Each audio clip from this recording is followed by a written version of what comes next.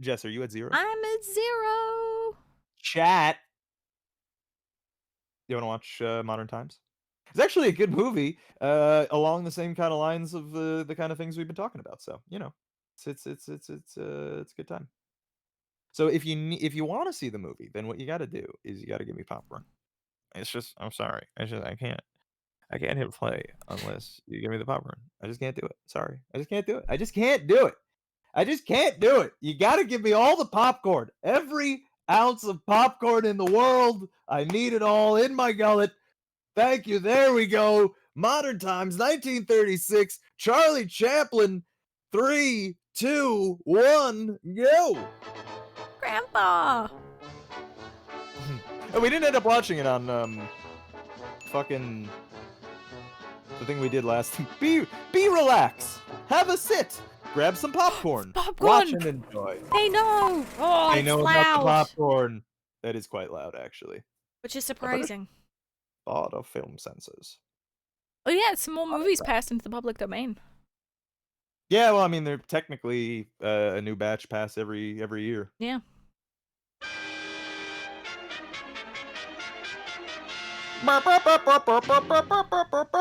Actually, if you've never seen this movie, there's a bunch of things that you will recognize that are referenced in like hundreds of other things that you see all over the place. So yeah, if you guys never seen this movie, there's a bunch of stuff. It's not copyrighted anymore, ignore that! Yes, that is true. A factory worker. Time to make it, yo, great Gatsby but gay? I'm fucking in. Yeah. I've never seen this Great movie. Gatsby's all like bougie shit. I always hated Great Gatsby, to be honest with you. Yo, I watched the gay Gatsby though. That sounds pretty fun. I would be Right? into that. Modern Times, a story of industry, of individual enterprise, humanity crusading in the pursuit of happiness. Charlie Chaplin composed the music. Yeah, he was a real Renaissance man. He was a socialist too. Look at One of the this good ones. sheep! There was a black sheep. A lot of hats. We need to bring hats back. People are fucking idiots. That's fair, yeah. Chat, let's bring hats back. Yeah, I'm in, honestly. Hats and capes. Cause like I like baseball caps and I wear them a lot, but like Like, the only hat that men can wear is like a Yeah. fedora, and then we all know the implications. exactly the implications. Lumpy 747 months in a row. That's a long time. Thank you very much. Hi, Lumpy. Oh, that could have been that. The president of Electro Steel Corp. He's doing a puzzle. Yeah. Why did you throw that fucking piece? What if you lose it? Well, he's a capitalist. He doesn't give a shit. He just Yeah. buy new pieces. He just get one of his workers to do the puzzle for him. And considering this is Charlie Chaplin, that might end up being a joke in here. Oh, he's looking at the security cameras. Yeah. Yeah, I mean, by the way, he was absolutely right about this. Yeah. He was correct. They do that now. Section 5, speed her up, 401. They predicted 1984. They predicted fucking probably like 5 years from then. Well, not 5 years. Yeah. But, I respect the man in dungarees. Hell yeah. Trouble on bench 5, check Yeah. on the nut tightener. Nuts coming through loose on bench 5, attention foreman. Oh, I gotta change the stream title. Fuck.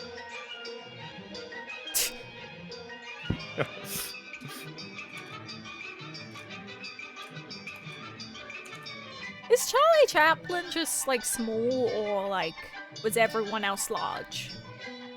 I think he was pretty short, but he also plays it up. Yeah, but like he just looks pretty small in general. Yeah, I think he was pretty short. Oh my god. Everything's so laggy. I don't like bugs.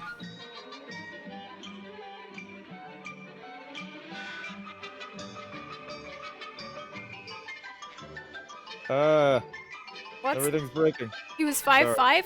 I was taller than him? Alright, I am Well, taller not than him? was. Yeah. I mean, I could have shrunk a couple inches. I guess. Or I guess he could have come back to life. Yeah.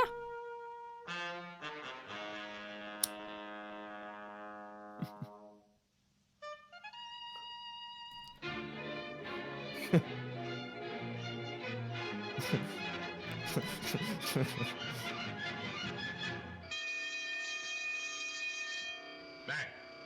That guy's shirtless. More speed, He's more oiling salmon. his oil can while shirtless, yeah. Oil can. It's been a Earl? while since I talked to Malf. I just talked to Malf. Yeah, ask Malf to come on movie night. No, he would never. No, Probably not. we don't have to do politics with Malf on. Oh, I don't think it would.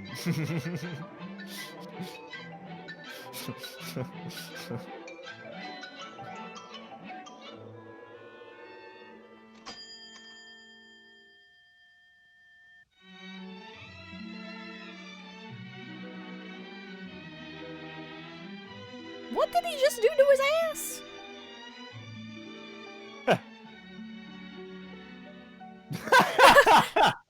Oh, I don't like that there's cameras in the bathroom. Go on.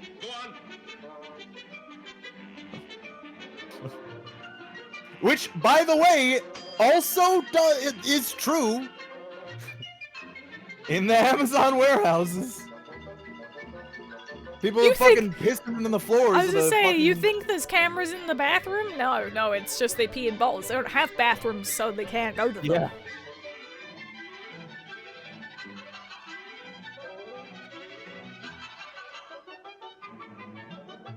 That was the last thing the movies though. Yeah, no, I think so, right? Like, I actually think he's actually pretty lefty too. I think. As I far haven't as talked I'm to him aware, a great deal about it. 5% of mouth streams. Hmm? What I've seen of mouth stream. Yeah. Do you reckon Mouth will want to play Dota with us now that I've started making... No. No. Guarantee not, yeah. Damn it. Dota. Good morning, my friends. This record comes to you through the Sales Talk Transcription Company, Incorporated. Speaker, the mechanical salesman. May I take the pleasure of introducing Mr. J. Willicombe Billows, the inventor of the Billows Feeding Machine, a practical device which automatically feeds your men while at work. Oh my god. Be ahead of your competitor. The Billows Feeding Machine will eliminate the lunch hour, increase your production, and decrease your overhead. Allow us to point out some of the features of this wonderful machine. Its beautiful aerodynamic streamlined body, its smoothness of action made silent by our electroporous metal ball bearings. Let us acquaint you with our automaton soup plate. Its compressed air blower. A soup No plate? breath necessary. No energy required to cool the soup. Notice the revolving plate with the automatic food pusher. Observe our countershaft double-knee action corn feeder with its synchromesh transmission, which enables you to shift This is high to low gear by the it's mere actually tip of the Elon thumb. Musk. Yeah. Then there is the hydro-compressed sterilized mouth wiper. Its factors of control ensure against That looks like a spots on the shirt part of a front. block of cheese, These and are it but a makes me few of want the delightful cheese. features of the Billows Feeding Machine. Let us demonstrate with one of your workers, for actions speak louder than words. Remember, if you wish to keep ahead of your competitor, you cannot afford to ignore the importance of the Billows Feeding Machine. Oh, this is engineering.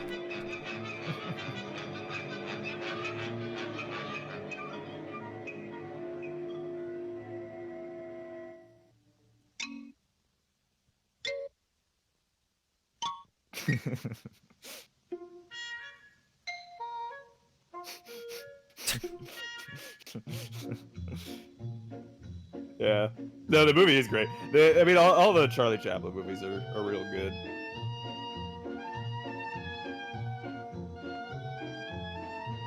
And still extraordinarily topical. Yeah.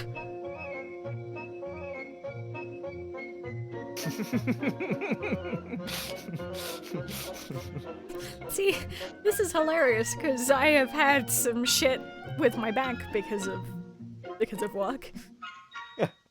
And Yeah, like that's like- repeatedly doing well, the same thing. so what you got to understand is that it's not exactly that this was a joke, as in like, Haha, this is hilarious that this happens. It was, yeah, look at it's this he shit just- that fucking happens.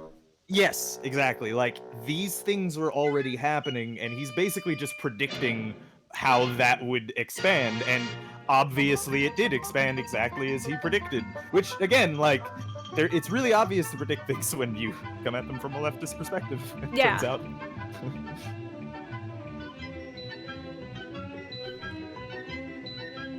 Because this is him being like, look at how ridiculous these companies are that they're willing to strap us to machines to feed us quicker.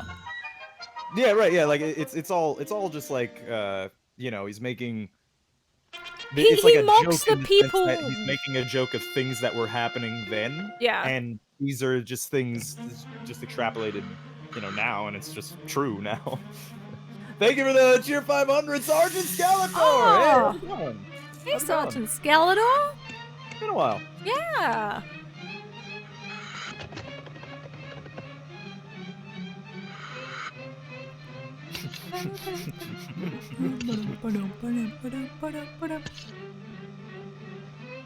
Subscribe to Grandpa TV. You know what? Okay. Yeah.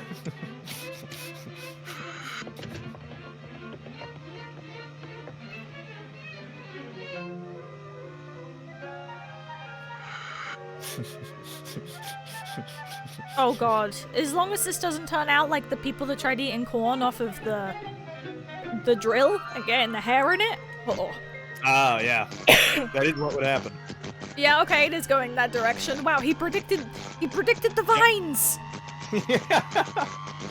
He literally predicted them.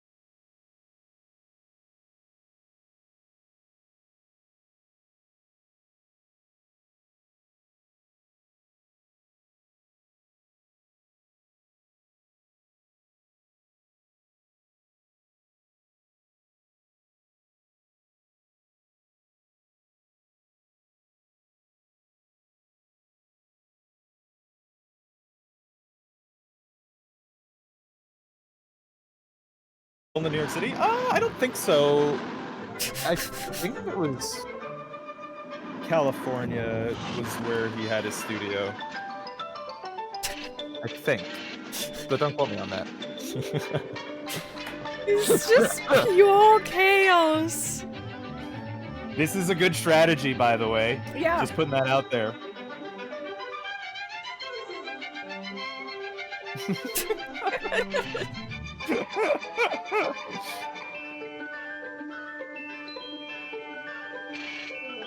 Yeah, don't quote me.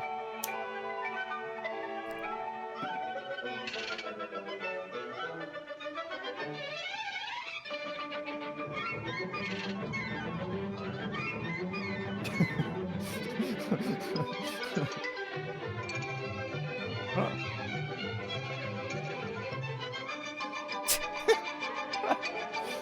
That guy really sold to getting sprayed in the eyes.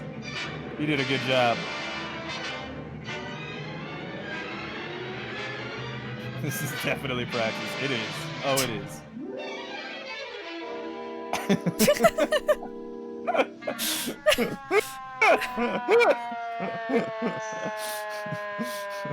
It's like a human lemur.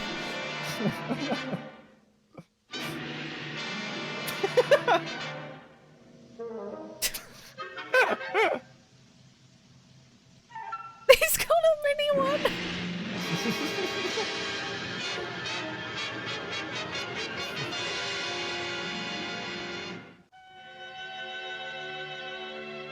Cured of a nervous breakdown, but without a job, he leaves the hospital to start life anew. Yeah, okay. Yeah, so that's basically what that is trying to talk about. Oh, he's back in the outfit. Take it easy and avoid excitement. Yeah, the whatchamacallit. It's like, that's what it is. That he's just getting overexcited. He had a nervous breakdown. He went Definitely was in crazy abusive working lost his conditions. job. Yeah. He went crazy, started breaking the machines. I mean, we can't do things like that.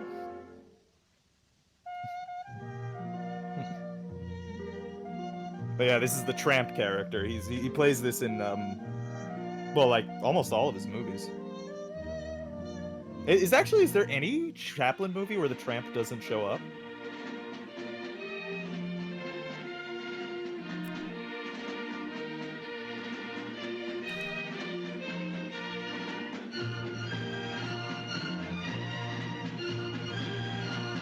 Yeah. Oh. Yeah, he showed up briefly in The Great Dictator. Yeah. Liberty or death. The revolution's coming, boys! Yep. We are currently seeing this. Welcome to 2021, everyone.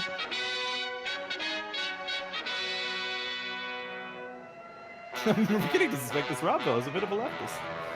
So you're the leader.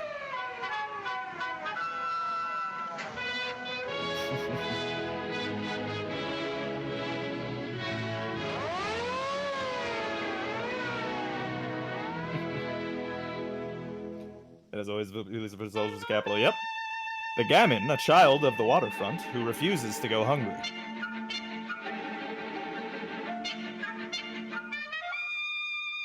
The horizontal search is best. Yep.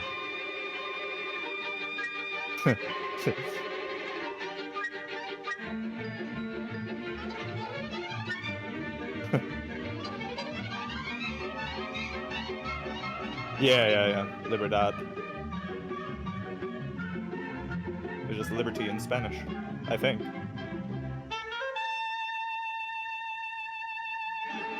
That's the beginning of Indiana Jones. Ba-ba-da, ba-ba-da-ba, ba-ba-da-ba-ba.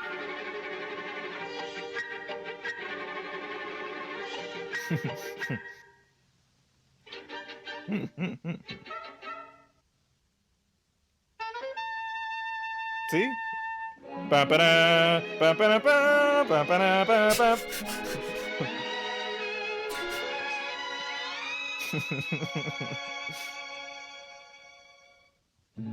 Her little sisters, motherless.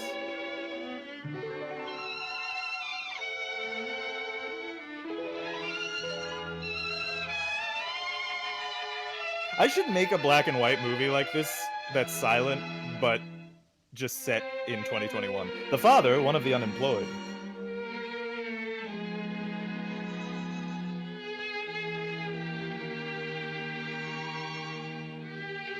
Hell, I should just fucking do a shot-for-shot remake of Modern Times and just fucking set it in 2021.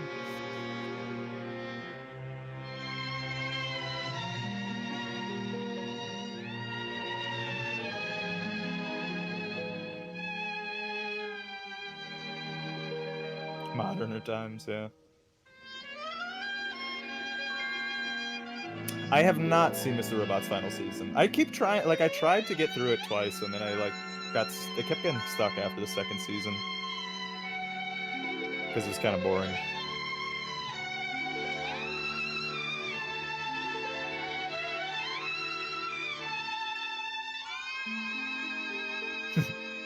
I feel like you're a I little think- old to be sat on Daddy's lap being a banana, lady. Held as a communist leader, our innocent victim languishes in jail.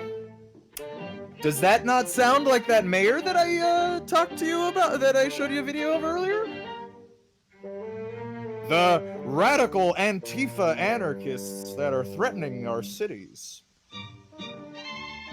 Oh, he's Democrat, by the doing way. some needlework. Yeah. What is he making?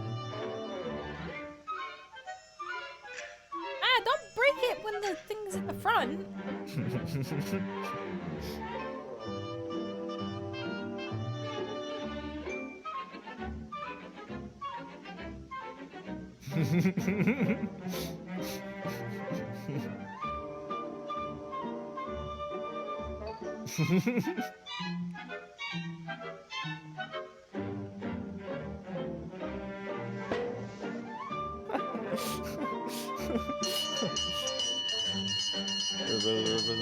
Being locked up for being a communist. Yep. A lot of great writings as well to read. I say writings because I only know him through things that I've read on the internet, basically.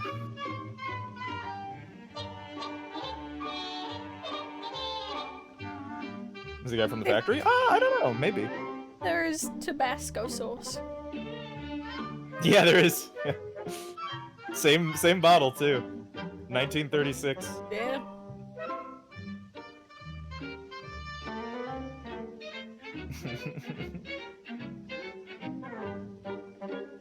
They don't even get bread and beans anymore in the prisons. They give them like fucking moldy shit.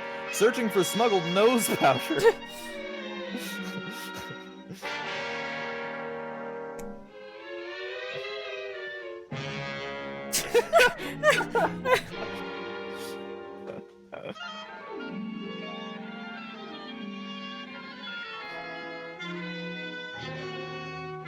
Oh no! Oh, you mixed it with salt. Rip. Well, that's gonna hurt. Like if you try and put that nose powder up your nose, I you're would gonna... definitely not put that up my nose anymore. Yeah. I Yeah. know. Or before. Yeah.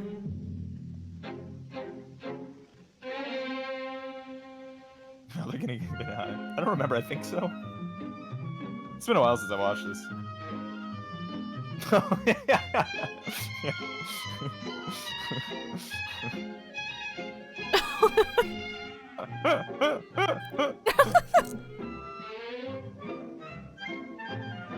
Bill is known Tabasco bottle found by archaeologists from the 1860s. Wait, actually?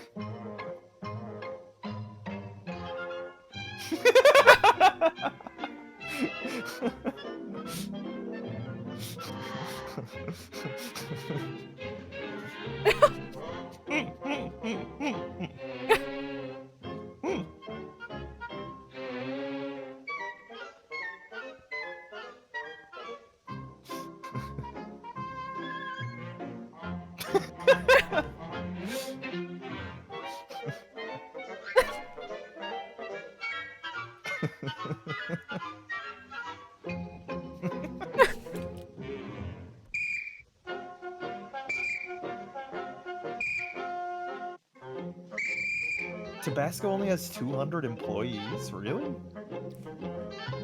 Yeah, but I'm pretty sure I've watched something on how Tabasco's made, and I'm pretty sure they make it on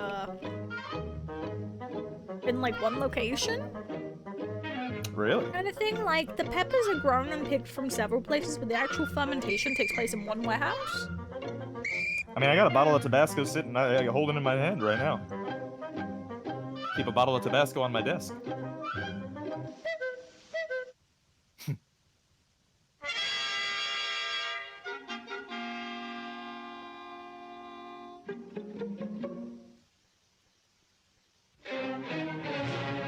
This man who has plenty of experience Yeah. with blow. Yeah, actually, Charlie Chaplin didn't he have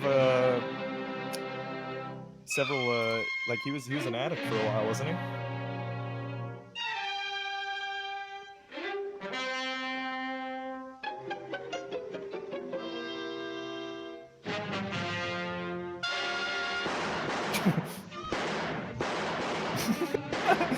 Duck and weave. Duck and weave. He's too powerful. Stop praying for him.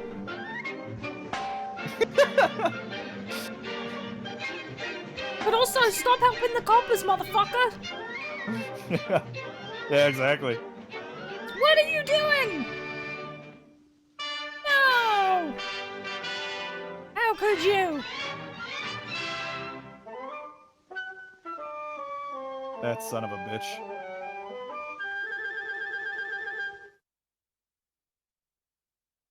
While outside, there is trouble with the unemployed. Chaplin is a class traitor. He is.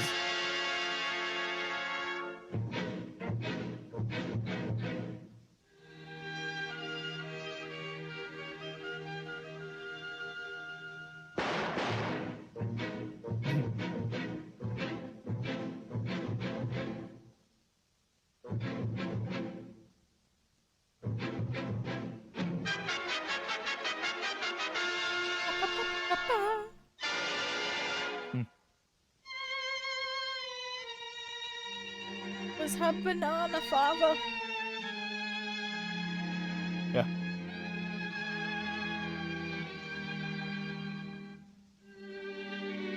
The law takes charge of the orphans. Maybe I'll cover everything, yeah. Oh, there's some great, yeah. I mean, Chaplin always has some great clips, really.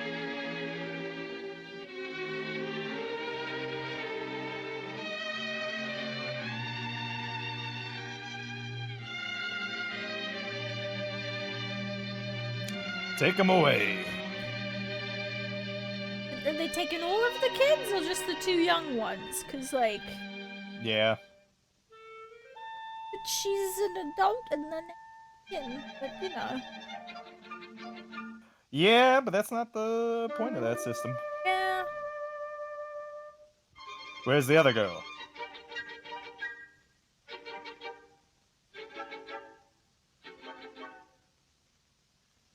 Found guilty of being poor, yeah?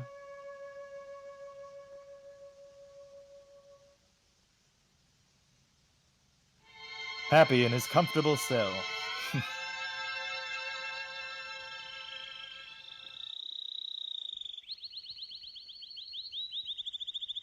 Strikes and riots, bread lines broken by unruly mob.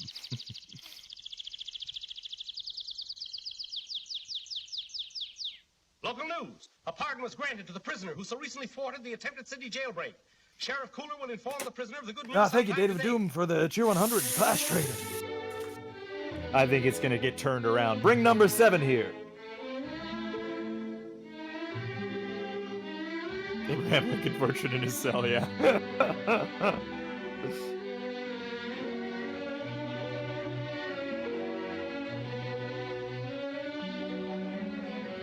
He's a rat.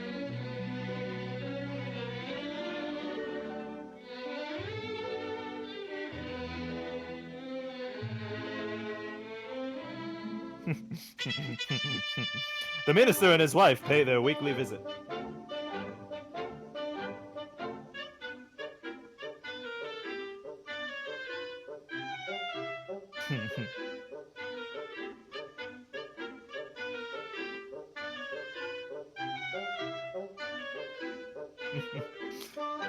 See, they wanted to tell you this narrative. Oh, Mm-hmm. but I'm so down with this music though. Yeah. Wait, is that a dog? Is that a tiny dog? I think so, yeah. There is. He's like, what's happening? I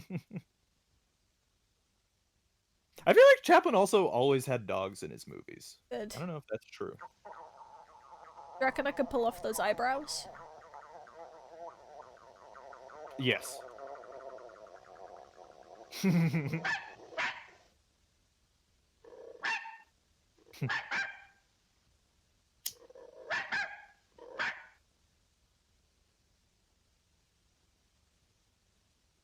Oh, I can have my new chamomile tea before bed tonight. Mm.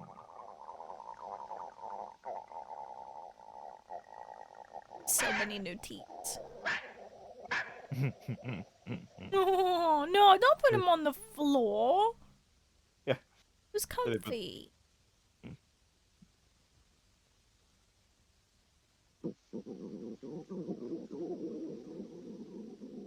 Subscribe to Grandpa TV. Don't you guys want to subscribe to Grandpa TV? I think you Yeah. should. I mean, this is, you know, we are watching a video on his channel. If you are suffering from gastritis, don't forget to try.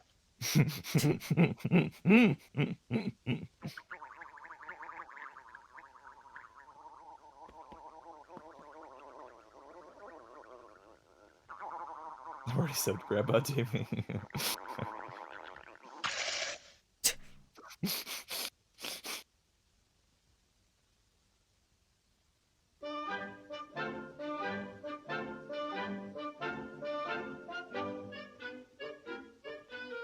What a good puppy!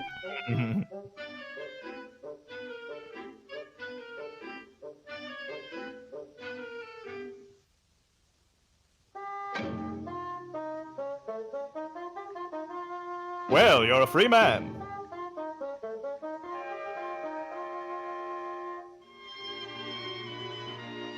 Can't I stay a little longer? I'm so happy here.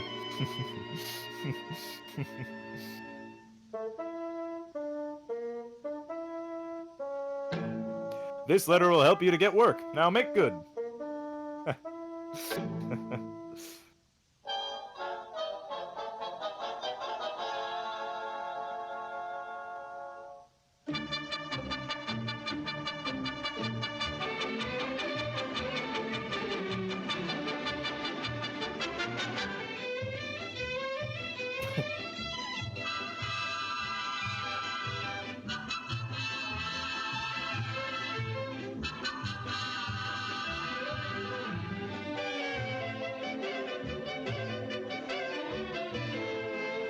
You gonna build boats? He's a boat builder now. We're boat people, Jess. Oh, I wouldn't mind being a boat person, except like open water terrifies me. I was watching some videos for a while of people who would like go on a sailboat from like America to like Japan. Oh no! Find a wedge like this.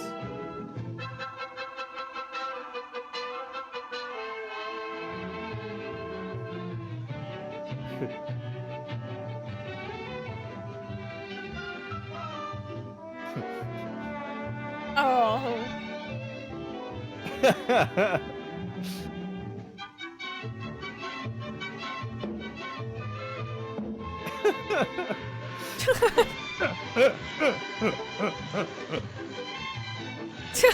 Okay, that green screen is incredible. It's actually a projector. That's how they did this. Oh, the In fact, projection's the projector's incredible. probably in that box. That's great. Yeah. Like, I'm down to bring back the shirts, the waistcoat, and that hat thing. Yeah. Determined to go back to jail.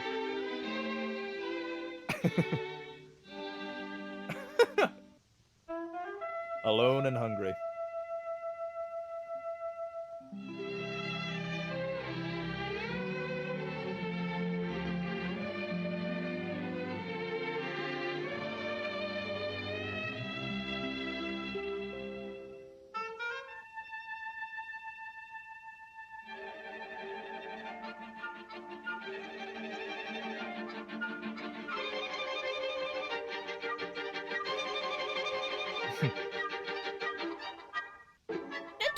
fucking snitch, lady.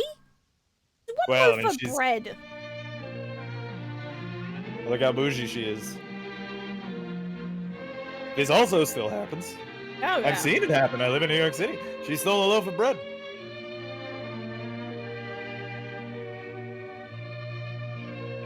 No, she didn't. I did.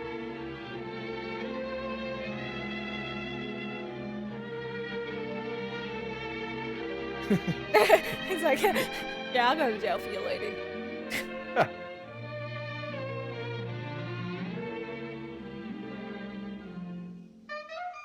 It was the girl, not the man.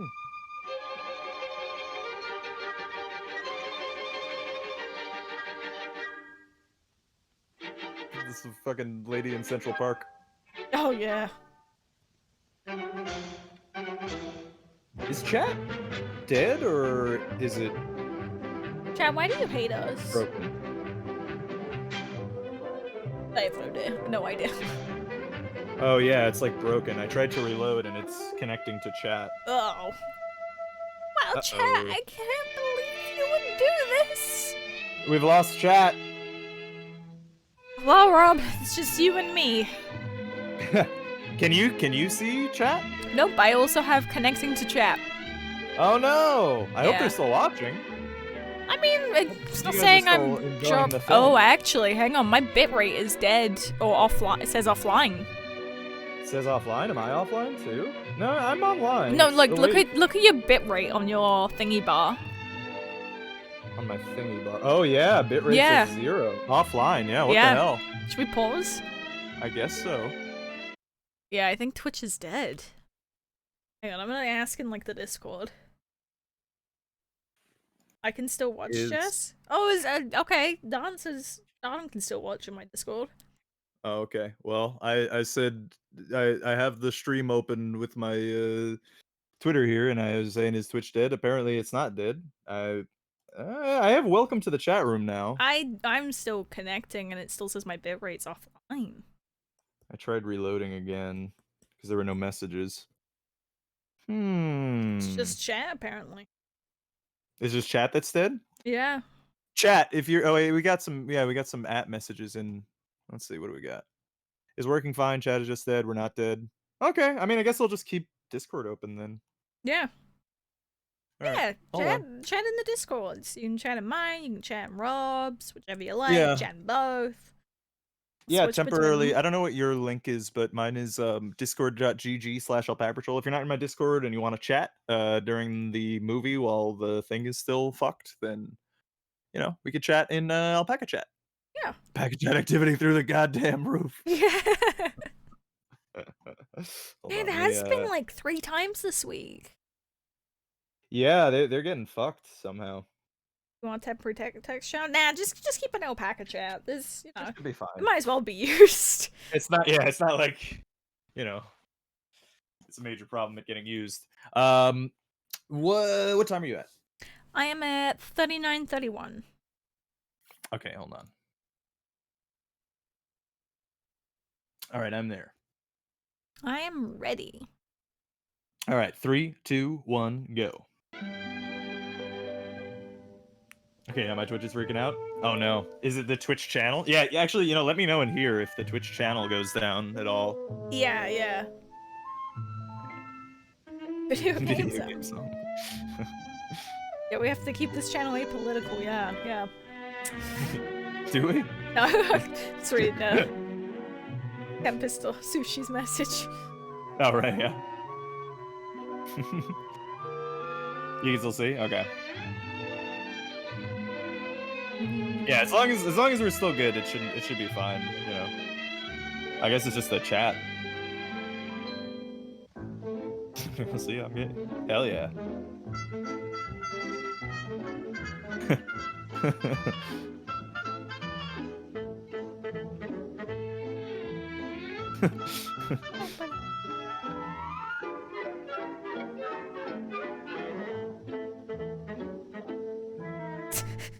Chat's moving so fast, no? Yeah, I'm gay. Hell yeah. Oh yeah, be gay, do crimes. PK, exactly. I was about to say that.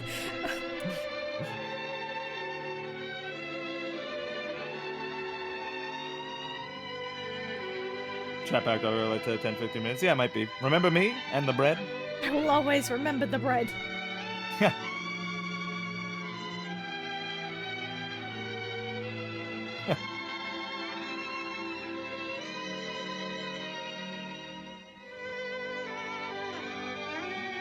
Yeah, maybe. I don't know. Who knows? They're probably...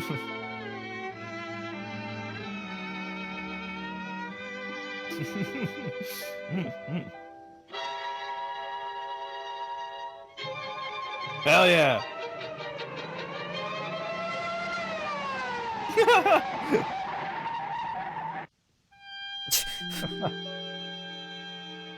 He seemed to have got a much comfier landing.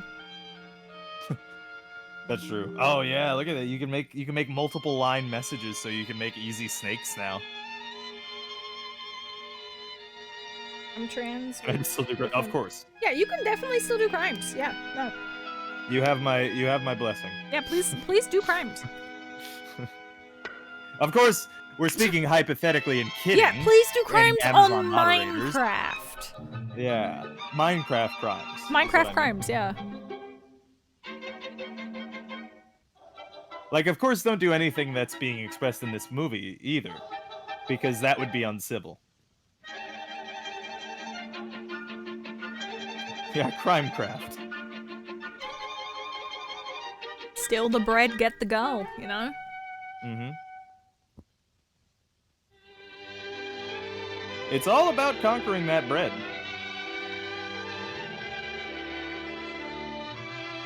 Hell yeah. Real gamer moments. We should have a movie night where we all sit in a fucking Discord call. I think that's a bad idea. Where do you live? I'm not telling you. No place, anywhere. But we Fair could enough. mute everyone.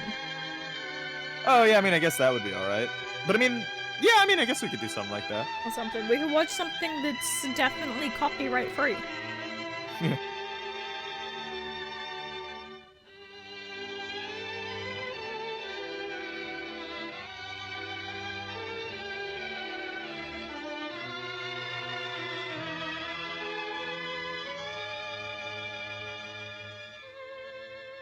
You can tell she's poor because she's got dirt under her cheek, but otherwise put together, yeah. Imagine us in a little home like that.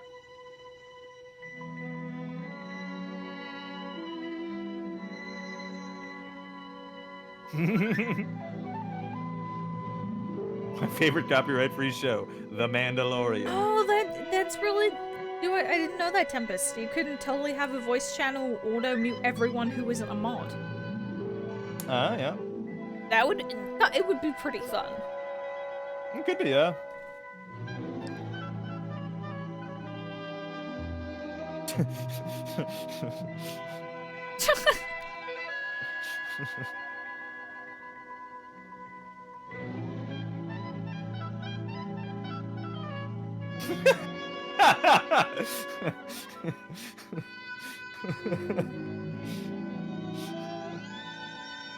I mean, that's fresh. You can't say that's not fresh. And that's his brother. It's me and you playing Stardew. I could talk during movie night, exactly. It would be pretty fun, though. Yeah, I mean, yeah, it could potentially be fun.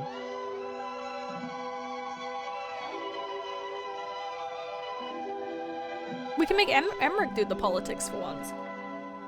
I will say milk and steak is kind of morbid in a weird way. Yeah, it's pretty fucked up. Yeah. The thing you use to feed your young, and your young. Yeah. Is this the beginning of milk steak? Yeah, maybe it is. I was told the milk came from the bulls. Why aren't there any male cow names on this bottle? I'll do it. We'll get a home, even if I have to work for it.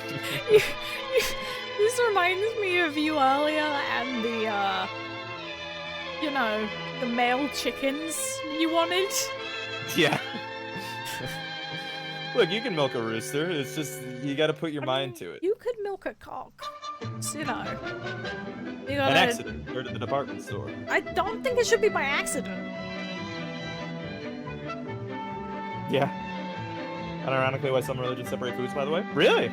Is it because of that, like, uncomfortable weirdness of that? The Night Watchman broke his leg.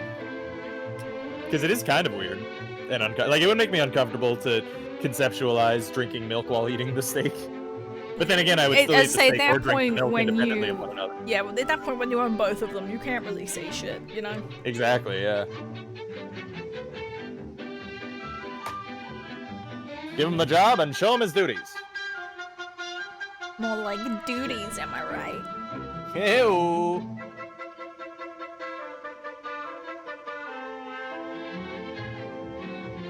Give cheese on a burger is not that weird. Yeah, that's a fair point too. Although that is a milk product and not milk exactly. I mean, I also have like a faulty association with milk and what meals go with milk because the public education system in America serves milk with every meal, and I hated it. Yeah, no meal goes with fucking milk. Yeah.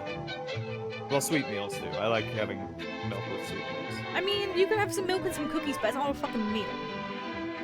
I mean, it's sort of a meal, in a sense. Chili is good with milk? No. No.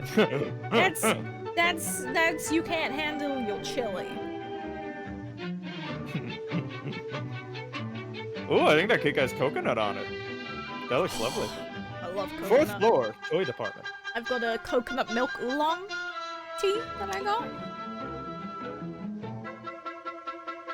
Nice.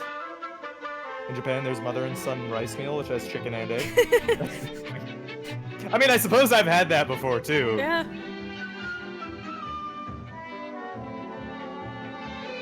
So when you think about it, I've already done that thing, just with a different animal. I come to movie night to escape my job. Oh, Hart, send Baby Yodas, please. Yeah. Also, I should mention, I am pro all of these actions in Minecraft. Yeah.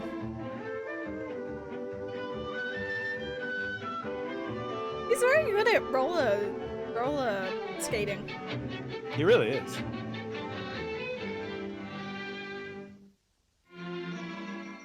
Look, I can do it blindfolded. Alright, this is getting kinky now.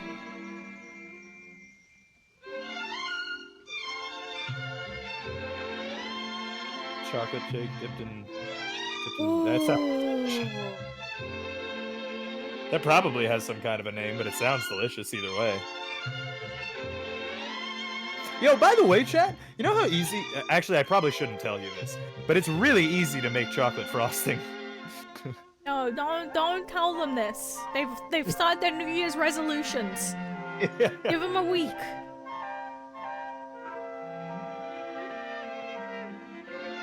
Like, if you have cocoa powder, powdered sugar, and milk, you can make frosting. Tell them.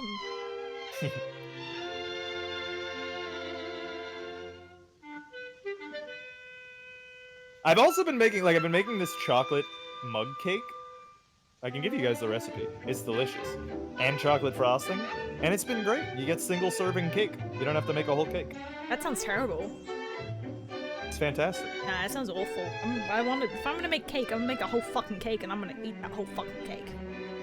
Fifth floor, bedroom display.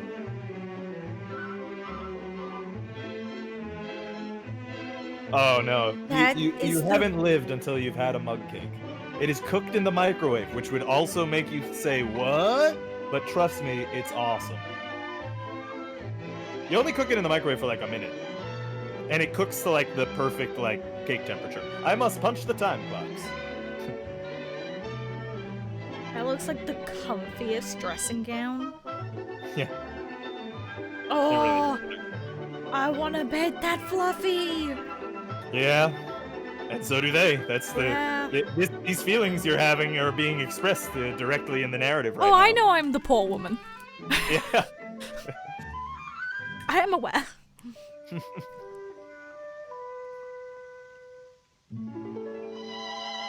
Now go to sleep and I'll wake you up before the store opens.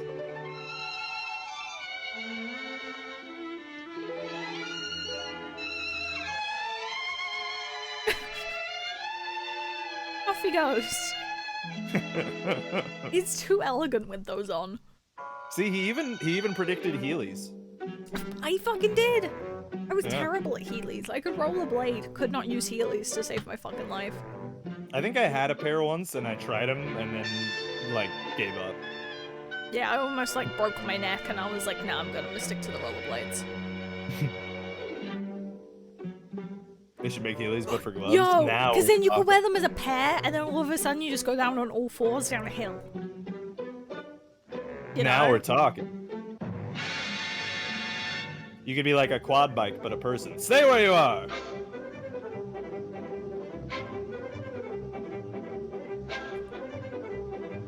My roommate sucks, that's fair. Mine is simply to remember to wash my face. I don't like setting resolutions. Well, mine's not really. Mine's, yeah, I think mine's more like Emmerich, which is more of a goal, and my goal is just to, like, hey, keep up your fucking skin routine, you bitch, you're old. Yeah. Resolutions or goals or things like that. Arbitrary ones, they're just like a source of undue anxiety. Yeah, no, Old that's fine. rum. My resolution is to have huge mummy milkers. You know? Hell yeah. I respect it. And a feral That sounds Jess is awesome. accelerating towards you on all four Heelys. You know what? I might have to just buy some Heelys for my hands now. Like, Right? Big Bill recognizes a fellow worker from the steel mills. oh, I'll knit them!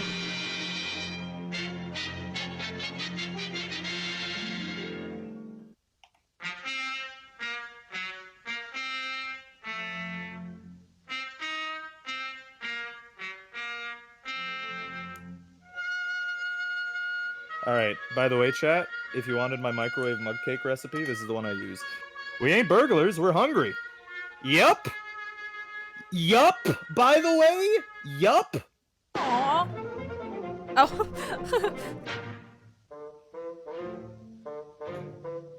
Oh, he is drunk as a fucking skunk. Yeah. Well, they did have a lot of that choice old rum.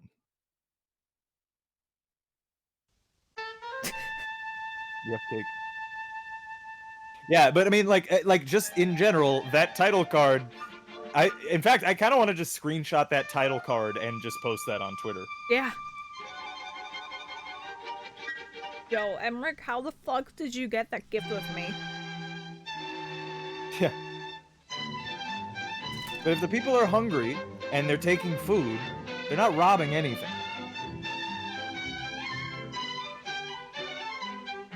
And it actually doesn't even matter what they're taking, by the way.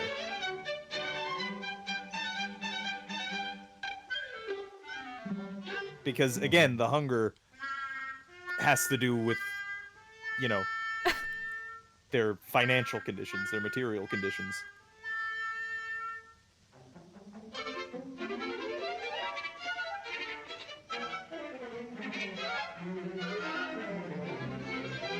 Wheelers.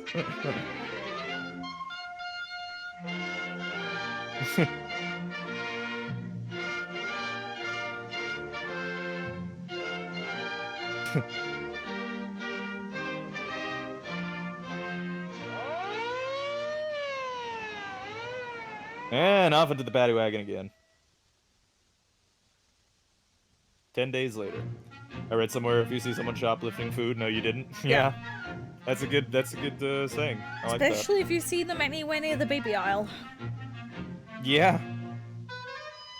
But I mean, again, also it really doesn't matter what it is, Yeah. because again, the hunger is tied to their material conditions. Money is food, unfortunately, in America because everything is commodified. I've got a surprise for you. I found a home.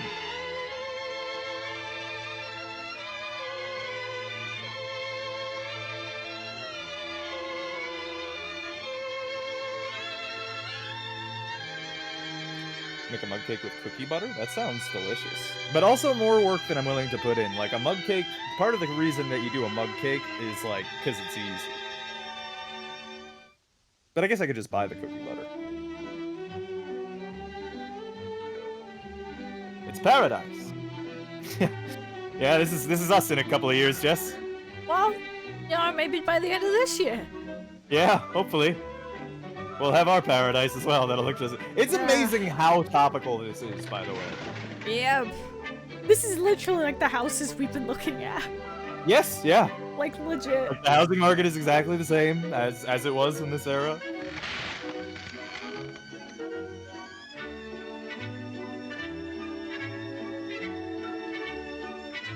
Of course, it's still Buckingham Palace. Times change, conditions really don't. Yep.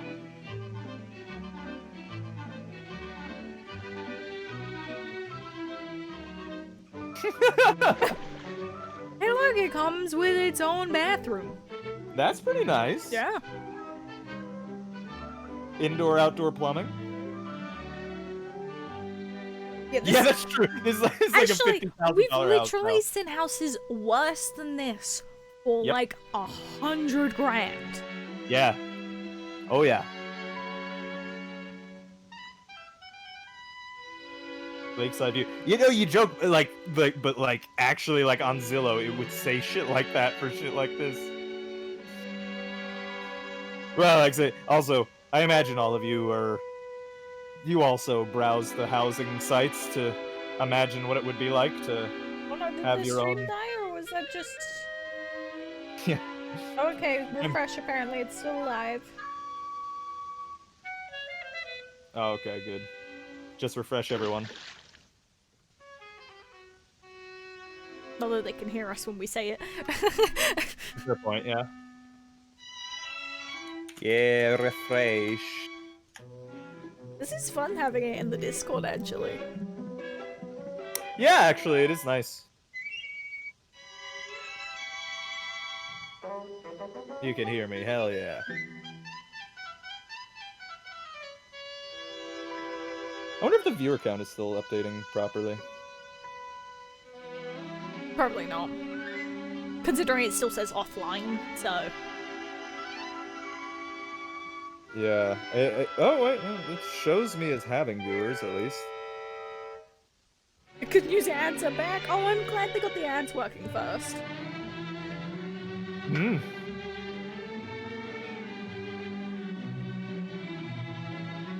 Yeah, chat in Discord is pretty nice, actually. Yeah. Wanna follow my Discord? You should be able to get it from looking on this emote to see Mm-hmm. Tell me what the fuck is that? Look at the benefits of streaming on Discord, you see? Yeah, we can all just do GIFs. Oh no, I said it.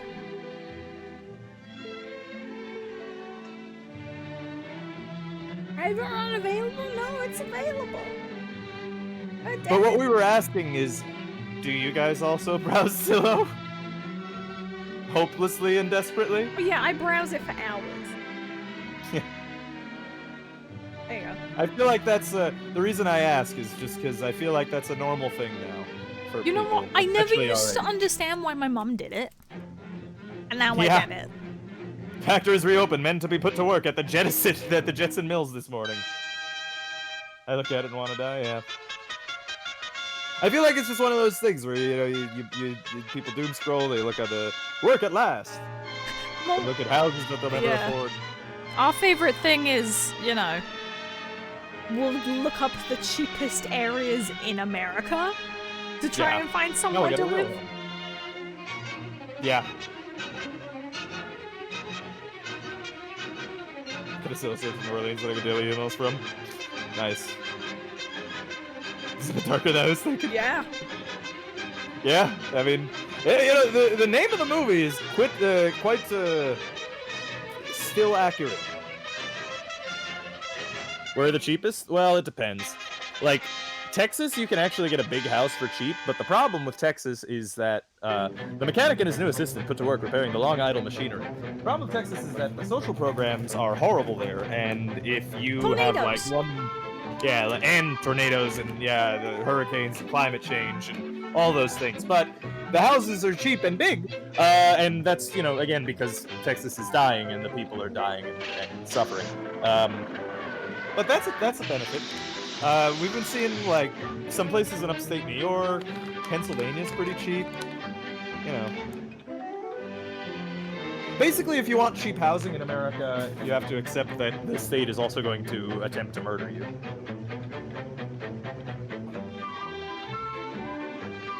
Which I suppose is nothing really new.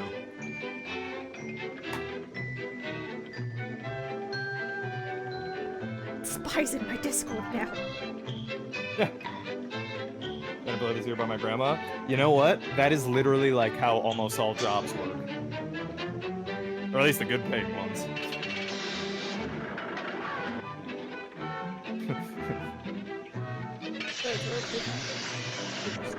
Why did you send me a lasagna sandwich? I hate it.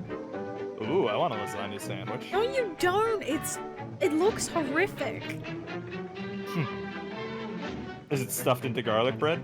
I mean, at that No. point, if I'm putting a piece of lasagna in between two pieces of garlic bread, then I'd rather eat it like a human being than just have them as separate pieces, components. They dock some factories and they close the gate if they got enough people.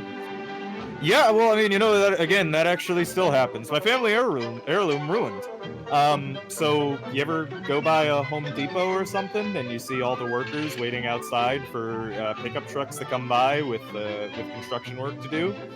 It still happens now. Again, you know, like this is something that I learn more as I continue to read, but also like I try to keep reiterating all the time is that like whenever anyone ever told you that something used to happen, they lied. There's no such thing as used to. Get that out of my way.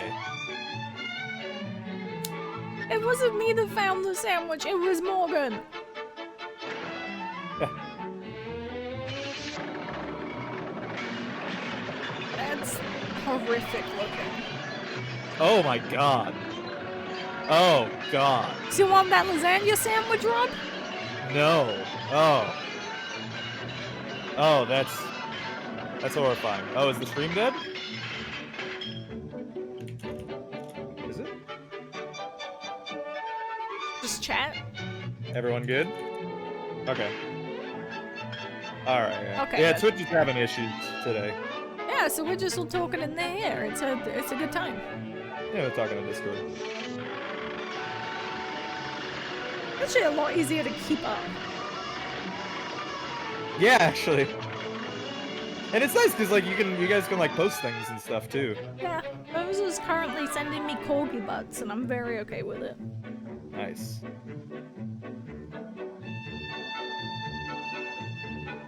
Get me out of here! Discord probably see more activity as a result. Maybe, yeah. I mean, they did, you know, by the way, chat. Pull that lever! By the way, chat, you know, they took away my partnership on Discord. Yeah, I'm no longer they partnered. did. Hold it! Which, by the way, again, is the other thing that I've been saying with all the other these platforms that have like, hey, here's a great deal. This is what they do. They offer like deals and stuff, and like they create goodwill, get a base for the platform, of people, and then they start taking away features. Because that's the only way to maintain. Like once you reach the maximum base of users that you're gonna get, right? Then at that point, the only way to grow and maintain and to grow and profit is to take away features, is to provide less for more. So, by the way, I'm using the Discord thing to make a larger point. I don't actually really care that I'm not a Discord partner. I'm just saying, like, because I was talking about this with like YouTube and Twitch the other day on other. I think it was on the NLSS.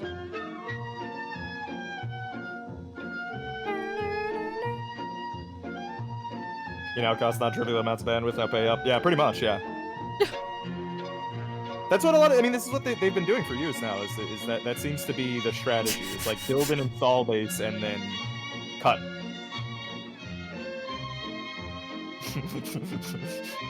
This is kind of kinky. Just feeding him a celery. And a whole egg. Mhm. Delicious. I should steam an egg. Maybe I'll make some rice and eggs. Why would you waste that egg? Yeah.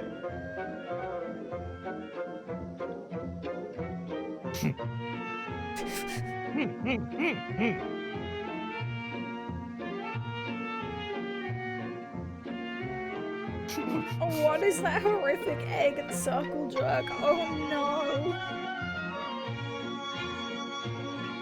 Oh no.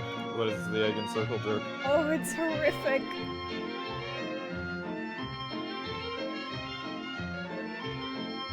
Is that is that a dried egg? That is an egg drying. That It's sounds kind of spraying interesting. and drying. I don't, Rob. I think I don't actually want that. Oh, I hate it. Oh, I would try it. but Rob, I would it's try a that. joke. It's not an actual food. I mean, I don't know. It's someone fried an egg and then put it on a washing line. I'm just saying, if there was a way to dry an egg, give me a dried egg and I'll eat it. Because I saw there's a way to cure eggs, you know, and they look kind of interesting. I kind of want to do it. Huh? I tell you what, I really want to try Hmm. is the salted egg.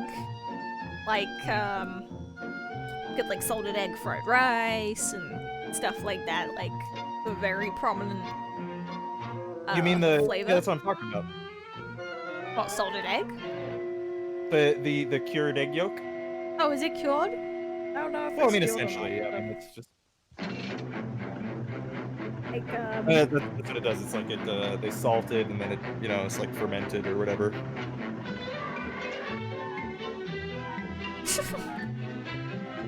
The Clash Traders rediscovered worker solidarity. Yeah. Where's your boss?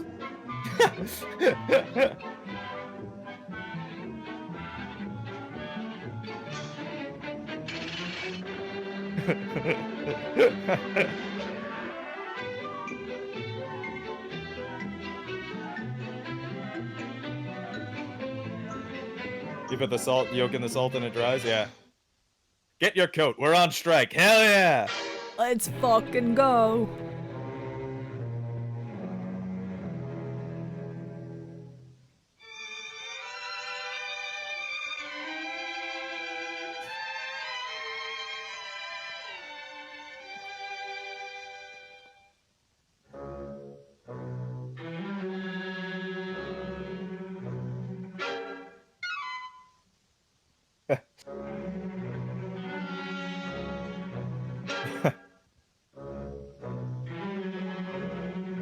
Yep.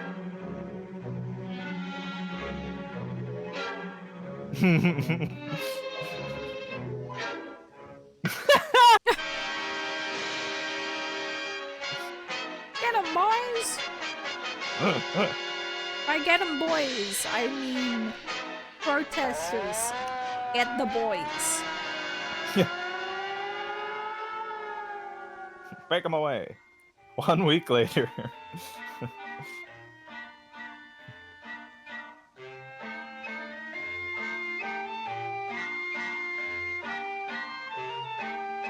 Please, Okay. he's getting. Oh, it's impossible, Kappa. That one has some cuss music. Yeah, a little bit. This is very like the clown horror monster is about to appear. She'd be good for the cafe.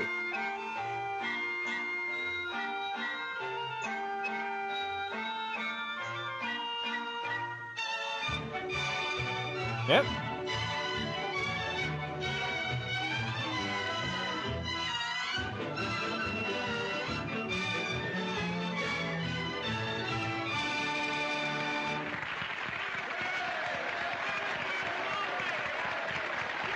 They even touch on this topic, where the poor make a stance for them.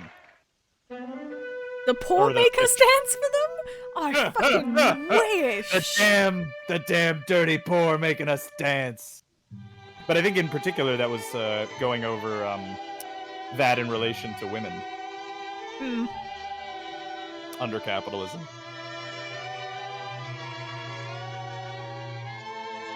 What they're told to do. Fucking those poors making me dance. He's like, bitch, you got shoes now? Yeah. It's refresh between 1 and 10 times to get the stream to work. F.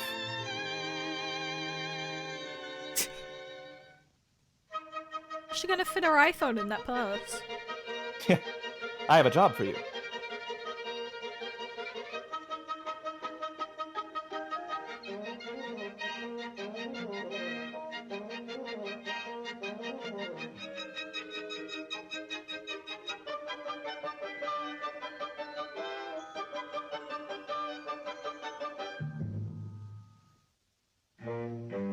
Can you wait on table?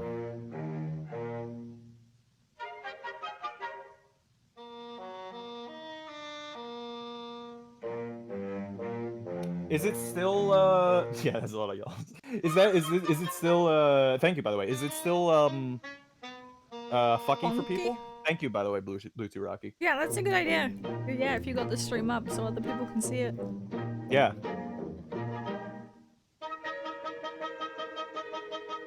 Y'all. I've been by the way, I've been starting to use y'all for multiple reasons. One, a lot of my friends use y'all. A lot of y'all use y'all, and also, you guys. My chat is back! Oh, nice. Yins is in. My chat is That actually back? Oh, I see your Yep. chat too! Wait, no, Rob's chat isn't back. Just come to my chat. Mine is. Oh, mine is back. No, Hell no, yeah. no, don't worry about Rob's. Don't worry about it. Hell yeah. Oh shit, it's a Lindsay in here now, and I already got called a nerd. That night. And a butt. Ow.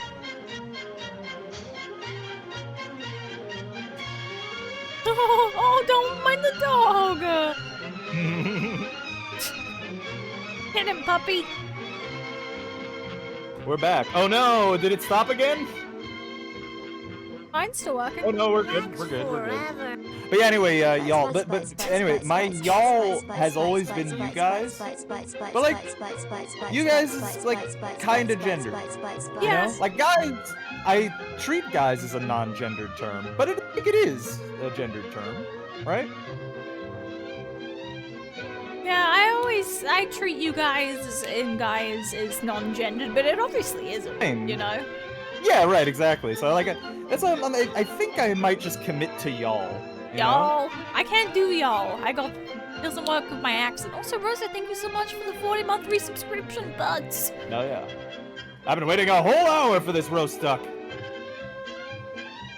Target people, guys and gals. Yeah. But, yeah. Wait, hang on.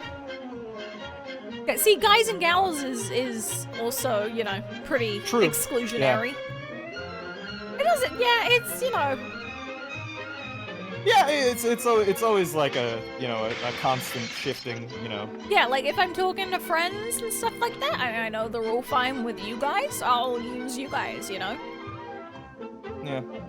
I was like folks. I say folks a lot too, yeah. Use butts, everyone has butts. You know what? Calling everyone a butt, Yeah. I feel like is superior. I also use dude as non-gendered really, but I also think, I don't know, I feel like dude isn't necessarily gendered. But I guess it kind of is. I'm not saying guys and gals is offensive, I'm saying it excludes people that are neither guys nor gals. That's what it does. And you can't deny that it doesn't.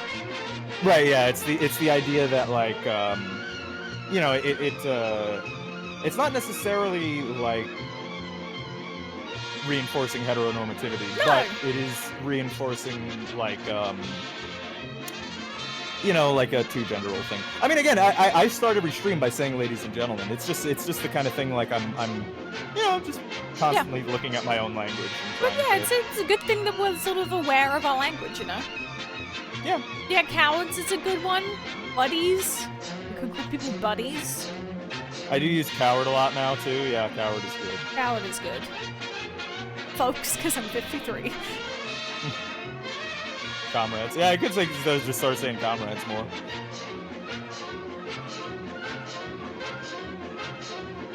People power bombs. Hell yeah.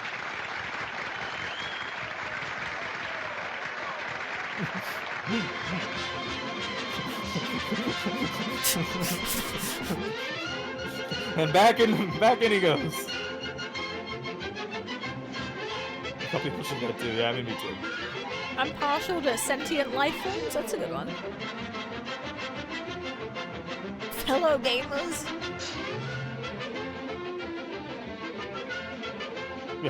What is that on top of the chicken? Is it something and a cherry? Yeah, I believe that's a pineapple slice and a cherry, which was the Oh, common no. garnish in this era.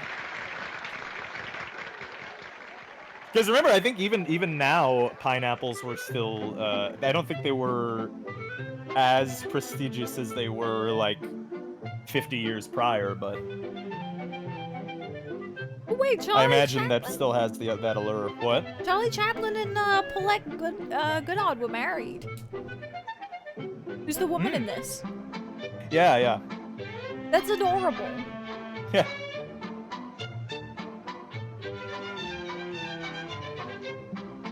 Toast Hawaii, but chicken. Yeah, yeah. Because I think that's where the pineapple slice thing and the cherry came from. It used to be like the rich people food garnish. You know, like how they garnish their food now with like caviar and fucking microgreens and shit. In 50 years, they'll watch people will watch a movie and be like, ugh, why are they putting caviar on that? That's weird. Think of the weird things people used to eat.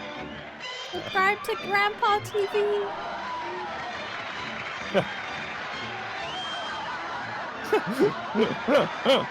Oh, that dog is. Oh, look at that spin move! That That's dog incredible. wants to leave. Oh, dude! Get him on the Jets!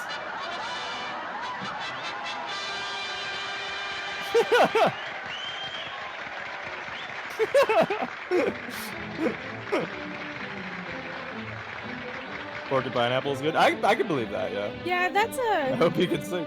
that's a big thing in the UK. Like my mom will make pork and pineapple. Yeah. I can see all that going together quite well. But you look at those old cookbooks, it's always like that, like a slice of pineapple and cherry on everything. Yeah, it is. I literally have one of those cookbooks. Yeah.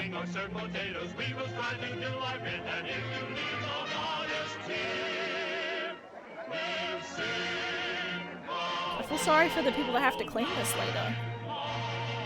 Yeah. Let's rehearse your song.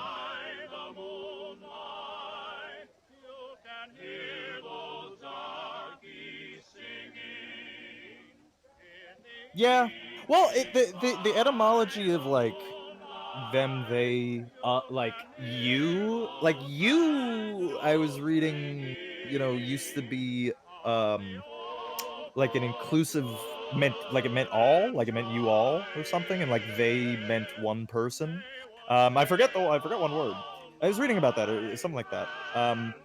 It'll write them on your cuff. But yeah, like it's there's I don't know. It's evolving and changing over time, I think.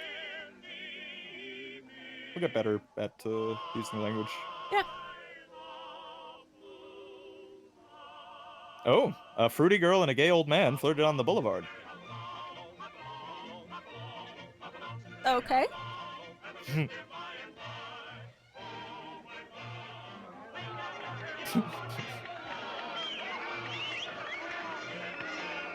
Didn't Charlie do a Charleston on Hitler's grave? I believe it. I wouldn't be surprised. He did not have a very positive view of the man. Considering he was a leftist. Yeah. Yes, you are part of the cool kids now that you're here. Exactly. This is the cool chat, clearly.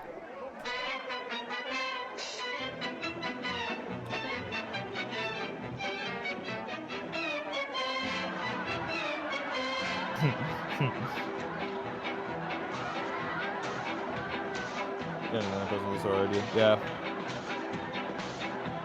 Yeah, I'm still trying. I'm trying to like pay attention and remove it as much as I can.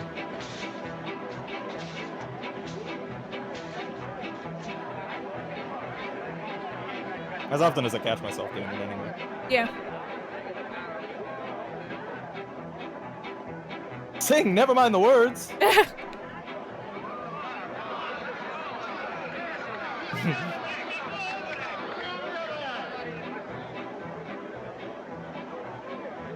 Se bella giustatore, je notre soccafore, je notre citavore, je la tula tila tua.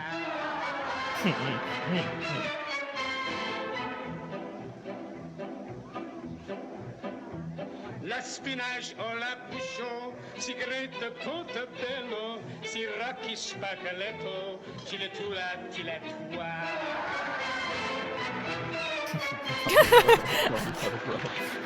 Both.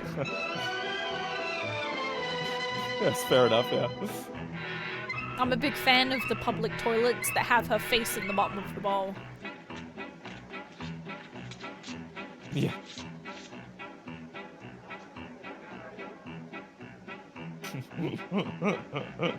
Oh, Margaret Thatcher's Rosa. Signora Pilacina, voulez-vous le taximeter? Le jonteur sous la cita, Someone's getting in a taxi. tula wa. Is where the term off the cuff come from? I don't know. Probably not. I imagine that, like, even him writing it on the cuff is just part of the saying. That'd be my guess anyway. Le sontia soprevora, Thatcher is still dead, in case you haven't heard some good news today, chat. comme ça. Thank you, Papa, I needed that. J'ai la peau de sa dilatoire.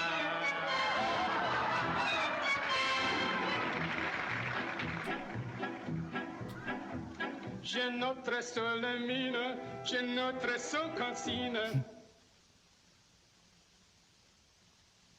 Je laisse trop sa vite.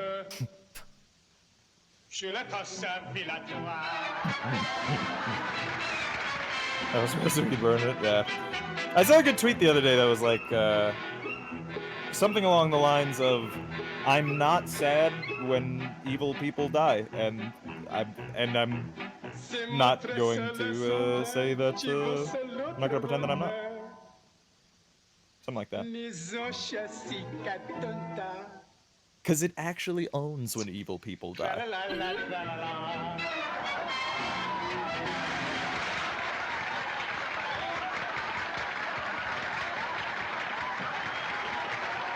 Tested by 1938. Oh.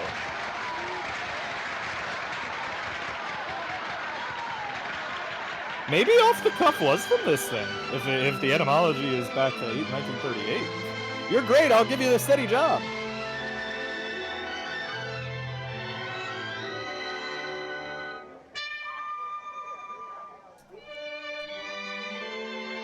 It's that easy! Yeah. You just have to do a day's work for free first to prove yourself. Yep. And you have to dance for all of them. Mm-hmm. And apparently they're allowed to grab you. Oh, of course.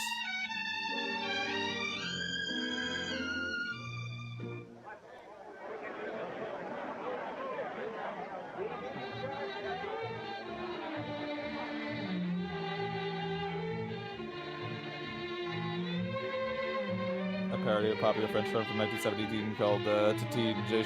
Oh, okay. So it's like the German gibberish in The Great Dictator.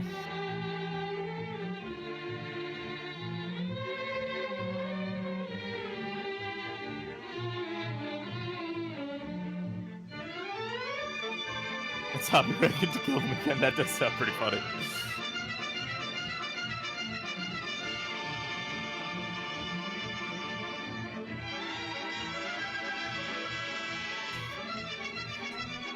That's not surprising because it's not the words wrote in English on his cups. Yeah.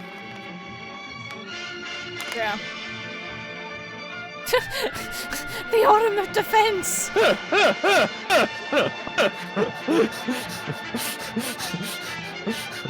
It was so effective. Dawn.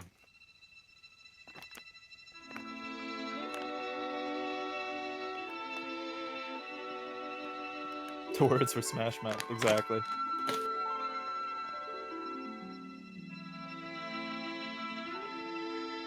I mean, there's some profound lyrics in All-Star, to be honest.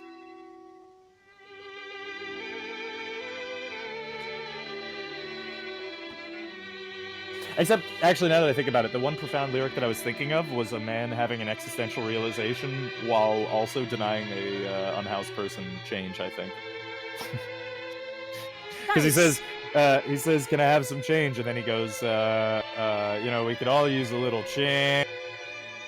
But then he never goes into whether or not he actually gave the homeless person any change. What's the use of trying? I'm force Fuck feeding up, my never say die, we'll get along. Huh? I'm force feeding my husband an entire pizza every day until he loves me completely. Lindsay? Lindsay, are you okay? I mean, pizza It is would nice. work if it was good pizza, but Yeah.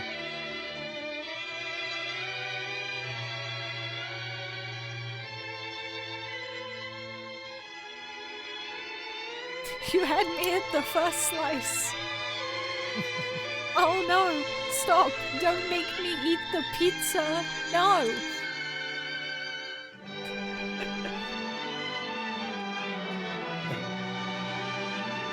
Yeah. The smile and star, boys. That ended pretty grim. Well, I mean, Yeah. it is the reality, huh? It's like, what you know.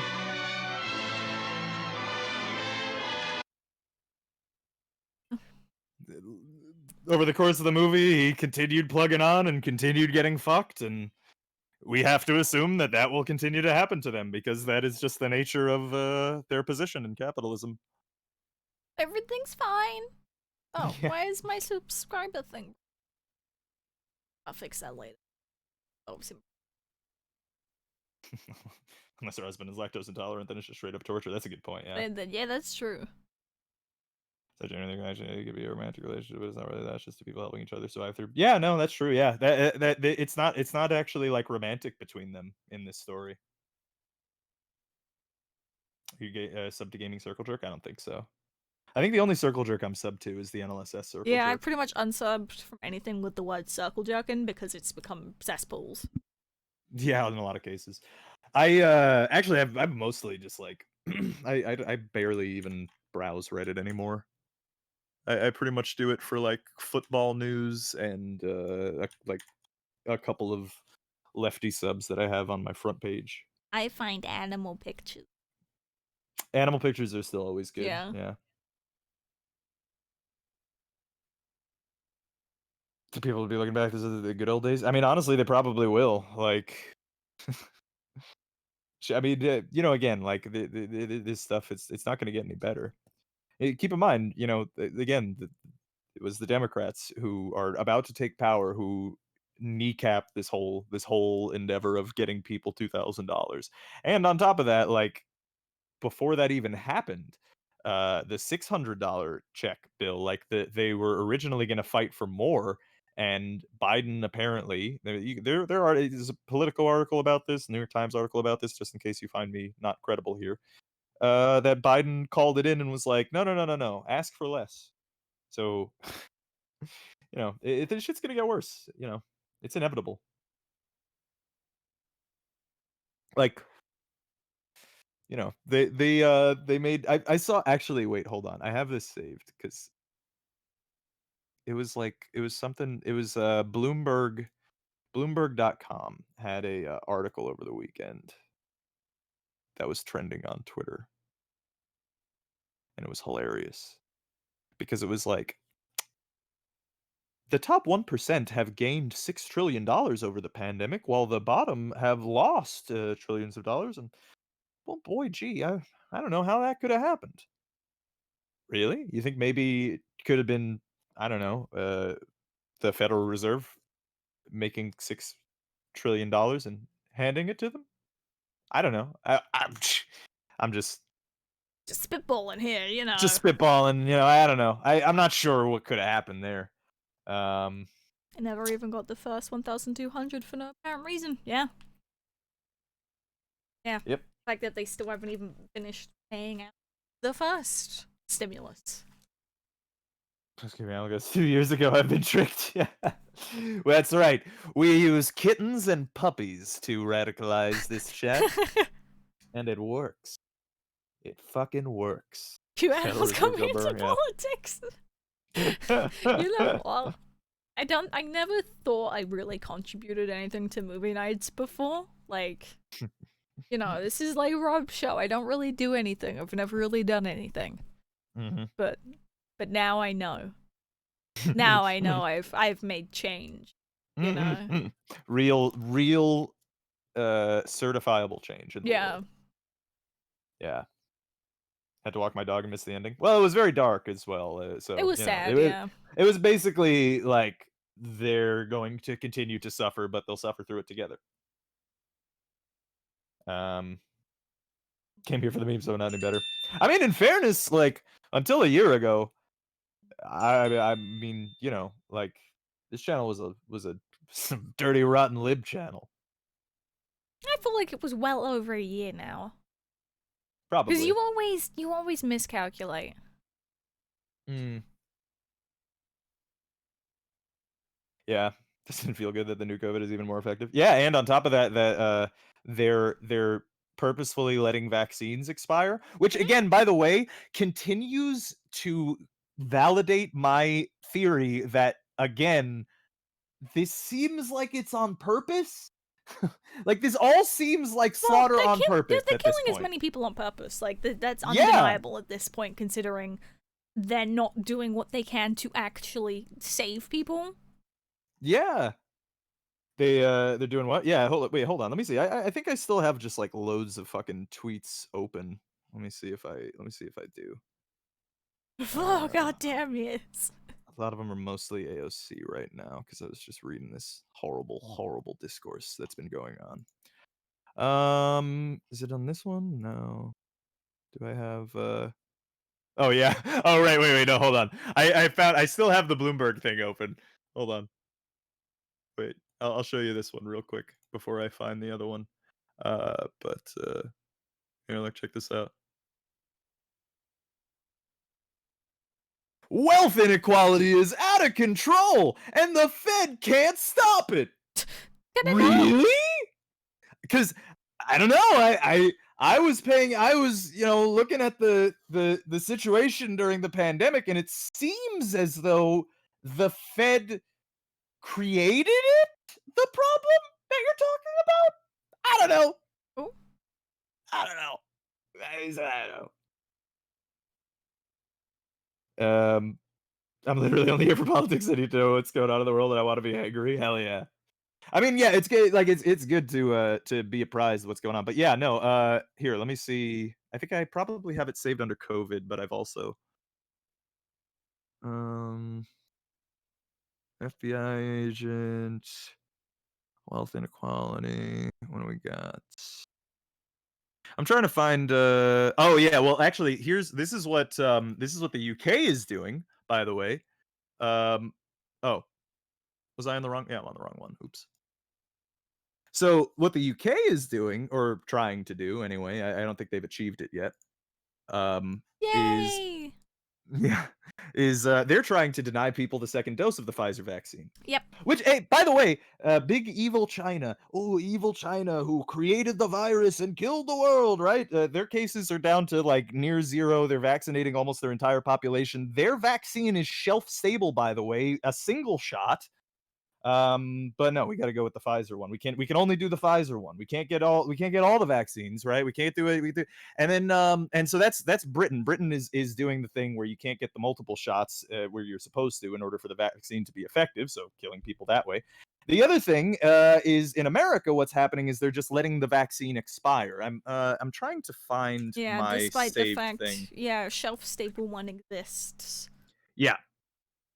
They're just not giving it to people. Actually, in Minnesota, they a Walmart. I'm not fucking kidding. There was an article about a Walmart giving out the COVID vaccine only because actually they didn't give it out. They were selling it to people only because it was about to expire and they had to get it out.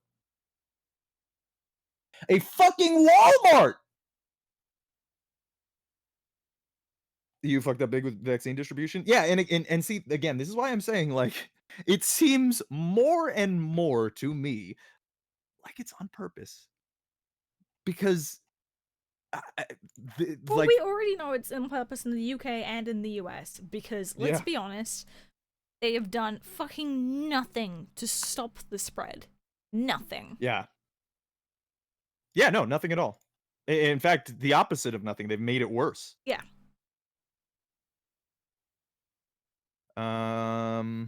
Oh, I did. Here's a tweet that I wanted to read you guys. The first millennials were born in 1981, which means they're now 40-year-old millennials. Fun fact. And millennials still have just 4%, 4.6% of all U.S. wealth. When the average baby boomer was 30, they had 21% of all U.S. wealth. Do you know the Zoomers are probably going to have even less than us by Yeah. age 30 and 40? Oh, the movie was great, Thanos. We watched Modern Times, the Charlie Chaplin movie. So it was an actually good movie. Mm-hmm. Oh, wait, yeah, I also wanted to show you guys this. Hold on.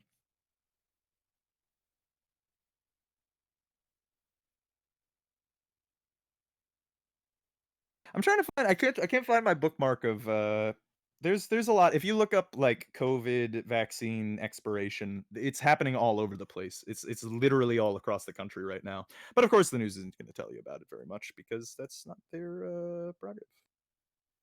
Ain't their jam, baby. Ain't what they're about.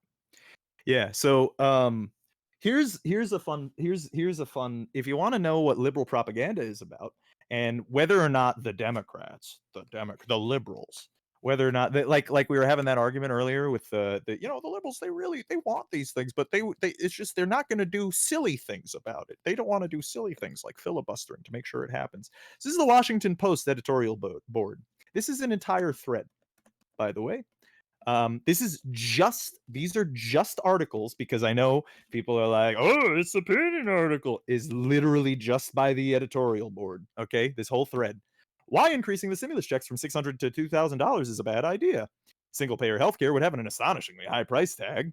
Forgiving student loans the wrong way will only worsen inequality. Want a Green Deal? Here's a better one. Don't shut down fracking, regulate it instead. Venezuela's blatantly rigged elections poses a test for Biden. We should increase minimum wage, just not to $15 everywhere.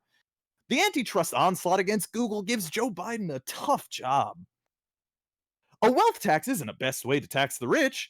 Talk about breaking up big banks ignores reforms made since the recession, guys. The left's opposition to a carbon tax shows there's something deeply wrong with the left. If not the Trans-Pacific Partnership, then what? It's time for Bernie Sanders and the rest of the candidates to release their medical records. Oh, I didn't know that was in there. That's a funny one, but also true. Bernie Sanders' fiction-filled campaign. Mr. Sanders peddles fiction on free trade. Mr. Sanders' shocking ignorance on his core issue. What else is it here now? Oh, yeah, here we go. There are consequences to making college free. Why go to the trouble of running for president to promote ideas that can't work? We should pay more attention to the Democrats who pay attention to reality. You can't have it all, even with Medicare for all. Yeah, there's two more posts here on this one. Oh, shit. Two more posts of these. There's nothing progressive about strangling charter schools. Abolish ICE? That's the wrong target for outrage, guys. Didn't you know? ICE is the wrong target for outrage. That's the liberals. Yeezy Vendor, thank you for the 9 months of support. Right stick for you. Bolivia is in danger of slipping into anarchy. It's Evo Morales' fault. Wait. We can move to Bolivia? Yeah. Drone strikes are bad. No drone strikes would be worse. What? Mm-hmm. Wait, excuse me? Schools need to reopen. The question is, how? Students have already lost too much time. They need to be back in classrooms. DC needs to figure out how to get students back in the classroom. Yeah. So, if you want to know if the liberals are on your side or if they care about whether you're dying from COVID or if they really give a shit about whether you're working or all this, or whether you get your $2,000 checks, while Nancy Pelosi, by the way, when she signs those relief bills, she signs herself over millions of dollars. Did you know that? She's made millions upon millions of dollars from the several COVID relief bills that she's passed. Yep. Also, but $2,000? Oh. Can't so do it. It's much. Unrealistic, guys. It's like 2 tubs of her ice cream. Ridiculous. You guys don't need 2 tubs of ice cream right now. But yeah, the Wednesday at LSS, I believe, starts an hour earlier soon, possibly. Yes, but this Wednesday's NLSS is not going to be happening. Oh, do you want to So have a Stardew Valley in the Narcissus? maybe, yeah. But also, you should be on every Wednesday. Otherwise, like, it's not, you don't, the time schedule doesn't affect you at all. Mm-hmm. Yeah, it's just an hour earlier. 95% of those sounded like Onion posts. I know, and it's amazing because again, like it's one of those things where like you saw that guy who came in here earlier and he was like just livid that I would suggest that the Democrats would do something that would that they're not on the side of the people, right? But I mean, you see they scream it at you. They scream it at you at the top of their lungs as often as they can that they don't give a shit about you. They want you to die. They would rather you die than be a source of money that the system has to pay out because then that's less money for them to skim. They don't care about you. None of them do. They don't give a shit. Not a single one. They all got the fucking COVID vaccine themselves. They made a big show of it too. Big theatrical performance. They all went on Twitter, on YouTube, on all the fucking news networks to show you that they get the vaccine. But the ones for us, they expire, they burn out, they're not going to people, they're not getting it. Yeah. So they showed us all how it works, and they constantly tell us as often as they fucking can. They scream it from the top of their lungs, die, die, die, fuck you, we hate you. And then some people, for some reason, and it's not for some reason, it's because of relentless propaganda suggesting that you should do this, but people will then go, yeah, hey, fuck you, these people, they keep telling me that they want me to die for them, and I think that's good, I want to die for them, they should have more money so that I should die so that they should have more money. So it's just like, it's frustrating. It's frustrating because it's like it's so there, it's in your face all the time. Effective lower rates of mortgages. Basically, you could buy a house at the price of inflation. So people, there are no low rates of mortgages. Let me Yeah. just stop before I continue reading. There is no such thing as a low rate for a mortgage, not only in America, but like almost all the entirety of the world right now. But there's no such thing. Buy houses at the price of inflation. So people just buy properties regardless of price, and you basically profit from the interest for free. You wouldn't get a loan for 500K at the price of risk relative to, but it's like disconnecting the value from the. Okay, cool. Yes, actually, this is a good overarching point. So what you're talking about is the kind of thing that happened that led to the housing bubble crisis in 2008, which was what is it called? I think they were ETOs. Essentially what was happening during what caused the housing bubble is they started a new scam because a lot of the old boomers had owned their houses for years now, and the rich people didn't like that, obviously, because real estate is a commodity in America and they want all the money. So they started a scam to get people to refinance their mortgages. So people who already owned homes would no longer own their homes. They would refinance, and then they would have money to invest in real estate or whatever. And then the banks would be looped in on this because they would provide loans that would obviously never be able to be paid off, right? I mean, they would provide these low, horribly low interest, these unpayoffable loans to people that would inevitably crash, which then of course inflated the housing market because and that. But here's the thing, this was all part of the plan, because what ended up happening, you have to look at the results, right? The results are the housing market crashed after the market was inflated and all the people got kicked out of their houses. And what happened? All of those rich people that started the crisis in the first place by giving out those loans and doing the and doing all these shitty business practices, they got paid by the US government. They spent that money buying up real estate, buying up stock buybacks, buying up all this other shit, and taking the wealth out from the poor people who used to own those houses. So you're kind of keying into like what actually happened, which is that this was all a scam that they ran to crash the economy and basically swindle old people out of their houses that they owned. Which again, they're doing now, right now, currently. Like they're doing it now. It's the scam is currently being run again. They're evicting people out of their homes so that big multinational corporations can buy up massive swaths of real estate, use it as, I mean, in various things, money laundering, tax havens, whatever. Sometimes they actually use it for housing, but rarely. And even then, Yeah, someone came in being, I like how you're all shitting on the Dems, but the Repubs did the same thing. Yes, we know! We know. Yeah, They you all have fucking stumbled. suck. You have stumbled into. You might be misplaced. You have stumbled into a leftist stream. This isn't Yes. a socially conservative liberal stream or a Republican stream, and it's also not a socially conservative liberal stream or a Democrat stream. Um, Sorry, I had to get in that one little jab. But the yeah, no, this is the I'm speaking talking about this from a leftist perspective. Um, how loans are one-sided things. Not being able to pay you back is doing bad, while giving money to people who can't pay it back is just normal.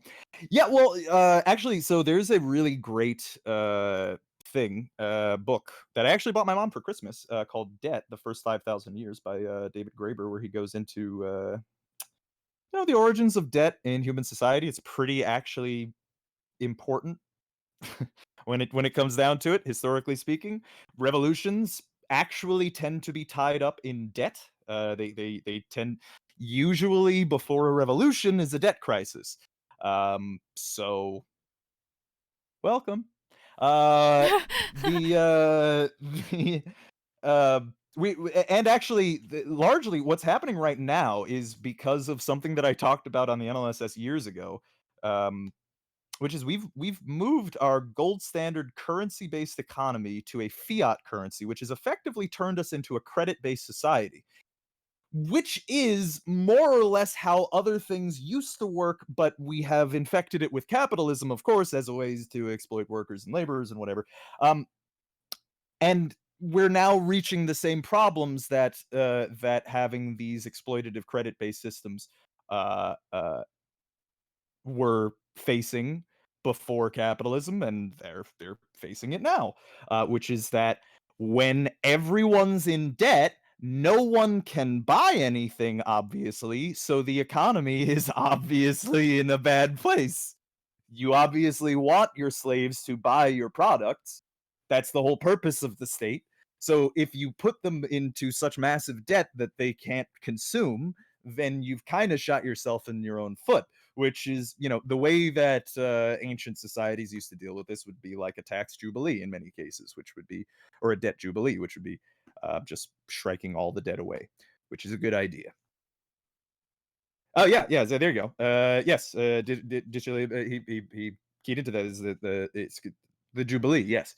The Romans used to, but it's not just the Romans. It was like almost every ancient society. Actually, not just ancient society. It was almost every society before capitalism, where you would strike the debt. Actually, oftentimes you would strike the debt after you took over a city, because people would have old debts from the previous owners, and you would and then if you carried over the debt with your new administration, then you'd have to recalculate all that. It's a whole thing. They would and you would cause a fucking, you'd cause riots and shit. They would do a tax jubilee. They would cancel all the debt, because canceling, when you have a credit based society like we do now, actually canceling debt is a good thing from an economic perspective. Like, not even from the perspective of like me saying that as a leftist, because people shouldn't have debt because it's immoral and wrong, because that's also true, but just from like an economic standpoint, canceling the debt would be a good thing.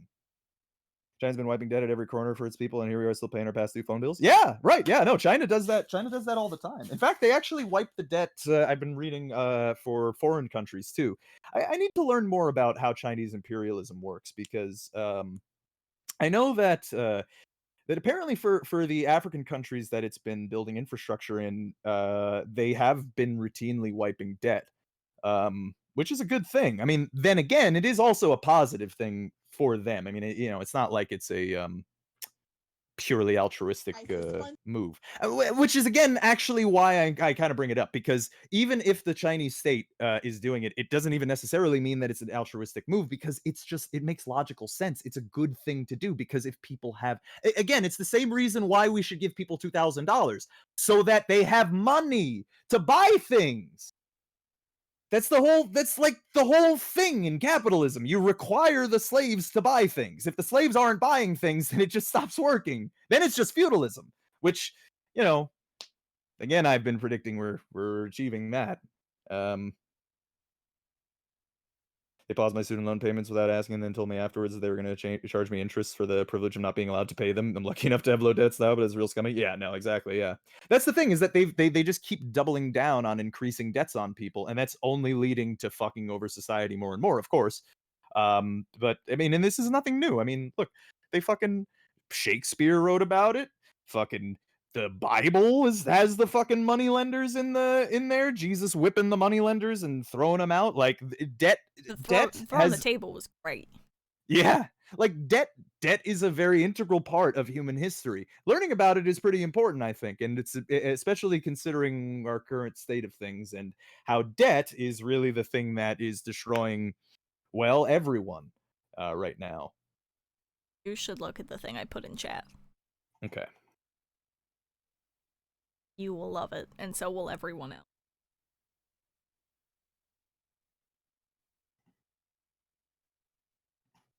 I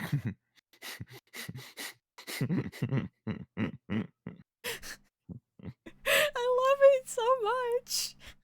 He's such a jerk. Mr. Stumpy Legs. He's probably just scratching his nuts. Elvis has left the building. I can't stop watching it.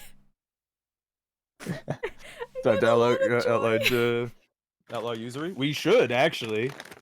By the way, if you have a society based in the way that we have a society, which is like a fiat-based society, a credit-based society, you can't really do interest. It doesn't really work. It just fucks everything up. And again, this is like, we have literally thousands of years of history to lean on here of like seriously, hundreds of thousands of ancient societies that went through this very thing repeatedly. It's about a free market capitalism to ruin the world and essentially cause the early 20th century fascism. I have not read that, but I will put that on the reading list. The Great Transformation. I put more. But yeah, I mean, actually, that's another. I mean, you know, I've talked about this all the time, but you know, people do not realize that capitalism has not always existed. The world didn't always work like this. Everything wasn't commodified. Actually, I was reading another tweet the other day that was real good. That was a guy being like capitalism has poisoned people's brains so much that they can't even conceive of things not being commodified. Like, it seems absurd to them, right? Like, if I say that people shouldn't have to pay for housing, all housing should be free. You should be able to live in your house for free. People go, people should have houses for free? And this is like, this is, by the way, like, this is just like that over commodification, that hyper commodification. Like, you should have water for free. Yeah, you should have water for free. Water should be free because it exists in the world for free. Food should be free. It's there in the world for free. Like, people shouldn't. I mean, it's just like it's mind-boggling. But like the commodification, like, it really fucking it blows people's brains apart, man. You can't even conceive of a world where people are not exploited in order to get things.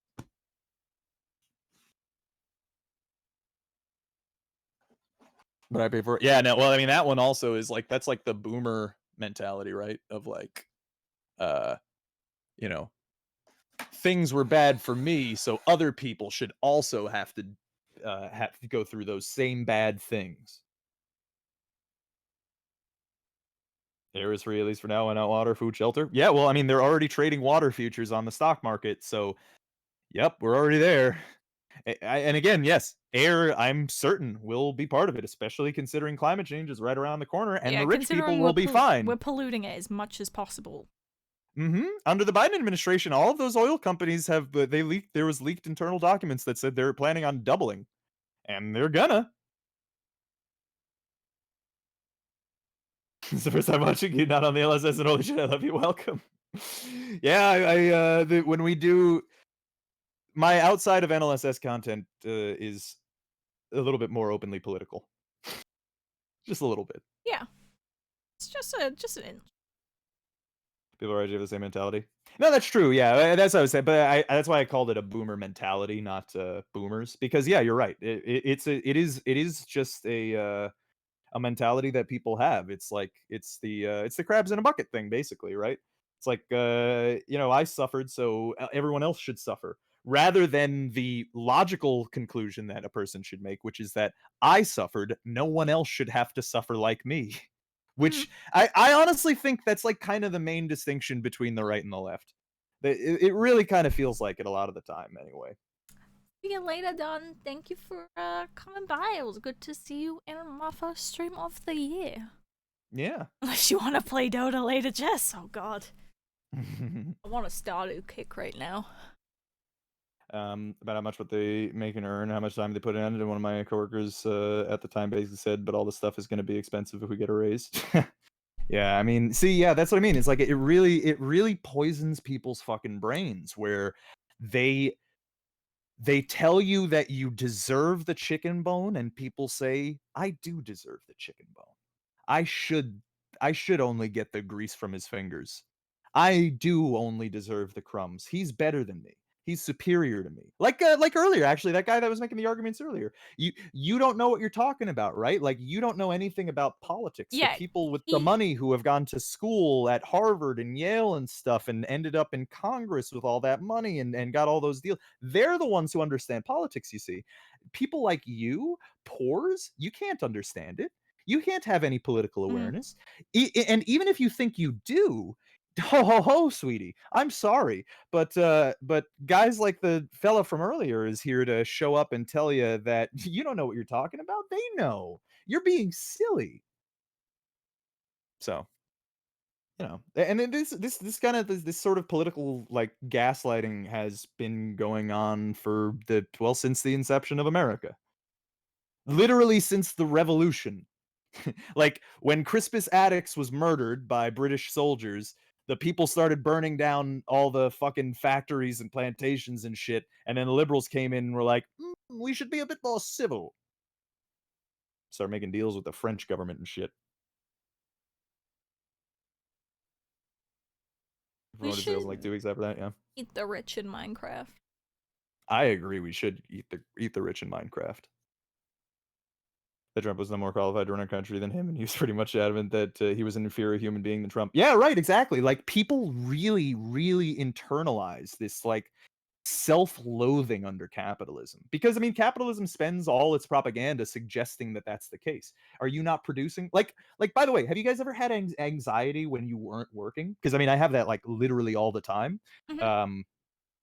And that's capitalism fucking with your brain. It's saying that you're not being productive and therefore you're being a non-valuable human being. But yeah, like this is the thing. Is like it constantly convinces people to do this self-loathing thing where it's like, yeah, you're inferior. People like Nancy Pelosi, she's better than you. She's been fighting for this for 30 years. What have you done?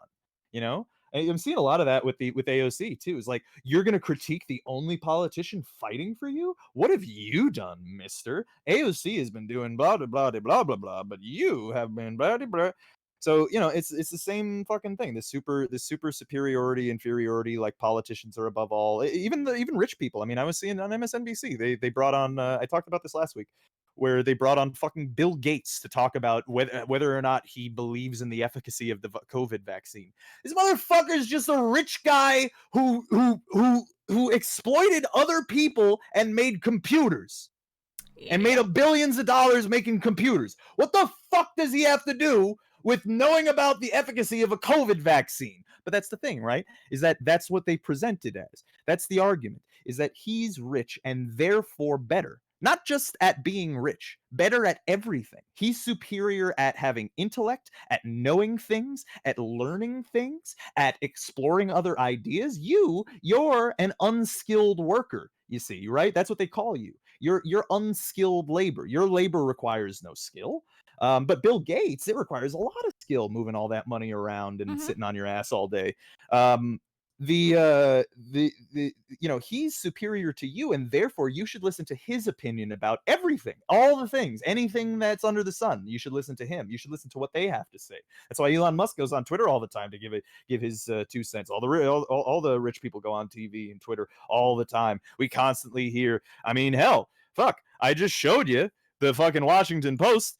I mean, this is all the rich people saying their opinion, just constantly, and their opinion's better.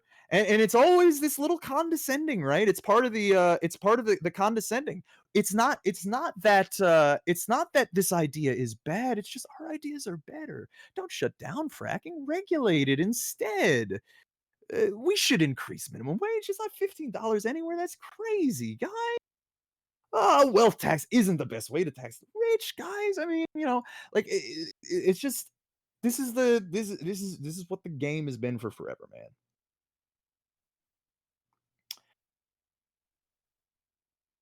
Big foof paws. Oh my goodness, they're so floofy.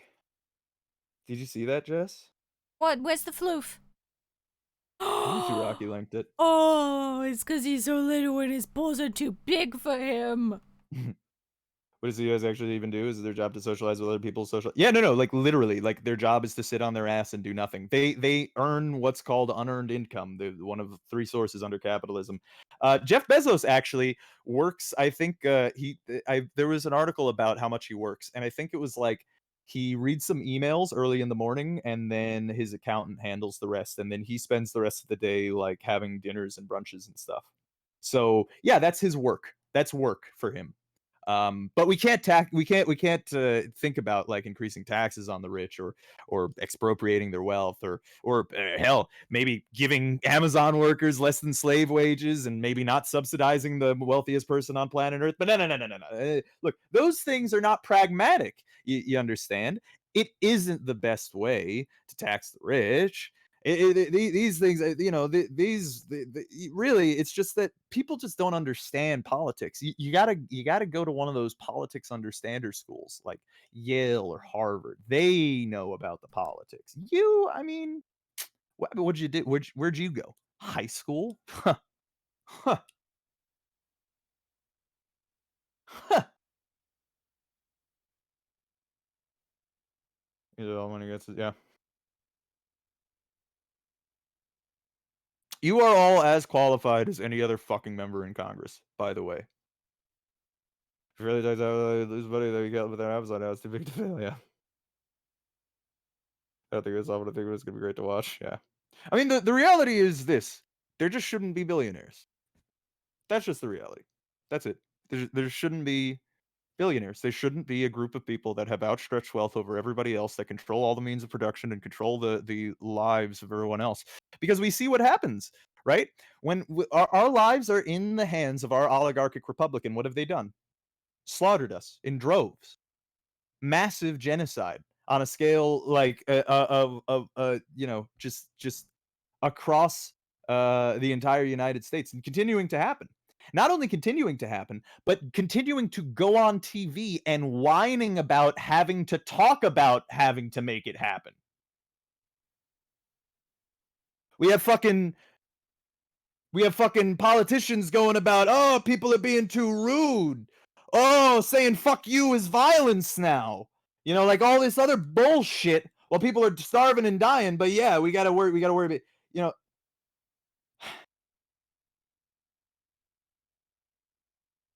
I don't know. Or I'm saying there should be billionaires as anti-Marxists somehow. Wait, who made that argument? Oh no. What? That's a thing that's happening now? I wouldn't be surprised. Consume their hearts to gain their power. Fuck yeah. Oh, I didn't see your question. Was it? I gotta remember that I could just click on people's names. Okay. Yeah. What do you plan on not ruling monarchies like we have in Holland? Bad. Fuck monarchies. Not good. Fuck them.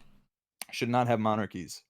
Monarchies are a bad thing. Plus, yeah, why is your bloodline suddenly so superior to everyone else's? Like, fuck that shit. You also got to understand, like, what is their purpose, right? Like, what are they doing? What money is going to them too? And what are they using it on? What causes are they supporting, and what groups of people do they advocate for and hang out with? Because the thing is, the reason that the monarchs are still there is because they serve very useful purposes to these Western oligarchic republics, especially for um, the whipping up support among the right wing militias that capitalism likes to employ as fascist enforcement agents. The Yeah, look, the reality is everywhere in Western Europe is, and pretty much the entire world, it lives under more or less neoliberal capitalism, and it all sucks. Sucks everywhere. Europe too. And yes, you guys all do the same things that we do. Um, in any of your countries, you all do all of the same things. It's just in many cases it's not as publicized, or even in many cases it's less frequent. But regardless, it still is occurring because that's just simply the nature of capitalism. That's just the method of the beast. I mean, look, it's the it's like I see a lot of Rose Twitter people. They make tweets going, "Capitalism is broken." It's not. This is it working. Actually, this is working at maximum efficiency. I don't know if you guys noticed, but um, the stock market is at record highs, and that is directly correlated with us having the most lethal pandemic in American history on the backs of a monumental, unprecedented housing and eviction crisis. Those things are not happening coincidentally to one another. They are happening because of one another. They're related, right? This is not broken. This is it working as well as it can work. Again, record highs for the stock market, guys. This is it. This is peak. This is what it's for. It grinds you up and takes your blood and turns it into money.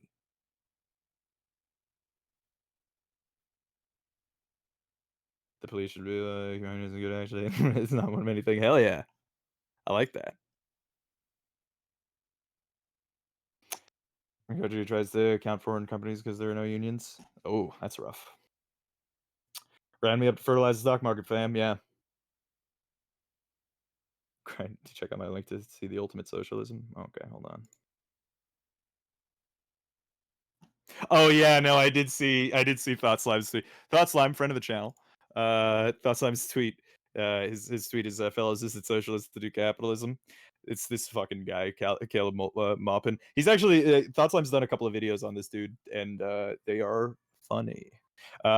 He writes, if you declare a maximum on wealth, you are no longer a Marxist. The goal of socialism is to create so much abundance in society that the need for the state, all class divisions and all coercion can wither away. Abolish billionaires is an anti-Marxist statement. Quite interesting discussion. Yeah, we do this every Saturday, Tantus. This is Jess and Rob cathartically release frustration at the world by involving chat. Yeah. Suppose it's heard in its exploitation inward to the imperial cores that it's hitting material limits of exploitation abroad. Ideally, the engine does not have to exploit its core. Well, oh, yeah, I mean that's a good point. Yeah, I actually, so that actually is a good way to understand, like understanding what Abraxo just said is a good way to understand why globalization has happened in the past 30 years and what the consequences and motivations for that are, right? I mean, what ended up happening is American manufacturing went away and American product making of any kind went away, replaced almost entirely with the gig economy, right? Wages suffered and continue to suffer. Workers under this gig economy are continually being told that they're actually not even employed. They're not even workers in the first place. And yeah, like eventually, the machine's kind of eating itself a little bit too, now, and because it's also eating everywhere else too.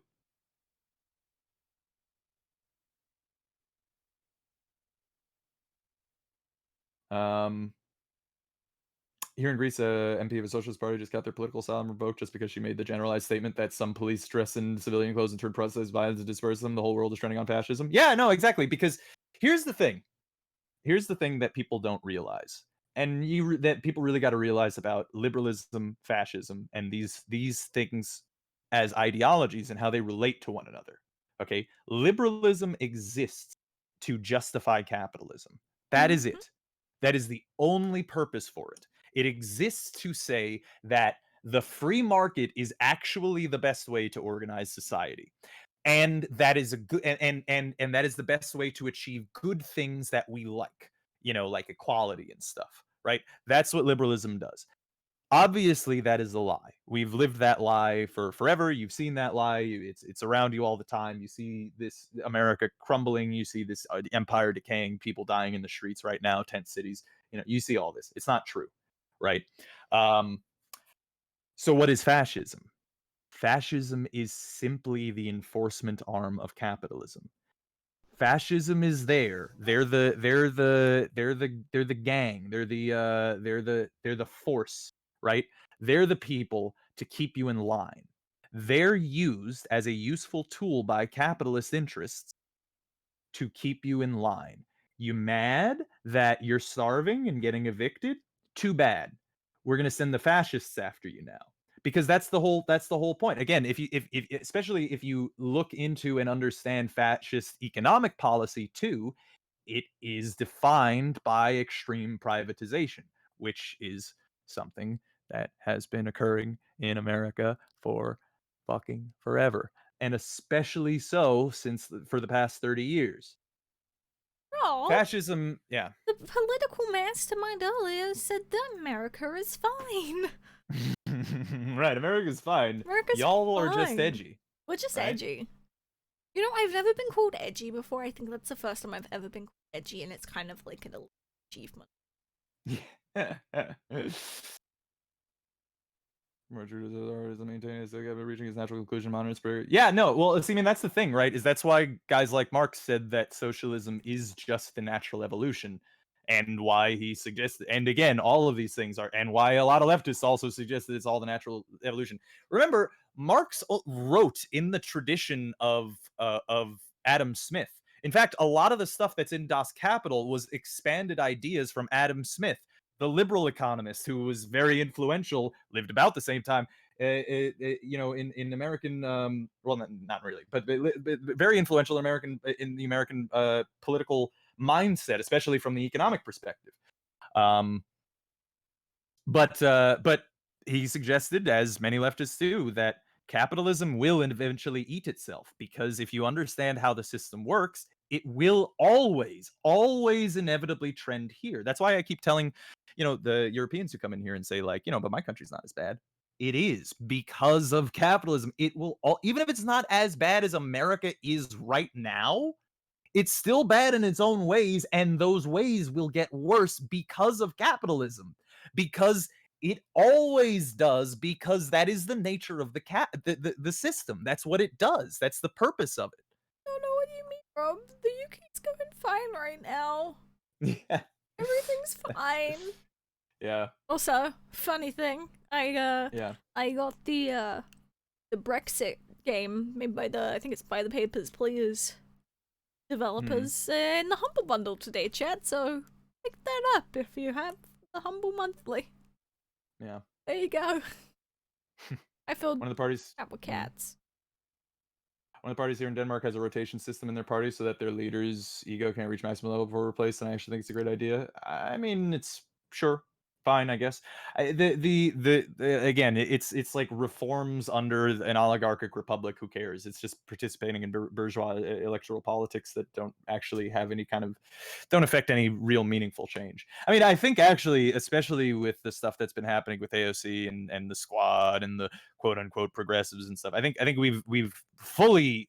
I think any kind of illusions that anyone had about, like, whether or not electoral politics are the direction forward for trying to affect meaningful change, the answer is pretty clear. No, they will be they will be an obstacle instead. Actually, they will not do anything of their own volition. It requires people spray painting Mitch McConnell's door and Nancy Pelosi's garage, which But was always missing inevitable the anyway. brick. So yeah, like it's just like, look, it's not like it's some like big revelation either. It's I was hopeful, but am saddened. But it's just the reality of the world as it has always been. The people, if you want to affect meaningful change, then you do it the same way that people have always done it, which is get out in the streets, make your voice heard, harass politicians, cyberbully them on Twitter. Um, do as much as you can, as much as is within your power. You know, to contribute to direct action organizations, mutual aid funds, food banks. Um, the electoral politics just they're not going to do anything. They don't. It's like I think it was actually I forget it is a quote from quote from, maybe it's Eugene Debs. No, it's not Eugene Debs. It's I don't remember, but it's just like it's something along the lines of never believe that the rich will allow you to vote away their wealth. Yeah. They won't. You can't do it. They're not going to do it. They want as much as they can get as often as they can get it because of class conflict, because if you understand capitalism, they're never ever going to do that. They're never going to just they're never going to be like, "Hey, yeah, here, sure. I'm going to altruistically give up my wealth so that there isn't world hunger." Like for instance, Jeff Bezos could solve world hunger tomorrow. So could Bill Gates. So could the next guy, and the next guy, and the next guy, and the next guy, and you go down that list for a couple thousand, and they don't do it. They can make that choice every single day, and they don't do it. You know why? Because there's no incentive for them to do it. In fact, they're incentivized to do the opposite and punished if they do the other thing, because that's what capitalism does. That's the point of the economic system.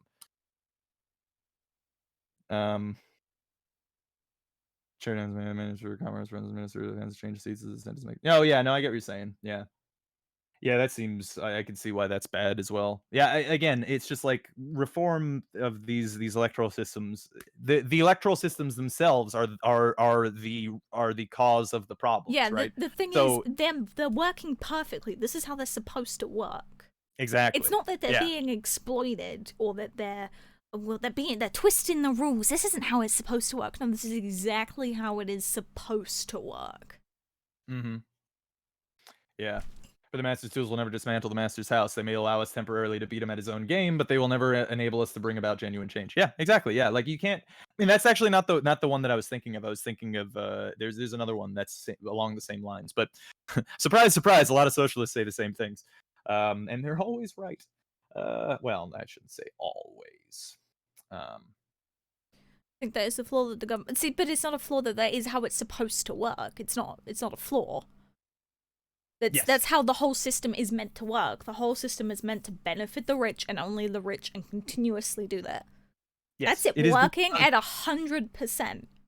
Mm-hmm. Like, you can't have capitalism exist with any other system because capitalism will always take it over. So it's working at 100% again. Yeah, it's not. This isn't. Oh, the social. Yeah, gotcha. Yeah. But yeah, no. Wait. I think that is the flaw. That a government that supports it is flawed. Wait, what do you mean? Like in what way? Try to support periods and yeah. Yeah, I'm not sure. The game was rigged from the start and people didn't realize they never had a chance. Yeah, people still don't. I mean, people go their entire lives without realizing that the game's rigged against them and that because they think that they can become one of the 1%. Mm-hmm. Oh, that's adorable. That is adorable. Hold on. God damn it. For some reason, Hover Zoom fucks up in Twitch chat. Which is annoying. Sometimes it goofs.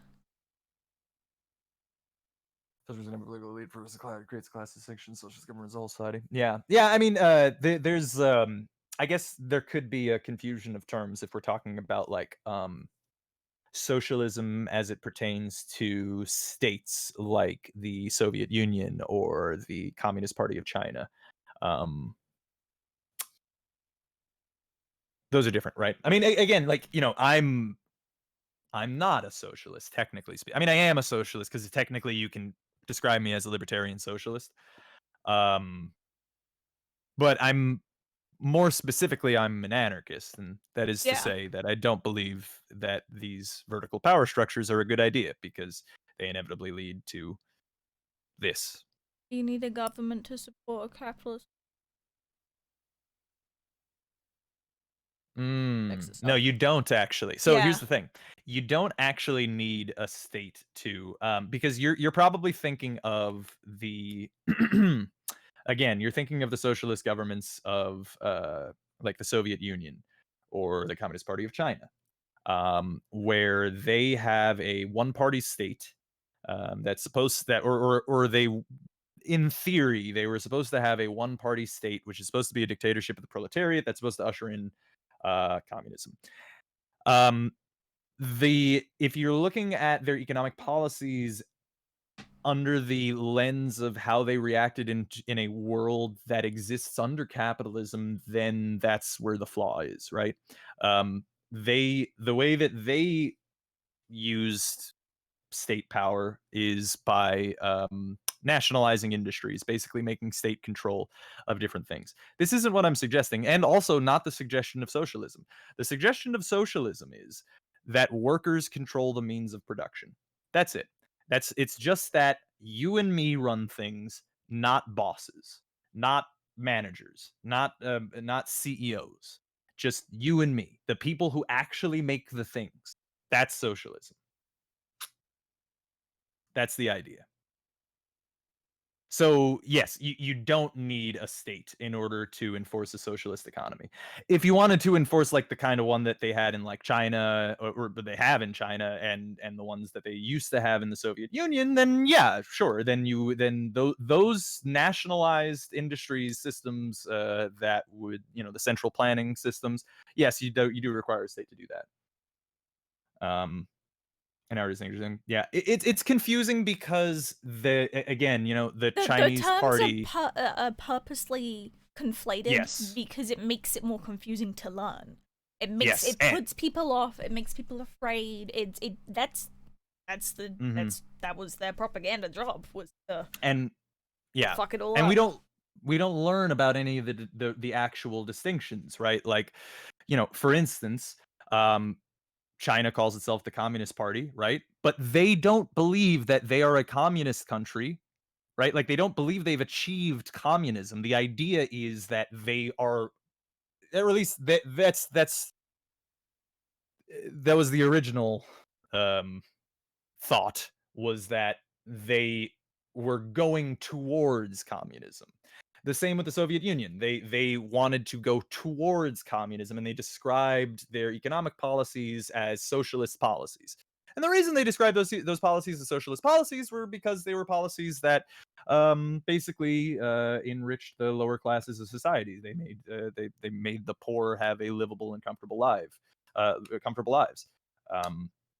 But again, this is why I don't think those systems are a good idea, because the fact that there were poor people was maintained. Yeah. I mean, granted, especially under the Soviet Union, under China, even right now, there's not a lot of poor people, especially compared to places like us and other capitalist democracies or capitalist republics and stuff. But there were still, people who had significantly more and people who have significantly less, and that is, I think, due to the state.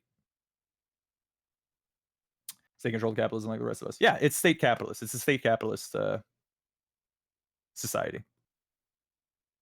Questions? Speak louder than their words so far. Maybe, I don't know. It would be nice to imagine. I mean, I don't know what the hell's going on with the Uyghur camps. I mean, those things seem fucking horrible if that is actually going on. And then I really need to learn more about what's going on with them in Africa. But I mean, the other things that I'm learning about, I mean, especially considering what's going on in the world right now, is just like, yeah, we were really getting some real fucking heavy, hardcore propaganda about them. Above all, oh, this is good. Yeah, I'm an anarchist. I don't want to obey, but above all, I cannot command. If I become your Lenin, as that young man wishes, I will lead you to sacrifice. I'll become your master, your tyrant. I'll betray my faith because I would not bring anarchy about. Yeah, exactly. Yes, I don't. And again, this is like, I don't want to be a leader. I can't lead you. I don't. People. That's not how people work. I mean, actually, there's an old Che Guevara quote that's along the same lines, which is just that, I'm not a liberator. There is no such thing. The people liberate themselves. That's the reality. All these all these political leaders that people get their, they get their underwear all up in a twist about because people said mean things to them or whatever because they're a leader fighting for us and they're doing the things and making the change. That's not true. That's never been true. Never been true in any society in any point in any point in human history. Keep in mind, there are 350 million people in the United States. There's only about 600 Congress people in We the could eat house every and single one of them and still be hungry. yeah, like the reality is that like you know you don't need these people to tell you how to live your life, and you don't need them to lead people. No one ever gets liberated. People liberate themselves. Yeah, Rob, you'll like what I just posted. I think in Korean traditional theater there was a monster called Young. Oh yeah, no, yeah, I've read that actually before. That's why the state is inherently bad. Well, sure, yeah. Basically, the idea, the central premise behind like anarchist ideas, is that when you have vertical power structures, it just inevitably leads to people abusing those Yeah. power structures. Because why would you not always want to be on top of that power structure? There's not a reason. There's always going to be Right. someone that wants to. So like, let's give you an example. Say we kill capitalism tomorrow, right? We have a full socialist economy, meaning the workers control the means of production, and they get to control all the things. Okay, what have we just done? We just created a new ruling class, right? Because we just made it so that there's just a new group of people that get to control the way things work. And if you're not in like how do we decide who is the guys at the top, right? Like how do we decide how things are put together? Is there a union leader? Is that what happened? Did we elect somebody? Because if we did that, then hey, hate to break it to you, but we're going to be right back where we are now. Because that guy, even if that first leader doesn't suck, and even if the second leader doesn't suck, eventually, on a long enough time scale, one of them is going to abuse their power. And then the next one down the line will abuse it more and more and more, and inevitably Until it's just the norm that it's a thing that is always abused, and it's yeah.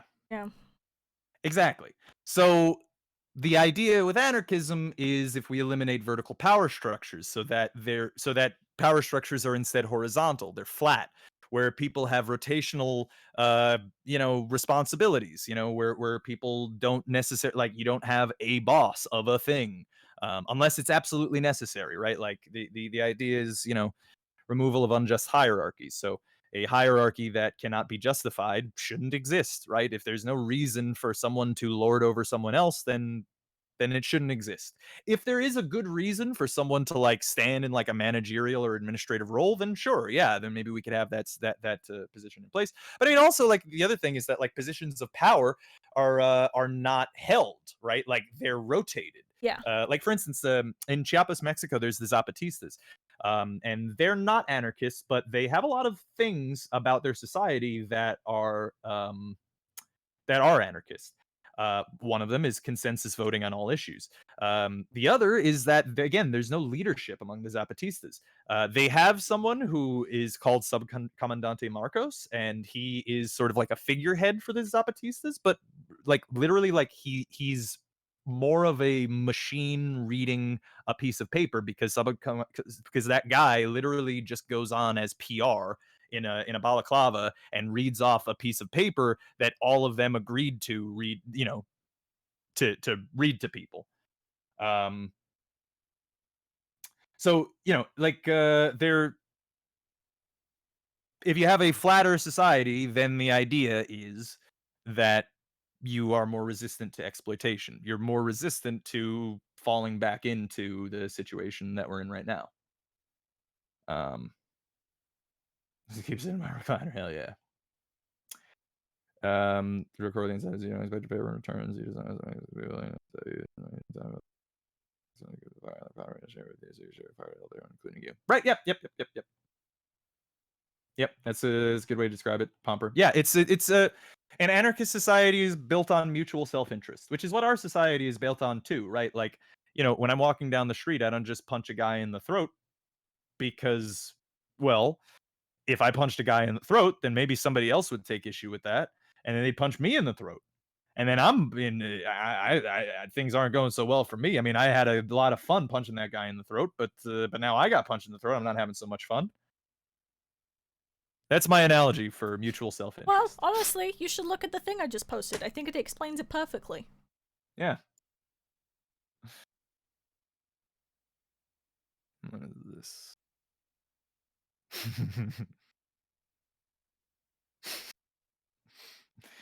No, that's just leftist infighting.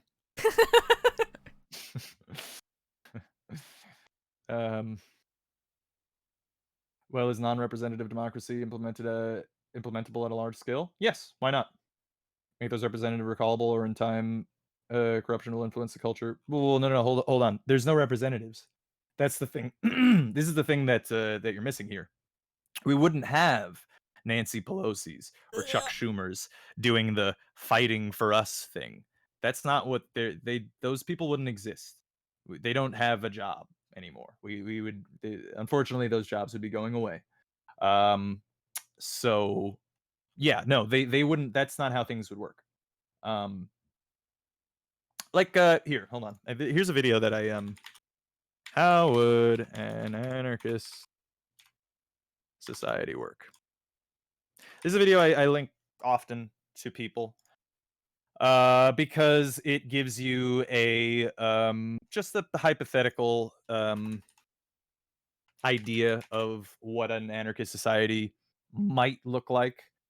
I link this to people a lot here. But important to note, like, because of oops. Guess I still have that saved. That's another book that apparently I need to read. But here. So this guy just runs through what an anarchist society might hypothetically look like. But again, you have to keep in mind that it's hypothetical.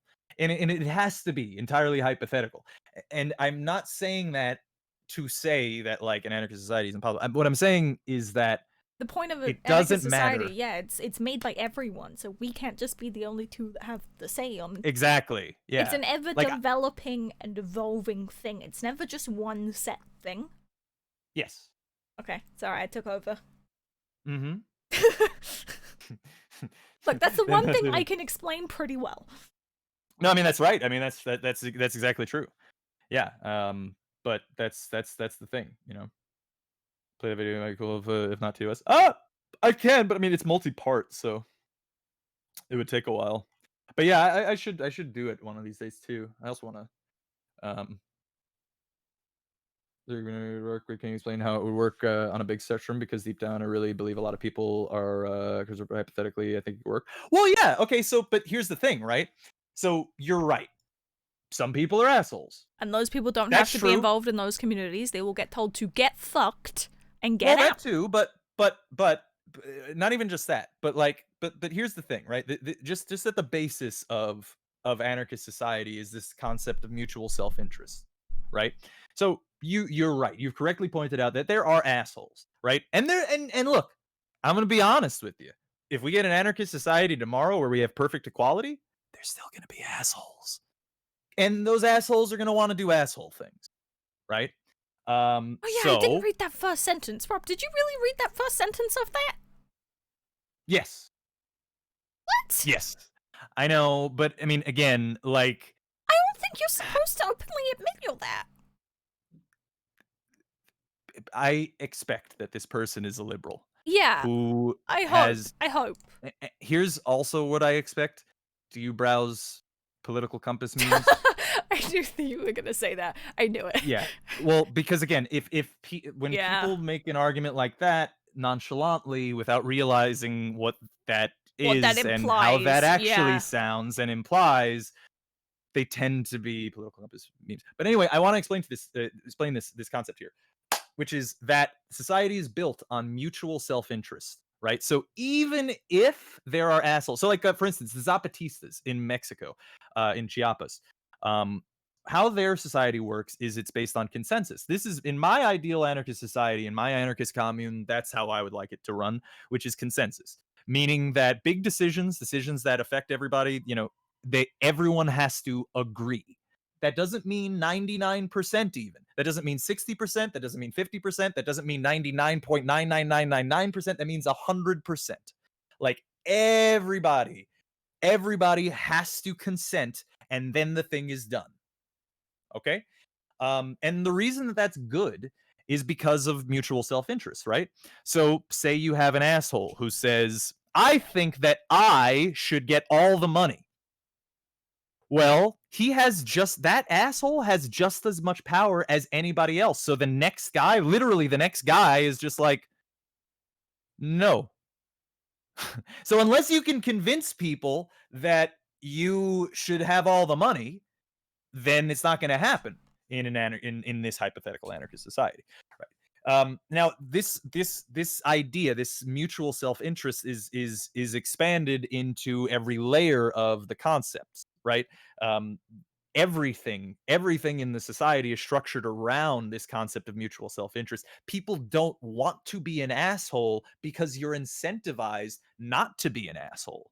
There's no, and in fact, you're punished if you're an asshole because you're punished socially.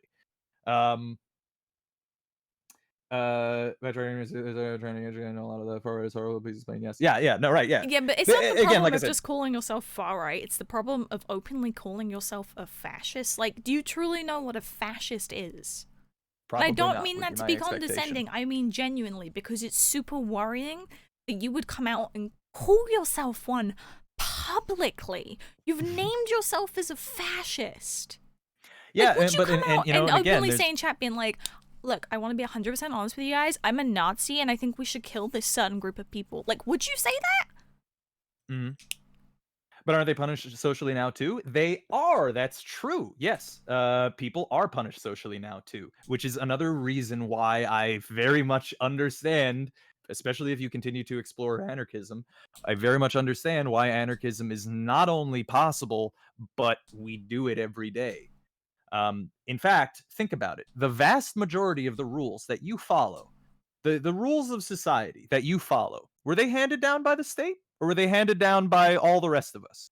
Like, don't punch people, don't kill people, don't rob from people. Is it the state that gave us those rules? Or did we all just agree that those are bad rules? Like, do we just decide not to do that? Do you not rob the guy that you walk down the street past because you fear punishment from the state? Or do you not rob the guy as you walk past on the street because it would be bad? And because you wouldn't really benefit, and in fact might be detrimented by it. People already naturally like living in a society where people are accommodating to one another. Sometimes people are assholes. Sometimes even things like crimes happen. And by the way, I'm not suggesting that under an anarchist society crimes wouldn't happen, or that we wouldn't have a system for dealing with that. Yeah, inevitably there would be crimes. Inevitably we'd have to deal with that. I don't know exactly how it would be the perfect way, but again, in an anarchist society, we would come to those ideas. Couple good ideas or stuff like that a couple of activists have suggested here in the United States, some concepts of like restorative justice, community policing, a flat structure of community protection where people don't have the people in their own community protect their own community without having any sort of position of authority. There's lots of different ways that you could go about it that just don't involve the commodification of these things. Yeah. Also, a lot of people are saying, like, well, 100% consensus just takes one capitalist or exploiter or asshole to stop. Yeah, no, it doesn't, though. The thing is, though, if they're in a town and they say everyone's voting on, is murder okay? Let's just say, let's do something stupid like, is murder okay? And they repeatedly say no. Yeah. They are then in danger of being murdered. So they've lost that protection. So a lot of the times it would mean voting against their own self-interest. Mhm. Yeah, and on top of that, it doesn't do that. Like, it wouldn't mean that, like, one guy could just be a cog in a fly in Yeah, the ointment. because they would Because have general again things to even join, which would be yeah, don't murder. and remember, if everything in society see, what you gotta understand see, this I hear this a lot whenever I describe this, which is that, well, but somebody could just do the nuclear option, right? Like, what if somebody's just like, "Fuck you," you know, I ain't gonna, blah blah blah, fuck you. I'm just gonna be an asshole, right? Well, here's the thing: if you have a consensus-based society, everyone has that nuclear option. Yeah. It's mutually assured destruction. If somebody wants to stamp their feet and pout like a baby because they didn't get their way on some issue, then they're very welcome to do that. And in fact, they probably will for an extended period of time. With the Zapatistas, it takes some time for them to come to conclusions on things. They don't do it instantly. And I know a lot of people are going to go, "Whoa, that's bad. It could take a long time." I would like to avert your eyes towards the American political system, and I want you to ask, how quickly do things get done there? Hmm? So yes, it would take a little bit of time to convince everyone of a thing, but if the thing is good, and if we add on other things as people keep giving their input, then eventually we'll come to a decision on something. We'll come to some kind of a compromise between everybody in society because everyone has the nuclear option, remember? Everyone can put their foot down. You can't say like this group of people should be subjugated because this group of people also have the vote. They have equal power to you. So you can't do shit like that. Now, I mean, granted, we're imagining a hypothetical situation in which anarchism happens overnight. We eliminate all the power structures and have a more equitable society. That obviously wouldn't occur in any reasonable fashion. We'd have to build this over time. But I mean, again, this is just, this is what anarchism is, really. Yeah. Yeah. That's what works. I mean, I think I can't really do something about Jeff Bezos being an ass, but if my neighbor is one, then it's a different story. Right? Exactly. Yes. Right. That's totally true. Yeah. I mean, this is the other thing is that there are social consequences for doing shit to people near you, regionally, locally. Yes. You know. Yeah. If So say you're a contractor in a small town like I live in, you Mhm. fuck someone over, everyone in the town fucking knows, and no one will hire you. Mm-hmm. Yeah. When did you want to first eliminate the exploiting players, robbing them their power and their ability to? Well, yeah. Oh, of course. Yeah. No, absolutely. Yeah. Yeah. You can't just. Yeah. This is again. I'm an anarchist, but I'm also all anarchists are also realistic. I mean, we're aware that it's not like we can have this society overnight, Yeah. and that's why there's the concept of praxis, which is that you do everything that you can to make a more flat society. You help mutual aid organizations, you help food banks, you organize structures in flat ways if you can. But also, yeah, but yeah, you would need to eliminate those ruling classes first. Yeah, you would need them not to be there. Because if you start at the rules we have now and then have consensus, yes, that would be bad. I agree. Yeah, I'm not saying that. Because yes, if we decided to go consensus and kept the rules of the American constitutional republic, boy. yeah, and then like try to achieve consensus to change them, yeah, that would be bad. That wouldn't work. I'm just saying, it sounds like you're saying that the only way to order is mutually assured destruction. Not exactly. I'm just saying that people have equal power. Yeah. And people should have equal power because it's okay. Well, I am pointing it out in the way that, like, yeah, there is a mutually assured destruction aspect, right? Everyone has the nuclear option. Everybody can stamp their feet and whatever, right? But it's less that, and again, it's mutual self-interest. It's you're not incentivized to do that. If you do that, if you yell and stamp your feet in a system like that, you just don't really gain. If, however, because you know that they require consensus, if you make them accommodate to your desires and needs, which is what they would do, this is how this works, right? Is that the convincing part takes time and negotiation and people like making sure that everyone is accounted for and no one's getting unfairly marginalized or exploited here or whatever, right? Everybody needs to put in their ideas. By the way, here's the other thing. Consider when you argue against this idea, consider the fact that you are simply arguing against the idea that you have self-autonomy. Because that's really all you're doing, right? Mhm. You should know that. You're arguing that there are another group of people. It doesn't matter who they are. I mean, I don't know. They could be rich people, a lot of capitalist types, like rich people ruling over the rest of us. Some technocratic Silicon Valley liberals love saying scientists should rule over us. All these, all these different things, right? Um, but this system simply suggests that you and I do it, and we don't have rulers. That's it. That's the whole thing. That's it. Like a lot of people think of anarchy along the lines of this Democratic governor or Democratic mayor, where he says, "Oh, the anarchy in the streets and the anarchy and the blah blah blah blah blah." But it's just not what it is. It's not a world without rules. It is a world without rulers. Yeah. It's different. Because the thing It's is, an entirely like, different thing. you already dictate how you with your life. Dictate it, Mm-hmm. what time you got up, time you're going to bed. You're perfectly capable of functioning as a human being and knowing what you need as a human being to function. Mm. Mhm. Like, some fancy, like, fucking degree doesn't make those people that are somehow more Yeah. intelligent. Yes. Yeah. No. Not at all. Yeah. Yeah. That's the. I mean, there's the liberals like the elitism thing where they're like, oh, only the college educated should Only be. the geniuses. Right. Yeah. The people went to fucking Yale and Harvard and had enough money to get a fucking degree. But the reality is, here's the actual reality of the world, right? Doctors and like lawyers and professors and whatever, they're not any smarter than any of the rest of you. Yeah. They're not, you know what they are? They are, a doctor is more capable and knowledgeable of medical things. A professor is more capable and knowledgeable on teaching in whatever subject he's teaching. A plumber is more capable and knowledgeable than you on how to fix some pipes. A bus driver is more capable and knowledgeable than you about how to drive a bus and what people, that's it's just everybody has a selective different job knowledge, and yeah. everybody has different interests and stuff. It doesn't make anybody any smarter I or bet stupider. I know more about tea than those motherfuckers.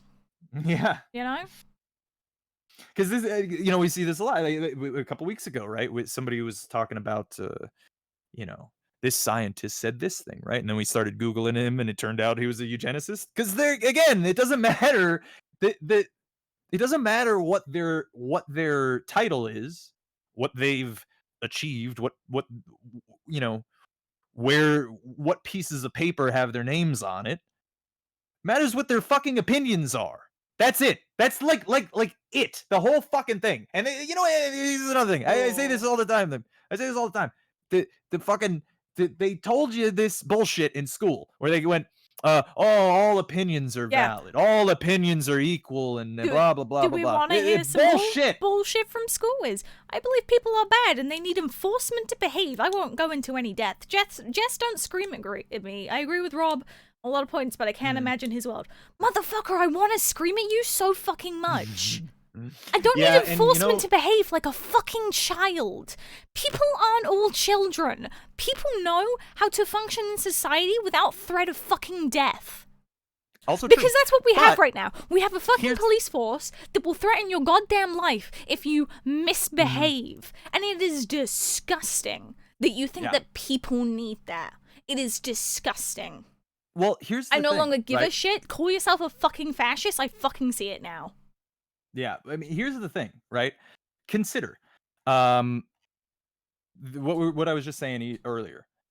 Anarchism is not a society without rules. It is simply a society without rulers. So if we have rules, then there would be enforcement of those rules, and they would be enforced in just different ways, just not the way that we do them here under capitalism with threat of fucking death.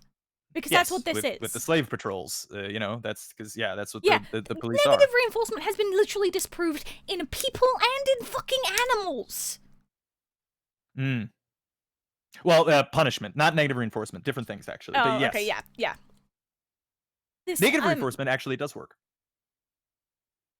But it's a different. It's not what you Yeah. think it is. Negative reinforcement is like nagging. Negative reinforcement is essentially you know, it's like your mom going like, take out the trash, take out the trash, take out the trash, take out the trash, take out the trash, right? And then you finally take out the trash, and then she stops saying it. That's negative reinforcement. It's removing the negative stimulus as a means to get somebody to do something. Yeah. Punishment, however, is what you guys are talking about. And yes, punishment has been proven repeatedly to not be effective in any way in doing any of the things that would be the positive reasons for enforcing rules, right? So that's really the main thing. That's what we're after here, right? So there's a reason we want to enforce rules, right? And the reason you want to enforce rules is so that society doesn't devolve into utter chaos. Now, the thing is,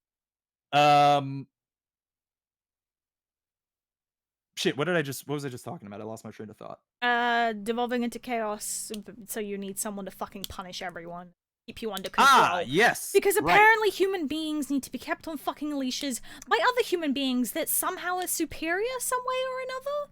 Right, exactly. Because, yeah, like because the idea they somehow got selected to be superior, and they got selected to threaten people's lives. Because, you know, that's a perfectly normal thing to want. Yeah, so like that's the thing, right? Is that if you want enforcement rules, you would have that under an anarchist society. Yeah. It's just it wouldn't be under the control of some rich fucking capitalist fuckhead or some rich fucking politician who doesn't give a shit about you, sending the police to your house because you didn't pay your fucking rent this month. You know, like these are the kinds of things that you wouldn't have in an anarchist society because you wouldn't have this state-backed fascist militia that are there to basically. So here's a fun fact: you should learn about the history of the police and where they come from, what they are, because they're slave catchers, motherfucker. They're meant to catch slaves. Yeah. So originally police in the United States, police have not existed, by the way, in human history up until like about 150, 200 years ago. It's not something that have always existed. I know this is something that capitalism suggests to all of us all the time, that capitalism has always been the way things are, but it's not. Capitalism is actually quite unique in its horror. Police started being formed as slave patrols to catch runaway slaves. By the way, that has never stopped. They still do the same thing. Slavery is still legal in America. The police do that very thing. They send black people to prisons to get them into the labor force so that people like Kamala Harris can send them into the forest fires so that they can, die and burn for the sake of and keep making your car doors. Yeah, exactly. For literally no fucking money. The other purpose of the police are the protection of property rights. And, important to note, those property rights do not involve property that is yours. In fact, your property isn't really your property under capitalism because you pay the state. The state owns everything, not you. You don't own anything. Not really at all. Even if you have the little slip that says you own it. So the shit, I just lost my train of thought again because that was a good little ditty there. What was I just saying? I forgot what you were saying. Yeah. Because I'm mad. I'm mad at this fucking mollycoddling we have going on, being like, "Our precious little baby admitted he's a fascist, so we're gonna talk to him like he's just this gentle, fragile little human being because he didn't want to get showered at." If you no. If you can openly say you're a fascist or right wing, and you're okay with it, and you think that's something you should be saying in this space, it's different coming in and being like, "Hey, what do you think on this?" Rather than, "Hey, I think these horrific things. Now, like, talk to me and mollycoddle me." No, it's bullshit. Considering the guy earlier didn't openly say he was a fascist, and yet he still got banned, and we have someone in here saying, "I'm a right-wing fascist." I don't know if my peers are horrible. It doesn't matter if you actively seek out shit. You can do this, but, like, if you openly call yourself a fascist, you're a piece of shit. I don't give a fuck anymore. You are. If you think you're a fascist and you're okay with admitting that publicly, you might as well just say, "Yeah, guys, I'm a fucking Nazi." So, like, Would you here's the fucking say thing. that? No? Well, Yeah. then maybe you're not a fascist, but quite frankly, so far you're just admitting you're a fucking fascist, and it's the worst. It is the Yeah. worst that you felt comfortable enough in this chat to even fucking say that. Yeah, so here's the thing, right? Is that, like, while I am giving you a bit more of the Yeah, honey you'll just, as you'll opposed just, to the vinegar, the- you'll just straight up just being like, oh, you said you're a little fascist, little baby, it's okay. Well- And whereas I'm like, no, fuck you. well, yeah, okay, but hold on. Okay. So while it is true that I'm giving you a little bit more of the honey to Jess's vinegar right now, what she is saying is, look, this is a leftist channel. Like, fascists are literally the You're not exact welcome. opposite of the political spectrum from us. We It's not even just the absolutely political despise them. spectrum. It's literally And like, you're a disgusting excuse Yeah. for a human being. Right, and on top of that, the thing is, yes, it is what Jess is doing right now is exactly what I recommend to everybody, really, generally, which is you should mock You fascism should and fucking fascists, shame them. and yeah, and people should know that it's not something like you should know that people really do despise you. Yeah, Um, I fucking do. You should be As aware long as of you that. keep admitting you're a Now- fascist. And the reason that I am trying to speak to you more openly is because you didn't come in here with any fascist rhetoric, which suggests to me, at least, that you're probably just your friend group are right wingers, would be my guess, and you But the hang out thing in is- right wing circles. I think maybe you perhaps peruse things like political compass memes where they throw around terms like fascist and communist as if they're interchangeably casual and nonchalant, as if it's some sort of ideology that a person can follow or whatever. But I expect, and again, I'm actually giving you the benefit of the doubt that I think that you probably aren't aware of what fascism actually is. You've just probably heard arguments from people who call themselves fascists, and you've heard arguments that sound good. But the thing is, And most right wingers I've ever seen, they don't admit that they're openly a fascist. well, but Do you know what I again, mean? Most of that's- them don't. So it's But that's just what I'm saying. it- if even right wingers won't admit they're fascist, like what sort of person does admit they're fascist? But see, that's the thing is they do now. Like Do they yes, like that again. That's why I'm saying like political compass memes. Like why I'm kind of harping on that. I hope he's still in here because I'd like to know. But the places like political compass memes, yes, people openly in fact it's even tagged. It's tagged in Reddit as fascist. Like they claim it as if it's some sort of reasonable ideology to have and to be debated in the free marketplace of ideas with other ideas. It's not. Similar to what I was saying earlier. They lied to you when they said that all opinions are equal. They are not. Yeah. Some opinions are bad and wrong. Fascism is among them. Mm-hmm. Yeah, because And what it feels like to me is like, imagine someone came into chat and their opening line or their second opening line was, by the way, guys, I'm a fucking transphobe. By the way, I'm homophobic. That's what you came in and said. And I will Yeah. treat anyone that comes in here saying that shit with hostility. I will not welcome them and I will ask them to fucking leave. I don't care how fucking polite they are. If your opening line is, by the way, I'm a transphobe, you're a piece of shit. Even if you don't know what the word means, I'm going to assume you are a fucking piece of shit until you prove otherwise and come out with, I take it back, I'm not a transphobe, I got it wrong. yeah. Like, actually, like, this is a low-stakes situation, but if you had walked up to me on the street and said, I'm a fascist, I would've then, punched you. Yeah, I would react the same way I that would have Jess is, fucking to be honest punched with you. you. Because this is it needs to not be socially acceptable. Yeah, to it be isn't able to socially do things acceptable. Like, that, Like, yeah. I don't want anyone in this chat feeling comfortable enough to say I'm a fucking fascist, or I'm a fucking transphobe, or I'm a fucking homophobe, or I'm a fucking misogynist.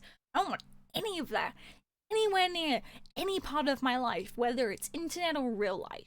Because I will not associate myself with pieces of shit like that, and I will not be civil with them, I will not be polite with them. Fuck them. Yeah, Fuck and them. the reason I was trying to talk to this guy, I think he got chased out, but the reason I was trying to talk to this guy is because I think he was using that term and he didn't know what it meant. Yeah. But That's honestly, the thing, is that I that's the don't. that literally is actually the only reason that I treated that, and am trying to continue to try. Hopefully he's still around, Yeah, but but honestly, I the don't care because do you know what that does? You talking mm, politely to someone that's using that rhetoric invites the mhm, next person that actually says they are a fucking fascist and fucking means it. Invites them in to mhm. do next because you'll be polite to them and you'll have a debate with them. There is no fascist rhetoric you need to fucking debate. Yep. There's none. They don't deserve a debate. They deserve to be fucking mocked and shown Yep. the door. You don't let them in. You don't let them make this a safe space for people to come in saying, I'm a right wing fascist. Yeah. Yeah, I mean, You all know? those things are true, yeah. Um, maybe I misunderstood the term. I honestly think that you probably do. I mean, we haven't heard any of your opinions. I know Emmerich was asking you earlier, like, what is the alluring aspect of right Yeah. wing stuff? Because look, if the things that I was saying to you were um enticing, like if those were attractive to you, those ideas, it's the same kind of rhetoric that guys like Donald Trump use out on the podium, right? And the thing is, I mean, look, I'm just gonna be honest here. He lies. He lied about all of that. He doesn't believe in any of those things, but he uses a lot of this rhetoric. Now, the reason that this stuff sounds familiar to you and attractive, I think, is because a lot of right wingers co-opt left-wing rhetoric almost word for word, almost verbatim, and then change subtle aspects of it to mislead you into a different direction. I really would recommend that you search out Yeah, go some look of these into things. fucking Mussolini and Hitler, and then if Like you decide you agree with them, like, never come back. Yeah, I mean, like or like, read about like what fascism actually is. It's not just some other thing, some other ideology that It's not is some there to innocent be little debated. ideology. It's not like being like, Yeah. oh, guys, I'm a leftist, I'm a centrist, I'm a fascist. It's, hey, guys, I'm a leftist. Hey, guys, I'm a cunt. And then, hey, guys, I'm literally a fucking Nazi. Those are what those things say. Mhm. Yeah. I'm not quite clear on how land ownership works under anarchism, communism. Yeah, sure, I could explain that also real quick. I inherited a plot of forest that I don't trust the government at the moment because the government sells wood, multiple to take care of. What would happen to it is a capital. Well, situations like that would typically be public property, I would imagine. But generally, here's the thing: if you under a Marxist analysis of society, there are three forms of property, right? There's personal property, public property, and private property. We've done this before several times. But by the way, I'm happy to do this multiple times because people they haven't heard these things. So so there's personal property, You're public underpants. property, private property. Okay. Um, I'm a leftist. I dislike the private property. That's the thing that I don't like. That's the thing I want to get rid of. Okay. I'm cool with personal and public property. So let's go over it. Public property. We have this already, right?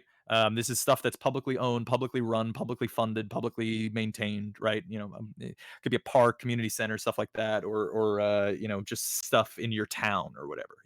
These are public, or it could even be a factory. It could be the means of production. It could be a worker co-op or something, right? All of these could be public property, right? So that's public property. You all know what that is. Personal property is stuff that is clearly yours, right? Underpants. Sorry, I say it every Yeah. time I have to get it in there. Yeah. Yeah, so personal property is property that is obviously yours, either through use or occupancy. So, for instance, your house, it's yours. You live there, you maintain it, it's yours. Your car, it's yours. You use it, you maintain it, it's yours. That chair you built, it's yours. That painting you made, it's yours. That rug you bought, it's yours. All of those things are yours. They're your personal property by use and occupancy, right? Um, Now, private property, this is what you wouldn't have in an anarchist society, and this is a feature of capitalism and a number of other really horrible economic systems prior to capitalism, like feudalism.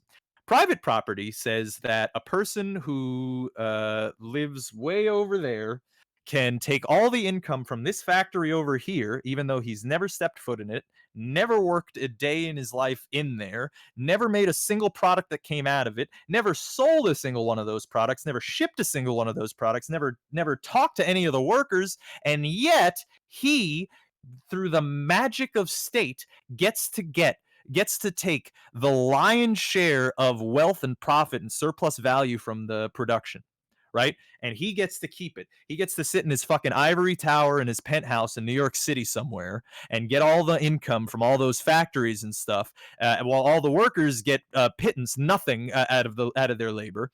But the private owners of private property, they get to accrue the incomes because of the state, and this is very important. It is very, very directly because of the state. If the state did not exist, they could not do that, right? Because think about it. Okay, say there's no state, and say some rich guy says, actually, I get to keep all the stuff out of this factory, and yeah, maybe I'll give you guys a couple of crumbs so that you don't starve some months. And what do you think people are going to say? What do you think people would say to that? I'm pretty sure that they would say, hey, fuck off, you asshole. But then again, we live in a capitalist society. So that's not really the paradigm. So we can say, fuck off, you asshole. And he could say, well, I guess you're not paying rent or your taxes or the government mandate on healthcare or this or that or this or that.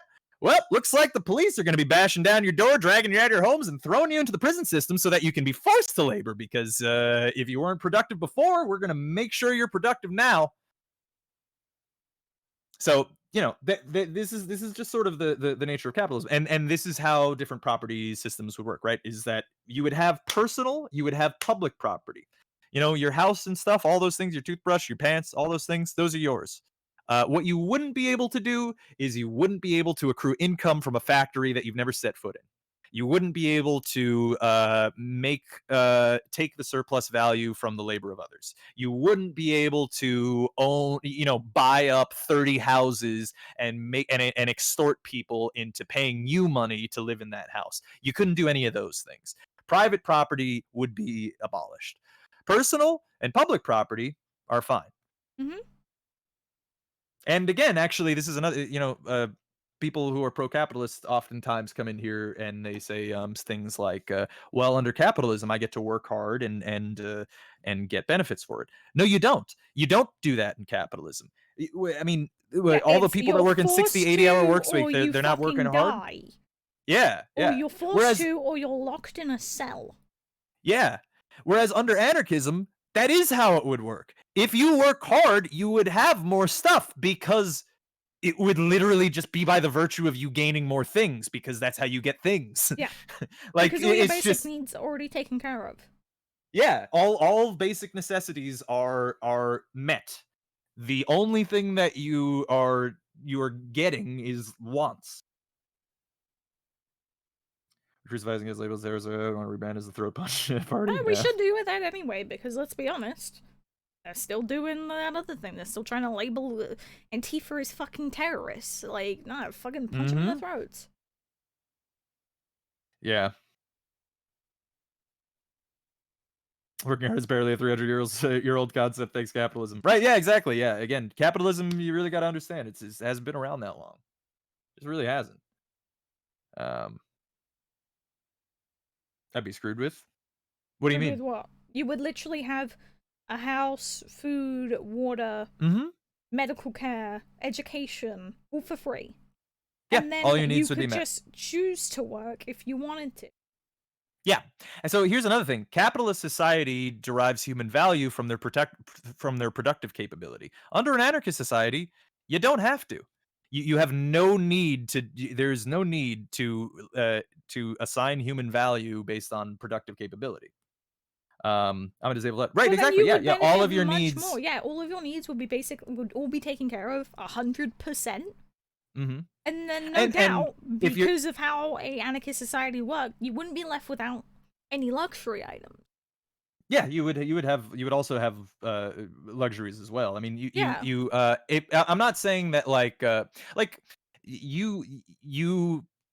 so there's a thing that happens in capitalism where they consider people who are disabled to be unproductive and therefore useless. This isn't true. I mean, obviously, you're talking to me right now. You're capable of doing whole lots of things, Yeah. things that you You don't could need to do be or sat could in a not do, factory or to be anything to society. Like, Mhm. it's just And you a don't even lie. necessarily. Here's the other thing: you don't have to work either. No. If you're not capable of working or producing something, then don't. You don't have to. Yeah. It's in an anarchist society. You don't need to. These things are not necessary. You would have all of your basic necessities met for you as well. Um, for free. It's not very vague. Well, How it's do you not for think it's paid not for for? free. It's how Well, do you think things are paid for now? Like, yeah, it for free is not a good way to describe it. It's not for free. It's that we all make the things. yeah, And how it works right now is we all make the things, and then some rich people go and they grab 95% of the things and they say, "We have those things and you guys get the 5% of the things." In this society, how it would work is we make all the things and we collectively also get all the things. Mhm. So it's not really free is not a good way to describe it. Everything takes work and time and money in our capitalist society, at least. Um, so yeah, I mean, those things are going to be when in society's anarchist going to need society maintenance, there need is not enough production. things produced to fulfill the needs of everyone. You're Why? talking about the tragedy of the commons. Yeah. The thing is, we have passed the tragedy of the commons literally centuries ago. It does not happen. We produce enough food to feed the entire world once over and then half the world over again every year. And yet, of that, and that's just America, by the way, that produces that food. And yet, we can and yet we throw out almost half of all that food. You know why? It's to maintain profits on that food. That's why we throw that. And on top of that, right now in America is only about like 2% farmland. It used to be like 90% farmland, but we don't need 90% farmland anymore. We can feed the entire world almost twice over on 2% farmland because our farming practices have become so much more efficient. So yeah, the tragedy of the commons isn't actually a problem. You're not going to run into a situation in which people are legitimately going to be running out of food and water and all this shit. But sure, let's imagine that there is a situation in which there is a starvation or a famine or something or whatever. Well, I mean, we would probably have come up with some sort of a system to deal with that type of situation in an anarchist society. That's kind of the whole point is we would collectively decide how we would deal with that type of situation. I don't know. We could have a lottery system, random draw, first come, first serve. I don't know. I'm not sure. What we would have basically how we would decide this is we'd have a lot of people talking to each other, pitching ideas, seeing what sounds good and what sounds wrong, and agreeing, disagreeing, arguing, fighting, yelling, all those things that liberals like to say you can't do, you can't yell. I mean, this is another thing, by the way, is that you should accept that an anarchist society would also involve some hearty debate and some yelling and some emotions, I know, where people passionately defend their opinion and their argument for things. Yes, because stable societies just fall from nothing. My god, are you this fucking ignorant? Your first thing was coming in here saying, I'm from the UK in a communist place and I had to wait in line for foods. Motherfucker. Wait, what? Do Motherfucker. you think that the UK is communist? No, Is that what you said? Ukraine. Oh. Motherfucker. Wait, We're not yeah, saying how old are you? this falls from nothing. This is an ideal society of how an anarchist society would work. We're not suggesting this falls from fucking nothing. Hold on, though. Hold on. You're from Ukraine, and your profile picture looks like you're about my age. Those things that you experienced in Ukraine, that wasn't socialism, brother. That was capitalism. That's after the fall of the Soviet Union, and the capitalist moguls decided to come in and destroy all the fucking nations of the Warsaw Pact, and they've continued to do so. They're continuing to do it today. But yeah, no, it is really funny when I see that, because I've seen that argument too before, where it's just like, I'm a Ukrainian-born citizen. I'm 23 years old, and the kinds of things that socialism did to my country. Because it's not socialism that did that to your country, motherfucker. That was capitalism. You were born before it fell, great, but how long did you live there? Because literally, like, how old are you? Are you 30? Are you 40? Because again, unless you're like 60 or 70, you did not live there Yeah. under socialism. Like that's a horrible and pointless argument. But anyway, what was the original stupid thing that you said? Stable societies just fall for nothing. I don't even know what that's even in reference to. What, It's a what are you even reference talking because about? we're talking about how an anarchist society would work. And he's Oh, going, yeah, and he's right. going, but it just falls from nothing? So socialism fell 70 years ago? Okay. Wow, it's amazing that I have to point this out to you. For the first about 10 years of your life, you're not really much of a cogent individual. For your first 20 years of your life, you're not very politically aware. Then, once you start getting a little bit older, you start paying attention to how the world works and stuff and what's going on. So, no, the Soviet Union didn't fall 70 years ago, it fell 30 years ago. But the thing is, if you were living in Ukraine in the last 70 years, then you probably were seeing the destruction of the socialist states that existed in that country and the creation of the capitalist state that exists there now, and led to all of those horrible material conditions of your youth that you're probably thinking of. If you were talking about if you're 30, 40, whatever, right, and you were born before 1991, then what? You were a little child during the first days of capitalism, and you saw the horror of what was happening there.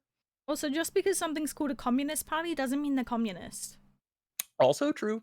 Considering, you know, we have communist China. They ain't fucking communist, motherfucker. That's not what communism is. Distribution of work is probably since the Keynesian New Deal era didn't go to the top 1%, which maybe 100K a year. Yeah, exactly. Yeah, like if production had actually, if productivity, if wages rose with productivity, the minimum wage should be $25 an hour. Actually, the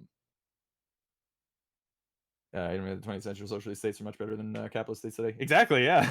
Like, I mean, again, I'm not a defender of the Soviet Union. Not a big fan of them. Yeah, no. But they certainly were a lot better than the capitalist states that we've been living in our whole lives. I'll tell you that much. That is definitely true. How do you know? Because I can read things. You never lived there. Yeah, and you didn't either. That's my point, brother. You got to understand that you also didn't live there.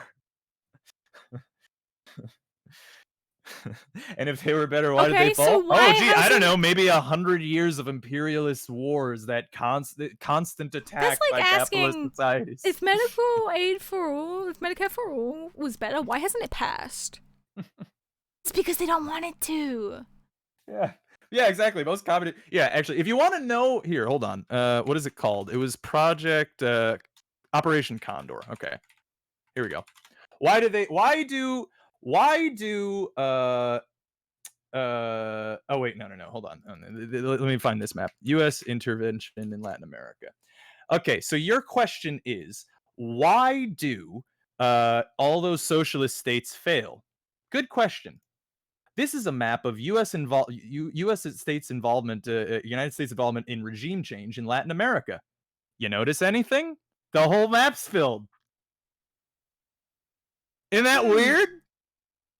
Isn't that strange? That doesn't seem suspicious. It seems like whenever people decide to rise up and defend themselves against the capitalist interests, the capitalist countries, that's us, then send death squads and military coups and brutal dictators to slaughter and genocide their people to maintain the capitalist system. I wonder why those places might have failed under the constant bombing and murdering and genociding. How could that? Why did they do that? Why did that happen? You don't know me. Don't assume anything. Well, you haven't answered any of our questions about you, so like, are we just? Yeah, I've been very accommodating. I've been answering all of your questions. You haven't answered a single one of mine. My God, you do argue like you're 12, and I'm gonna be honest, you don't look 12.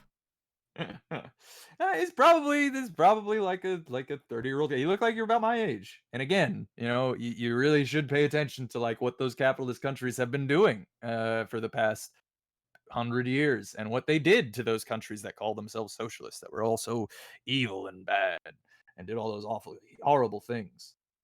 Just let me. You know how much Well, oh my god. your age? You want my social Your too? age? Your age? Well, isn't Oh, it man. dangerous that we know that your online persona is called Tracer Man and it's a picture of your face? You're on about not giving out personal details. Your face is one of the most personal details you have. God. This guy Excuse buries me, his, money age, in age, sex, location, please? Like, you're okay with saying what country you're from. yeah. You're okay with having your picture online, but your age is just like your social. My god, you're a dumb fuck.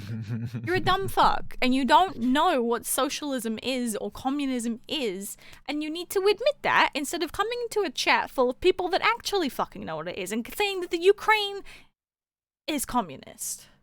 Yeah.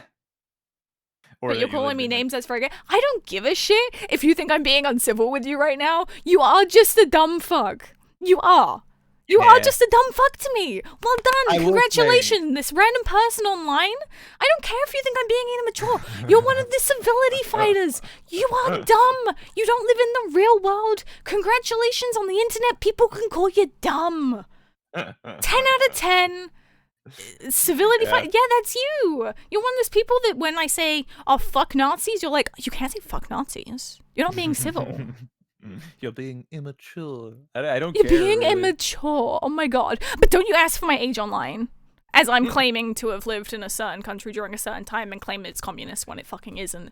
And when we try to explain that the country wasn't actually communist, you have a hissy fit. Like, come on now. That's your opinion. No, that's the opinion of every single person in chat. Chat, what's a hissy fit? Well, maybe if you Googled it, you'd know. We are talking. We are not talking. I am That's just mocking like your you. opinion, man. Yeah. I'm mocking you, and so is literally everyone else in chat right now. You know, Thought Slime was right. We do. It's been a higher volume today. Right? Like, yeah. I mean, I'm kind of digging it. I don't know. Yeah, Do you I'm guys getting like to when we dunk yell. on? I'm getting to yell so much at dumb little fucks. Oh no, I'm not even gonna ban him because he can yell into the void because he can think he's important. It is nice, yeah. Yeah. But yeah, no, it is funny. You know, look, my man, I'm just trying to tell you. The only thing that I'm trying to tell you is that you've been lied to. Look, I know that you've been lied to because I was lied to. And it was only when I became a leftist that I started to discover all the things that they really started lying to me about. You No, I do should- not I particularly would enjoy you recommend. mocking people. Well, guess what? You can leave too. No one's forcing you to stay here, and I don't give a shit.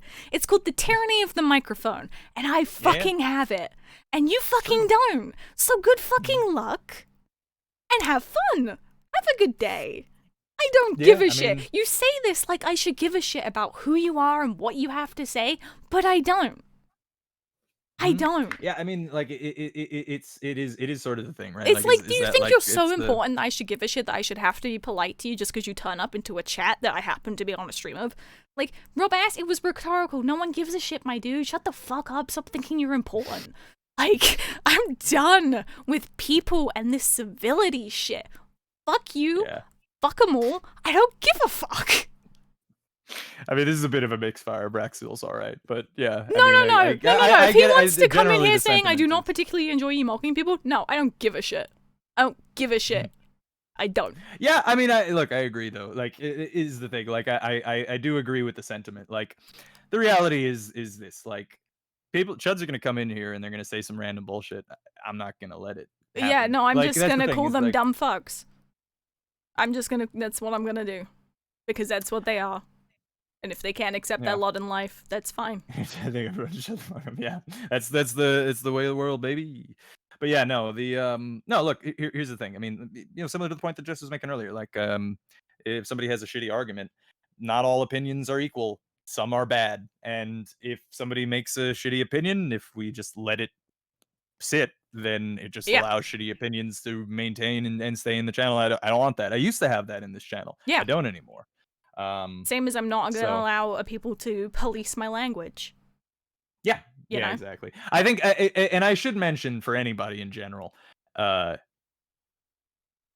especially with what is leftists, this? but also like with us, and then also just as a general note, especially with leftists, if you go the tone policing route, I'm gonna It's tell not you great. to fuck off. Yeah. And you're not gonna be welcome, and you're not gonna be greeted tend anymore. to- And we're just gonna ignore you when you talk.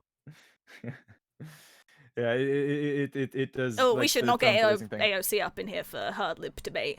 Yeah. Oh yeah, the foliage might take a second because I We just had a used fight. it, but it Yeah. should work in a minute.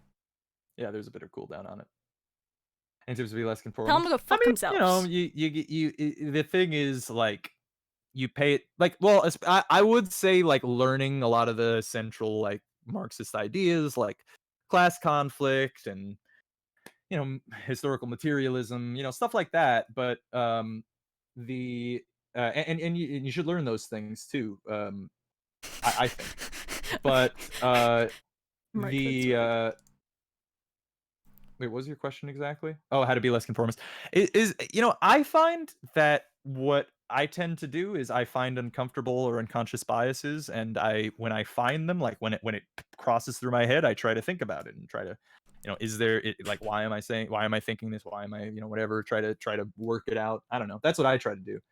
Um is the market really that bad of a system of distribution when no stock market exists and most companies are co-ops? Yes, because well, so here's the thing: markets aren't natural. So markets exist. Typically, markets were originally created to provide for armies and for military campaigns.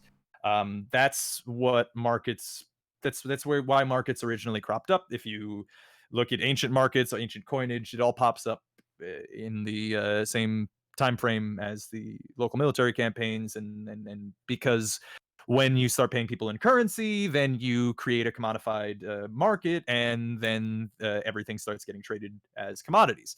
Now, here's the thing: when everything starts getting traded as commodities, everything starts getting traded as commodities. Food, water, air, housing, shelter, like all of these things are commodities under capitalism. This is the extent For of example, what having a free market society is, and Well- what an economic system of market forward what's thinking is, happening with water right now? Mm-hmm. Like, there's stocks on water, Mm-hmm. which is Yeah. just a crazy concept to think about. Yep, water futures. But I think market socialism is an easier idea to implement from current day society. If market socialism, by market socialism you're talking about social democracy, like the kind of thing that, you know, Bernie Sanders was advocating for, it would be better, but it would always trend back here because, again, it's just liberalism. It maintains capitalism. It justifies capitalism. It says that the market should maintain and provide for us, and that the market is the solution to our problems. Under social democracy, it's still just a regulation of capitalism, which is just what liberalism is as an ideology. Liberalism just suggests that capitalism should be maintained but regulated. That's all social democracy is. No, I mean the cooperative ownership of the means of production and the existence of markets. Oh, okay. So like, market socialism in the sense something similar to China, then, like a state capitalist type system. It means that all companies are co-ops, so you have worker control. So it's, oh, I see.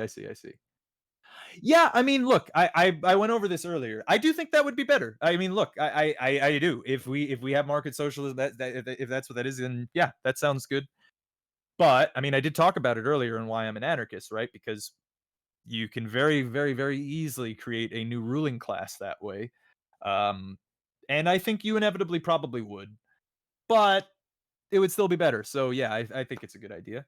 But yeah, I mean, just in a general sense, again, I'm an anarchist and I think those things are better ideas. I think we should do anarchist ideas, but I mean, some SOCDEM ideas are good too, and socialist ideas are good too. I mean, a lot of different leftist ideas, a lot of communist ideas are good too. Like, I'm really kind of an agnostic leftist in the sense that, like, you know, I'm for doing things that help people be, you know, have a better life. If that means that it's SOCDEM shit that I can fight for, then I'll do that. But it doesn't look like the SOCDEMs want to fight very much, to be honest with you. You've been watching them on stream with us? Oh yeah. Oh yeah, Philosophy Tube's great. Actually, Philosophy Tube has a good series on liberalism. Yeah, we've watched them quite a few times on movie night. Heavy, large, and others creating power imbalances. Right, exactly, yeah. And on top of that, right, I mean, that's still, if you have a market socialist society, right, you're still deriving human worth from their productive capability. What do you do in a market socialist society? How do you provide for, like, for instance, the disabled or other people? Like, what happens in that type of society? I mean, I would want to assume that the basic necessities are cared for, but I mean, even if not, I mean, and then yeah, we're creating new cliques, new groups, new things where different people would have outstretched wealth. And on top of that, what if you get into situations where we have, like, for instance, say climate change, and say the oil workers union is the biggest union or whatever, right? I mean, there are some issues with that vertical power structure, I think, anyway, or that we could run into. um Nightbeat is also doing an amazing channel. Yeah. Oh yeah, I linked a non-compete video earlier today. But yeah. So yes, I mean, but I do think it's a good idea. I would happily support any kind of movement towards that end. Yeah. Um, Yeah, mass production for unfortunately, immigrants. with UBIs, there is a lot of issues. Like, everyone being paid a certain amount every month would be incredible, but a UBI in itself is so easily exploited that it's like, why put up rent by this much a month? Yeah, it's the difference between equality and equity, right? Yeah. Like that's a UBI. And it's a reason why American conservative libertarians have long held UBI as, like, a central tenet of their ideology for a long time. But I wanted to read Pomper's message because that's actually a really good way to describe it. This is a good, succinct, definite description here. The market is just a bad concept because it unites production from need, or it unties production from need. It creates a surplus production that is a waste of resources, and it relies on rarity to make a profit, that thus usually producing too much while being incentivized to produce less than needed, thus leaving people in want. And yes, that's exactly how it works, right? We don't actually have, now you see a lot of people talking about, oh, we overconsume. We don't overconsume, we overproduce. Yeah. That's why we have these huge fucking landfills. That's why we burn up all our food and throw out all this trash, and send our recycling to India so that they can burn it. Like, we overproduce, and the reason that we overproduce is because of what Pomper just described. Because of the nature of profit. Remember, everything under a market-based economy is governed by the profit motive, not by whether or not things are good, right? It's about whether or not things are profitable. That's it. Solely that. Nothing else. There are no other considerations besides whether or not the thing is profitable. If it is a bad thing, but it is profitable, it is still done. Like fracking or oil drilling or imperialist wars or whatever. It doesn't matter about the moral nature of the thing, in that case. So, but if they raise my rent to adjust the UBI, then we punch them in the throat for putting up basic necessities. But see, that's not the actual central issue, right? The difference is, I would get $1,000, but a black family living in the projects, like a single mother living in the projects, would also get $1,000.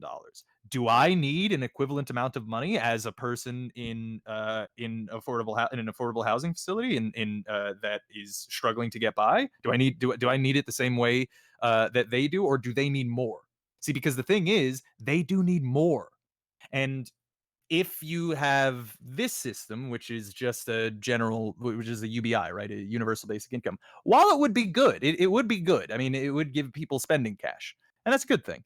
And it's actually okay. So UBI is like Dave & Buster's. Okay, you guys ever been to Dave & Buster's? You go in and you buy the tickets, and then you use the tickets to spend on the games or things or whatever, right? That's what a UBI is. We already pay, like, the money that they're giving us is ours, right? It comes from tax dollars, which means that it's just our money, right? So they give us the tickets to spend because capitalism requires you to spend. You need to consume because we need to produce, and we need to produce because we need to make profit, right? So in order to make that profit, we need the people to consume in the first place, and in order to get the profit in the first place, the people need to have the money in order to make the profit, right? So in this case, the idea of a UBI is like a Dave & Buster's thing. But the problem is that there are people who need more than other people, right? There are people that need more help than other people. There are people who who need different things, not just money. They need other things. There are other things besides money that they need. They need they need programs. They need shelter. They need educational opportunities. They need training. They need they need a whole lot of other things. And just giving them $2,000 and patting them on the back and saying, hey, skip on your way, good luck, you got the money now, it's not good enough. It doesn't help. It's in, and what it inevitably leads to ultimately is just exacerbating the same kind of inequalities that have existed already, because I mean, all we're doing is just kind of moving up the bracket a little bit. Again, I'm supportive of it if people want to do a UBI, but I do think it would inevitably lead to the same kind of issues that we have right now, and it would probably get bloated depending on what it's tied to, and then fuck people over as well. And also, inevitably, I'm sure that it would almost certainly be, it's in America, right? So it would almost certainly be affected by systemic racism, and I think probably the marginalized would not only not get the $1,000 or the $2,000 or whatever it is, but they might even get less. Yeah. Well, considering people still haven't had that 1,200. Exactly, yeah. That's during a pandemic. Mm-hmm. Yeah. So, it's there are other considerations and stuff. And then look, there's also the here's one of the benefits of the UBI in my view, which is that if we achieve a UBI, even though I think it will ultimately be a bad thing, if we achieve a UBI, it starts getting people thinking that the government can actually do things for you. And that's good. Especially, that's a good thing. It's gonna pass that realization of, oh, this isn't just like some free handout. This is just our tax money. This is our money already. This is, we're just actually getting our money. You know what I mean? Because that's a lot of the hurdle people have is, where will the money come from? I don't think they literally cannot grasp the reality of how rich America is. And they don't understand that it's just like a tiny handful of people in charge of a whole country's worth of money. I think it is a temporary mental measure, similar with similar. Yeah, no, again, agreed. Like if it were possible, like if it were really on the, could lean more progressive, fucking go for it. Especially if we had some things in. It doesn't mean rent goes up by $2,000 a month. Yeah, because I mean, like, this is, if we're going to allow the corporations to just exploit the extra $1,000, and they're just going to take it. That's just another way to extort extra tax money out of the people. Actually, at that point, Yeah,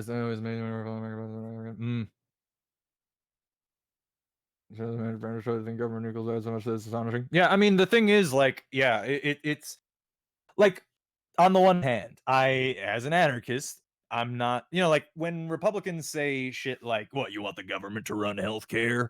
And, like, as an anarchist, obviously the answer to that is no, I don't. But I would rather they ran it than nobody. Yeah, I mean, yeah, like, the alternative currently is that the oligarchs run it, and they're killing us. And the government will also do the same thing, of course, but they're a little bit more accountable, in that we can publicly attack them more slightly, at least. So, and plus, things are horrible. So, look, I'll take what I can get. Again, a UBI, fuck it, yeah. Healthcare for all, run by our fascist government, whatever, fuck it. Like, it would be better. Like, shit's horrible. So, the UBI would be cash in hand, passing from the government to the individual would essentially be a lump sum cut from taxes or anything I have to pay. Well, I would hope that it would be, if it's not cash in hand, then it wouldn't really be a UBI. If it's just a tax allowance, then nothing is really fundamentally changed. Like the point of giving the cash, right, is, again, it's the Dave and Buster's tickets, right? It's saying here, it's this it's a sports bar thing that has like a bunch of like arcade games in it. Can we go? Yeah, sure.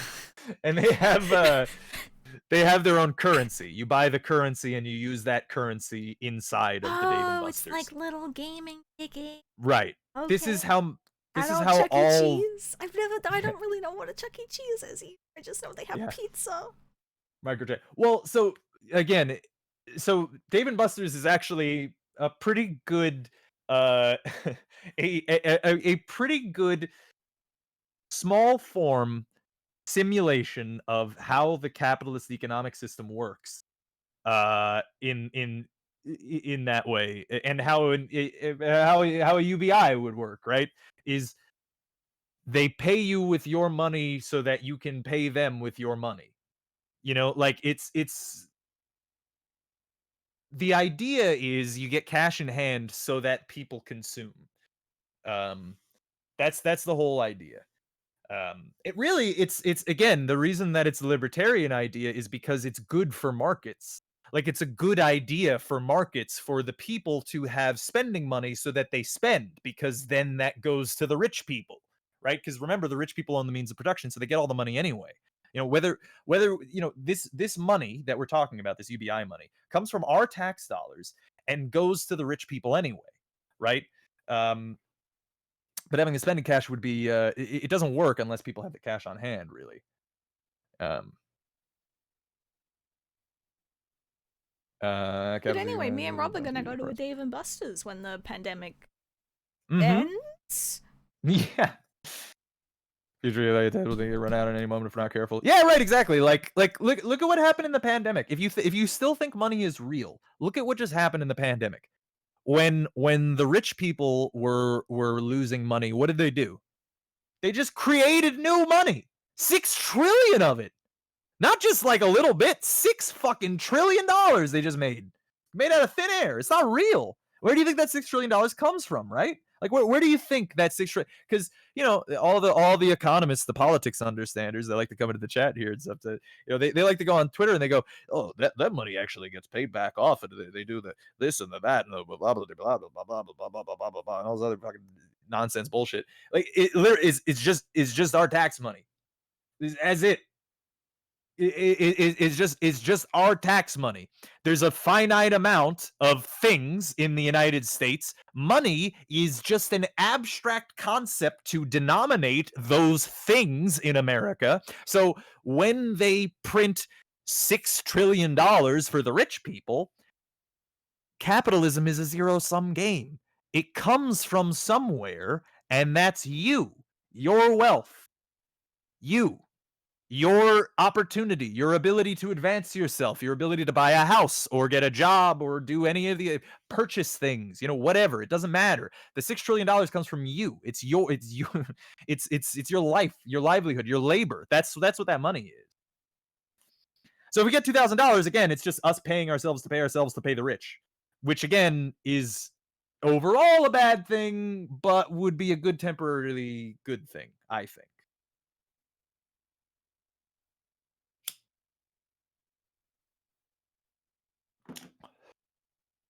Really great on the top, and we might have been able to colonize Mars right now. Yeah, I mean, look, if America hadn't destroyed the Soviet Union, we probably would have. Like, keep in mind, right? Like the Soviet Union, before it collapsed, and at the very beginning of the Soviet Union, they went from a brutal monarchist nation that were one of the poorest, most educated countries in the world, or least educated countries in the world. The people were so poor they basically farmed fucking dirt there. And within 5 years of the socialist revolution, the Russians were flying rockets out of the fucking atmosphere. In fact, they tell us this bullshit about how we went to the moon because we wanted to, because it was about American excellence and all this other bullshit. That's not why we fucking did it. We did it because we had to compete with socialist technology that was getting so advanced so quickly, because it allowed people the opportunity to all learn and all have access to education, technology, and information. I mean, not as extensively as I would have liked under the Soviet Union, which is a bummer, but again, it ultimately suck. It's important to continually note these things because there's a lot of liberals who learn the word tanky now. So, but And so we only ended up going to the moon because we were competing with the socialist countries that were technologically advancing at incredibly fast rates. Notice how after the socialist countries stopped advancing, we kind of stopped advancing in the realm of like space and technology and all these things, and we started making copies of copies and artificial scarcity and things that break more and things that die more and things that that you have to keep buying more of, and shitty horrible products that nobody needs, that nobody uses, not advancing any kind of material conditions of anybody or their everyday lives or anything, just creating electric tubes or hyperloops or whatever things for rich people to enjoy exclusively, because that's what capitalists do when they don't have to compete against socialists who want to make things better for everybody. They'll just make things better for themselves. They'll keep building hyperloops and shit. They'll keep building fucking sky space needles and go live in their blimps or their G6s or on their fucking super yachts and leave us all to burn, because again, you're just a dollar sign. You're nothing else. You're a slave. Look, the reality is this: the slave master relationship did not change a great deal when we went from feudalism to capitalism. It's the same relationship. It's functionally the same thing in the workplace. It's just the reality of the world there in that case. You made the younger people look bad too. Yeah, why are you bad? Yeah, no, like so and again, like why do you think we've fallen behind on the whole space thing, and then in turn sold it off, privatized it, and then turned it into a military expenditure? Why do you think that happened now that we're not competing technologically with a country that actually wants to like do things for the sake of advancement? I think under a society in which people were able to do the things that they wanted to do rather than being forced into labor that they didn't want to do, that isn't necessary, like for instance telemarketing or any of the other bullshit jobs that people are forced into do for the sake of maintaining profits under a capitalist system. If people weren't forced to do horrible, shitty, terrible things, they probably just do things that they want to do, and those things that they want to do generally involve advancing society, because they're humans, and that's what humans like to do. Humans like thinking of new things and creating new things, and having imaginations and building and making art and making new technology and discovering the nature of the universe and things. We like doing those things, but capitalism stops us. Not socialism. It's capitalism that does. Capitalism says you can't learn about the universe. You need to get a job at a fucking you need to go be a telemarketer and sell old people fucking bunk pills so that some rich guy sitting in his fucking ivory mansion out in Florida or something can collect his money and put it in his fucking Cayman Islands account. That's what capitalism does. Socialism or anarchism, any of these other leftist ideas would allow you to do the things that you want to do, rather than they paid people in stocks that they could use to invest in government-owned businesses like stores. Stocks had monetary value. The working class couldn't afford to not sell them. Who bought them? But those in government, right? Yeah. So yeah. I mean, ultimately, it ended up. I mean, look, you saw what happened with the Soviet Union, right? I mean, like historically speaking, they ultimately created a ruling party. It was corrupted by capitalist interests. Their oligarchs took over and then completely destroyed everything that the Soviets had worked to achieve for decades, and also destroyed all of those other Warsaw Pact countries. And then it led to, I'm not kidding, like you saw, there was a guy in here earlier from Ukraine who said, I saw what socialism did to my country. No, he didn't. He saw what capitalism did to his country. This is something that happens too. There's a lot of expats who come from these Warsaw Pact countries. I see them on Twitter all the time who say, like, 20 years ago, I was in this Warsaw Pact country, and I saw what socialism did: the famines, the starvation, the horror. I mean, I saw what happened right after the Soviet Union collapsed and stuff, and it's like, holy shit, you saw what happened right after the Soviet. That's capitalism, motherfucker. That's what the famines and shit, and the distress and the horror and the destruction, the death that happened in all those countries after capitalism took over as the primary economic system. That was capitalism. It was the fault of capitalism, of course. Can I get a fuck Gorbachev, please? Exactly. Yeah.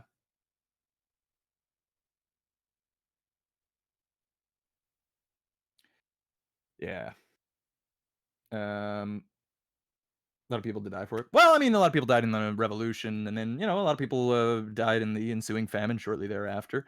But the material conditions of almost everybody in Russia improved significantly over the time that the Soviet Union was in power, and have only actually dropped continuously since Putin and his capitalist fucking thugs have taken over.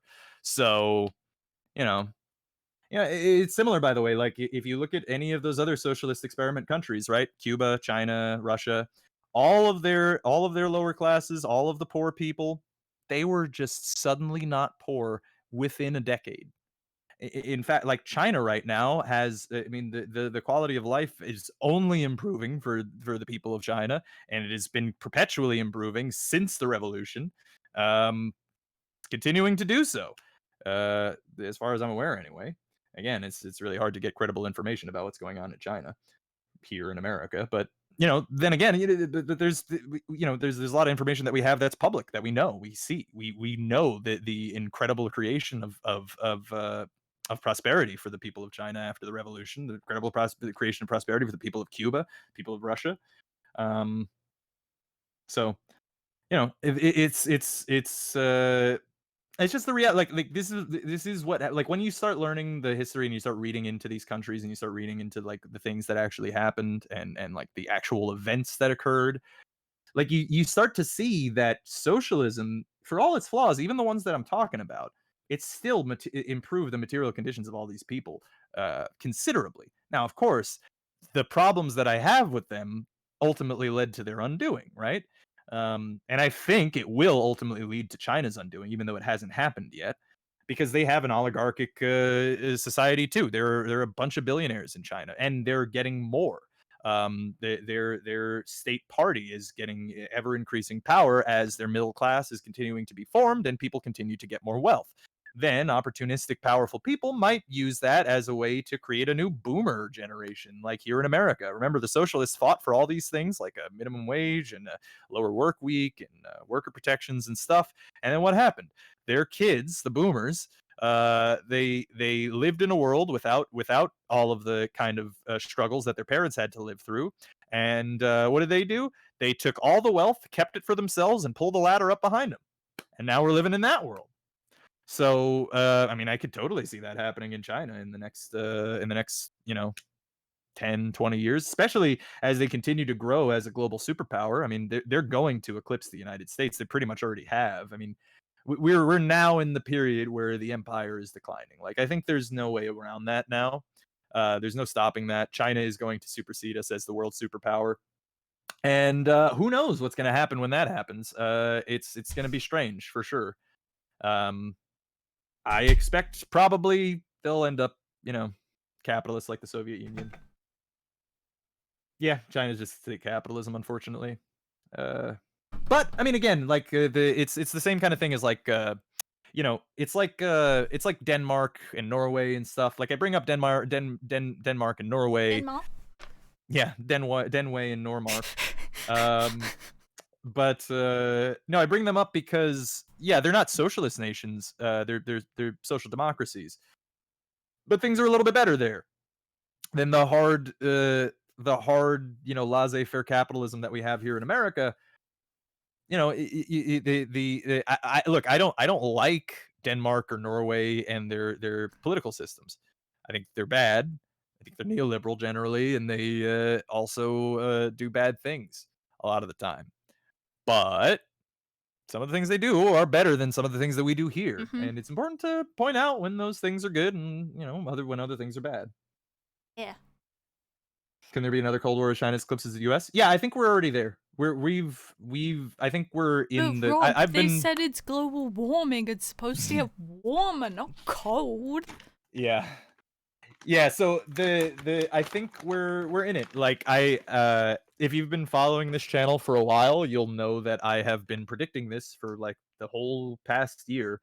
And especially the increasing rhetoric that I'm seeing from liberal propaganda media and all across the spectrum, from conservatives to liberal to the liberal media. Like, it seems like that's what we're gearing up for is like full on total Cold War, which makes sense. I mean, look, the United States made a whole fuckload of money from the Cold War, and we'll stand to make a whole lot more from or when I say we, I mean Raytheon, Halliburton, Northrop Grumman, those guys, they Mhm. stand to make a lot more money with a Cold War, and so of course they would do it, and I think they will. It looks like that's what's going to happen. It seems as though we're going to be fighting over Africa. Would be my guess with proxy wars and sanctions and all this other bullshit. So I expect that we probably will have a Cold War here with China now. Rob, I'm very disappointed. Why? Went downstairs to make tea, not realizing it's nearly midnight, and then I looked at the clock and I said, I can't boil the kettle to make my chamomile tea that's supposed to be my bedtime tea, and now it's all your fault and I blame you. I mean, you can still boil the kettle. I can't, it's noisy. Everyone's sleeping. Well, just take it off before it whistles. Robert doesn't whistle, it makes noise while it's boiling. Oh, that's annoying. It's not like a teapot that you put on the thing where it doesn't make a noise till it's done. You can hear the water boiling. That's also noisy and dangerous. It's not that dangerous. I do it all the time. Yeah, but I'm an idiot. It's really funny how people tend not to look at the many problems of other world emperors and how they fell and how plenty of those same things are happening or have happened here. Yeah, actually, so I talk about this a lot. This has to do with the American education system. That's not by accident. It's not by accident that you don't know that all of these things that are happening now have happened many times before in almost every human civilization across all of human history. The reason that you don't know that is because the history books and the media propaganda around you at all times constantly tries to convince you that things that happened in the past happened in the distant past, like the civil rights movement. That happened in the distant. No, they were in black and white in those days. They didn't know they thought 2 + 2 was 3, and they fucking there's a bunch of wild shit going on down there. There are people still alive right now who are making arguments who are shitting on Martin Luther King and Malcolm X. Still alive, in power right now, lots of money currently. Same kind of thing with ancient people. You know what? If you took an ancient Egyptian child and an orphan and you pulled him here into 2021 and you put him in the American education system, you know what he'd be? He'd be a fucking American citizen. That's what he'd be, and he'd be no different than any of the rest of you. He would be a human being, because there hasn't been enough time for us to evolve. All the people are all the same all the time, and we all go through the same things, and all people have the same motivations, and the bad people often have the same motivations throughout history too, and they actually even use the same methods throughout history as well.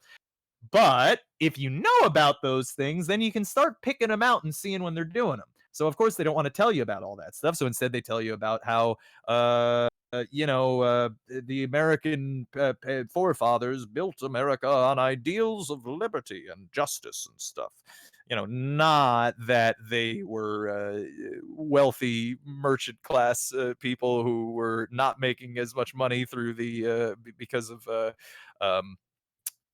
British protectionism in trade, and they don't tell you about all the real things, the reality of what's actually going on in the world. They'll tell you the bullshit. They'll tell you the bullshit, and they'll say, "Oh, the people back then, they wore funny hats and they thought carrots were poisonous. Isn't that weird?" Oh, I wish I had a funny hat.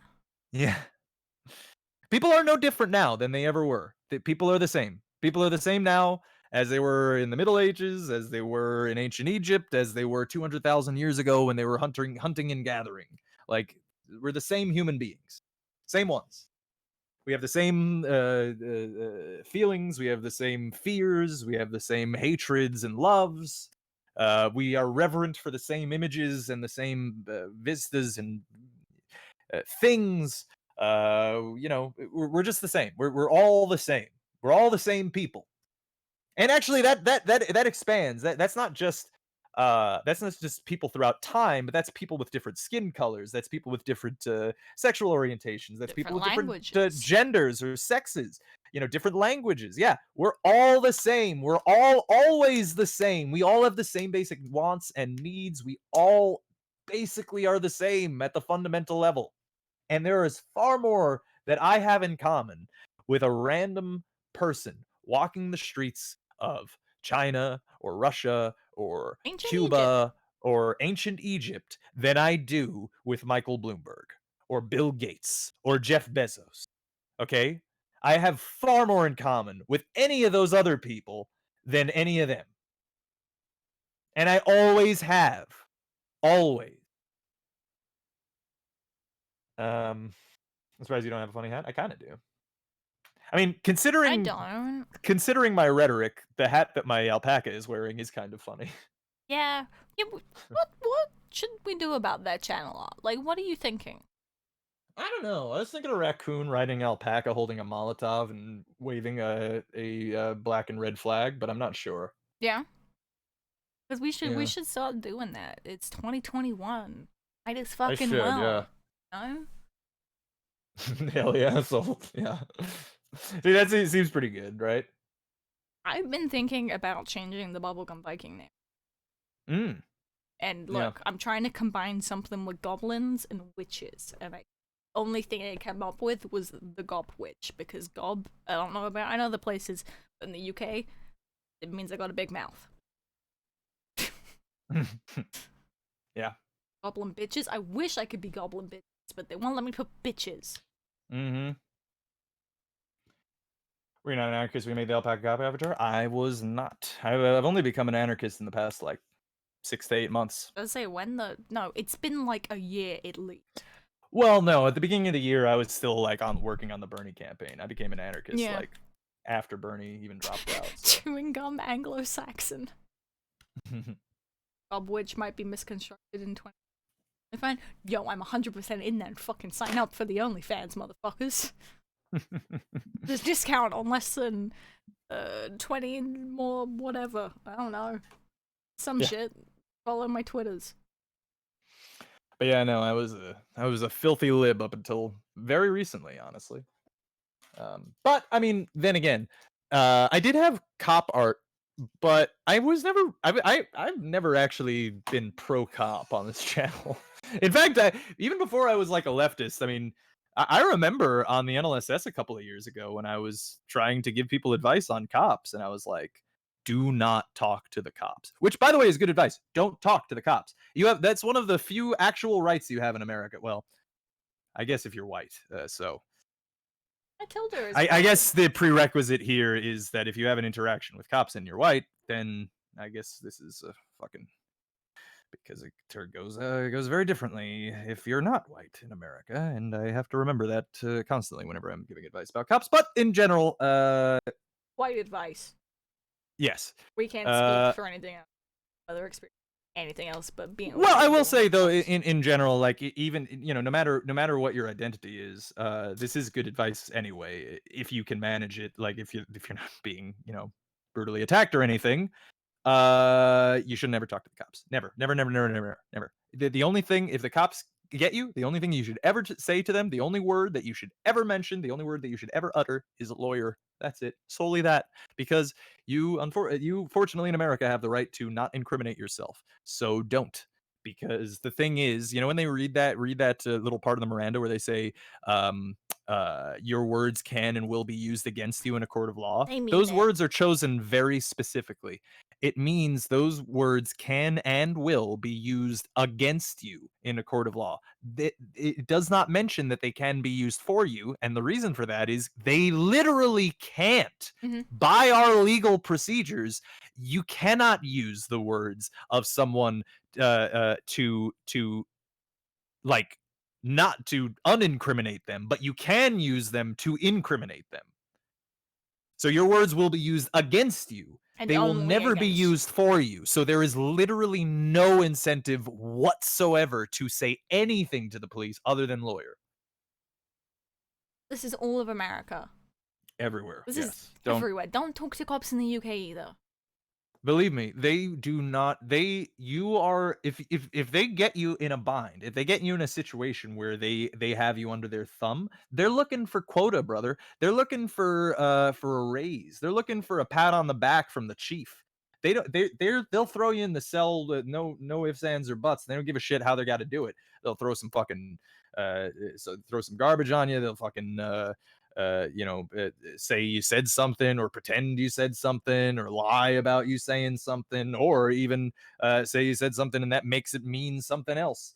So yeah, no, don't talk to the cops.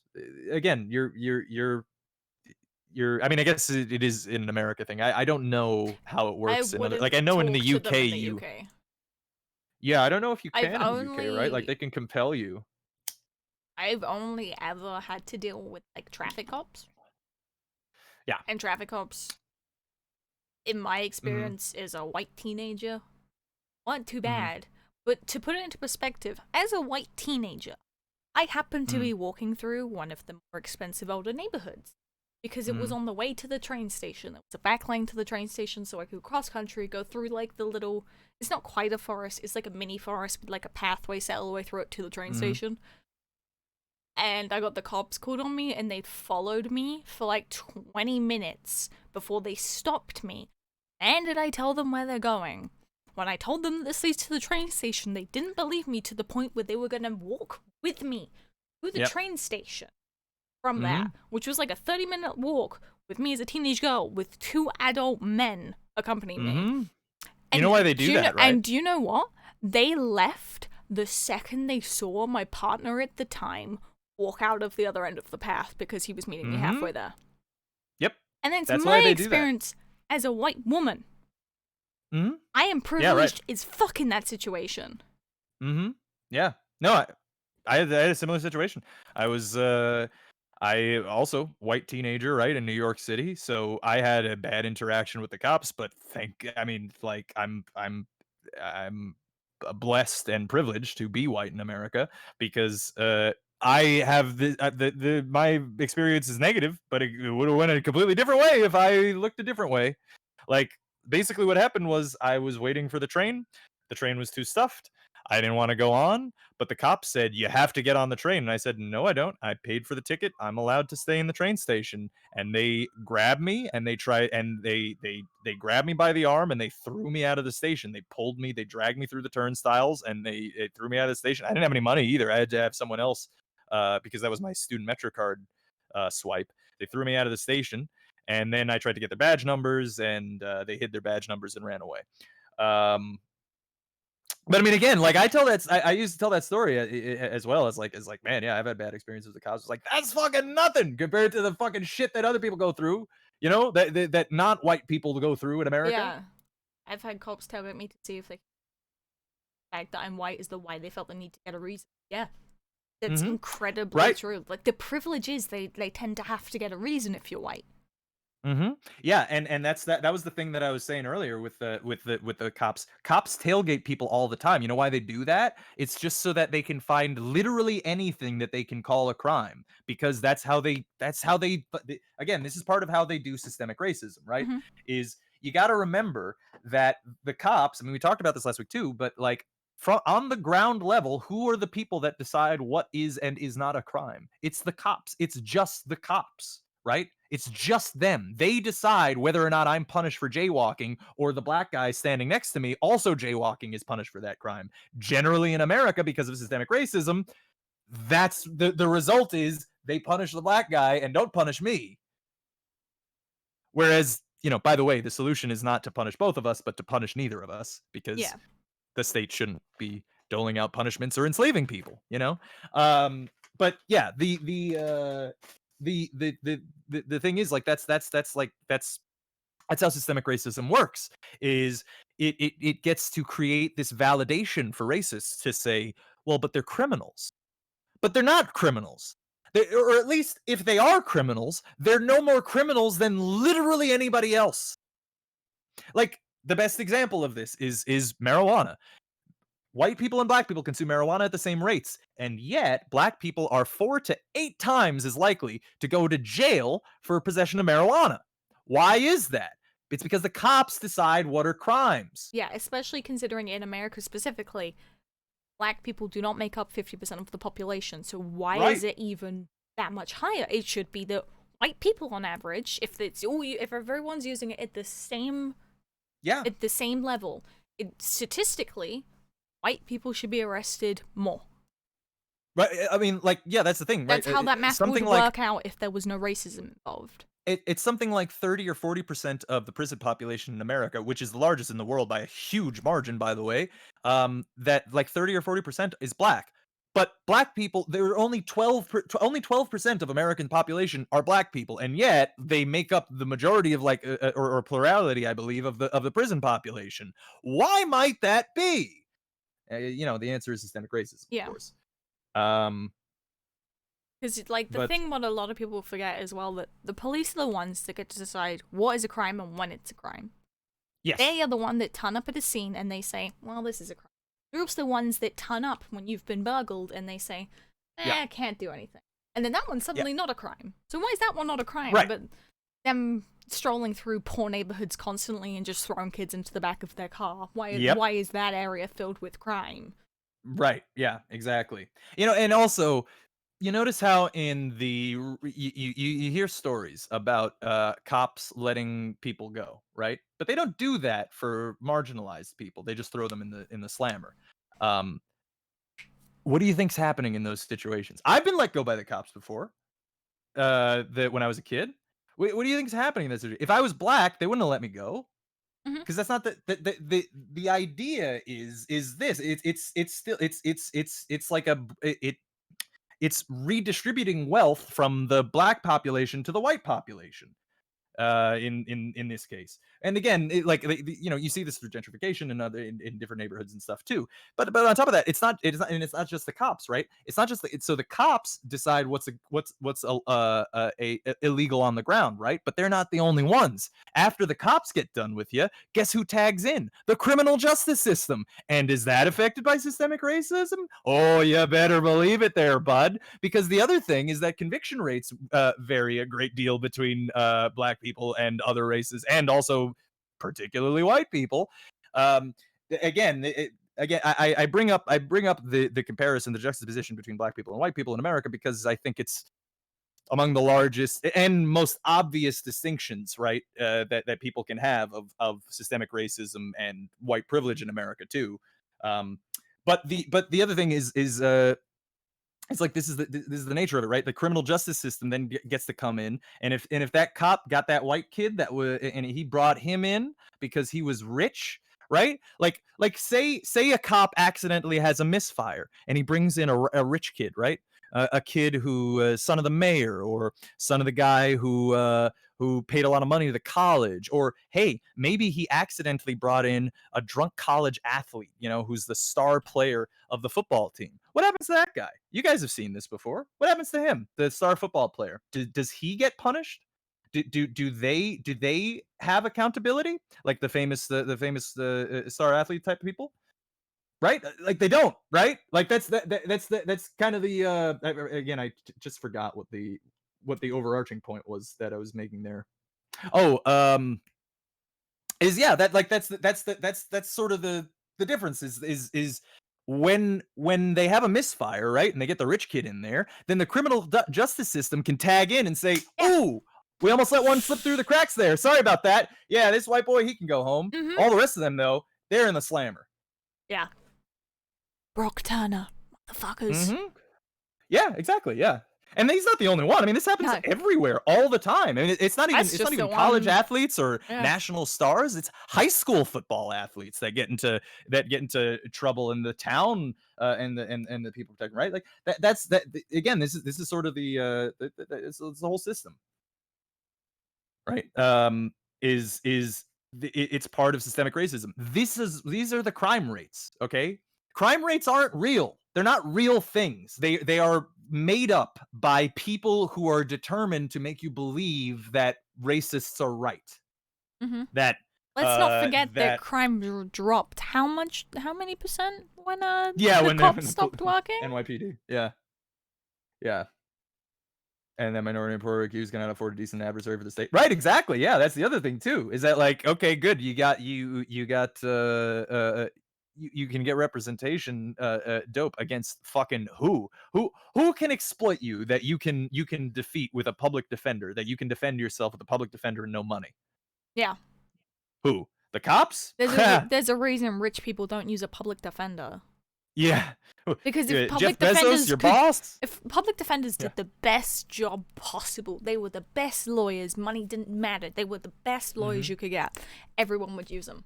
But they don't. The second you have enough money, you know to buy a lawyer. Well, and also, if you look into the history of the public defender program here in the United States, you would understand that it was a bullshit band-aid that was meant to be a temporary solution to afford people uh, affordable legal representation. But then, of course, it was never expanded upon or increased, and public defenders get almost nothing. And of course, they're in fact basically punished for being public defenders because that's how Mhm. the system Yeah, that's what the system wants. they're severely underfunded and everything, and I'm not saying every public defender is out to get you, but let's not Yeah. pretend. Well, they're not trying. Yeah, They're- they're not necessarily trying to get out to get you, but yeah, Let's not pretend that they can do a good enough job. Let's not pretend that they, they necessarily don't have the like resources. you. Like, the one thing you have with paying a lawyer is he's gonna try and defend you to the best of his ability, because he's gonna keep getting fucking paid if he does. Yeah, I don't know if you guys have ever been to court, but I've been to court. I've had a public defender multiple times, and how it works generally is you walk in, the public defender is just there in the court for the day, or for a couple of hours, and he gets all the cases. Yeah. You maybe talk to him briefly and tell him what's going on, and then you say nothing. You sit in a chair while he and the judge, or she and the judge, make some sort of negotiation about what they do with your future. And you can do nothing. You sit back while the two of them argue, like talk about what they're gonna do to you. That's the whole Yeah. that's the public. And then when you're done, then they just move on to the next case. New person sits in the seat. So yeah, I mean the public defenders generally are people who do legitimately want Yeah, to practice law a for the lot of defense of them- people, but they don't. They are. I mean, if you've seen Better Call Saul, you would actually know what that life is like. If you work as a public defender, you get screwed by the state every which way, and basically punished for trying to do it. You you don't. get The punished state doesn't for want you to. working the way you should. Like, Yeah. It literally exists because they had to capitulate on it. And like it was a demand that was made, and they had to capitulate on it, and then they did nothing, of course, to support it, because of course they never would, because they're capitalists. And again, we keep talking about this. Yeah. They're never going to do anything on their own. They were forced into doing the public defender in the first place, and then they would need to be forced to making it better. can we play some Stardew soon? It's been five Sure, and a half yeah. hours. Yeah, we could do that. God, it's so fucking hot in my room. Turn the AC on. I can't. I've closed my window now. Wait, you did it? I did that like a week or two ago, and it sucks because it's hot. And by the way, chat, I'm like basically skinny now, and You I'm are fucking still skinny now. Well, I mean, I got like a belly. It's Kinda. skin. It's not really a belly. Yeah, it does seem like it probably is skin, but I don't Hmm? know. Anyway, but I still overheat. It wasn't being fat. No, I just wanted to prove and validate myself because honestly, like it. I'm glad you still overheat. I'm sorry that you suffer, but it means that my feet will always be warm. Yeah, that's true. Yeah. Because I'll tell you what, right? My feet are fucking freezing. Yeah. I'm sat on them and they're still fucking cold. I require your back. Can I watch Better Call Saul without Yes, having in watched fact, the you stream? Yeah, can start with it and then watch Breaking Mhm. Bad afterwards if you want to continue. Personally, I think it's easier to get into Better Call Saul if you watch Breaking Bad first, because they Agreed. have a slightly different pace. Yes. And Breaking I- Bad is yeah. so much easier to consume and get into the lore of what's happening in that world and how everything's working, what's going. Because then you'll Yeah. get to Better Call Saul and you'll be like, holy shit, how the fuck did he get there? Yeah. Like you don't need to watch Breaking Bad, but I would recommend it because it's Yeah. kind of like watching the Revenge of the Sith before the Empire Strikes, or before Return of the Jedi. Mm-hmm. You know, you can do it, and you would get a similar experience, and you wouldn't be spoiled that much, but you'd spoil the lightning, dude. The lightning's all cool when you see it for the first time in the Return of the Jedi, and then he does it, nonchalantly, and and it's the same kind of thing in Better Call Saul. Like you kind of you'll spoil a little bit of the magic if you end up going into Breaking Bad afterwards, because there are a couple of characters that are just sort of mysterious in Breaking Bad, and then Yeah. they're expanded upon in Better Call Saul. But then if you do it the reverse way, then you're just gonna see characters that are round become flat. Bichamp, thank you for the 6 months of support. Rain stick for you. I'm so glad this was brought up though, because I've been getting the Breaking Bad itch. Didn't I say like a week ago that I was like I was getting that itch again? Breaking Bad's great, man. Oh, now there's El Camino now as well, and that's so fucking good. Oh, El so Camino was good. great. I thought it was real good. Because I was very slow, in my opinion, but drama's very good. It's a very good show. Yeah, it is. It's definitely slower than Breaking Bad for sure, pace wise. And it's also There's like it's there's more of a tone shift. yeah, like the way that Vince Gilligan described it with Breaking Bad versus Better Call Saul before he started it was that Breaking Bad was like 70% drama, 30% humor, whereas he wanted Better Call Saul to be 70% humor, 30% drama. And it's not, I wouldn't say it's exactly that, because it seems like it's more humor than Breaking Bad, maybe. Probably. Actually, yeah. But there's still drama, it's just different drama. And also it's a less, it's more of a, it's almost existential in a way that Breaking Bad wasn't in some ways. Even we are on opposite sides of the spectrum. It's not our way of thinking, it's the right way of thinking. Fuck your right-wing rhetoric. Fuck your fascism. If you ever come in here again calling yourself a fascist or being like, I'm right-wing, but I kind of agree on these points, I'll tell you to fuck off again and I will actually ban you. Go fuck yourself. Fascism is not welcome in here. Right-wingers are not welcome in here. Fuck you. Fuck you. Leave. Also fair.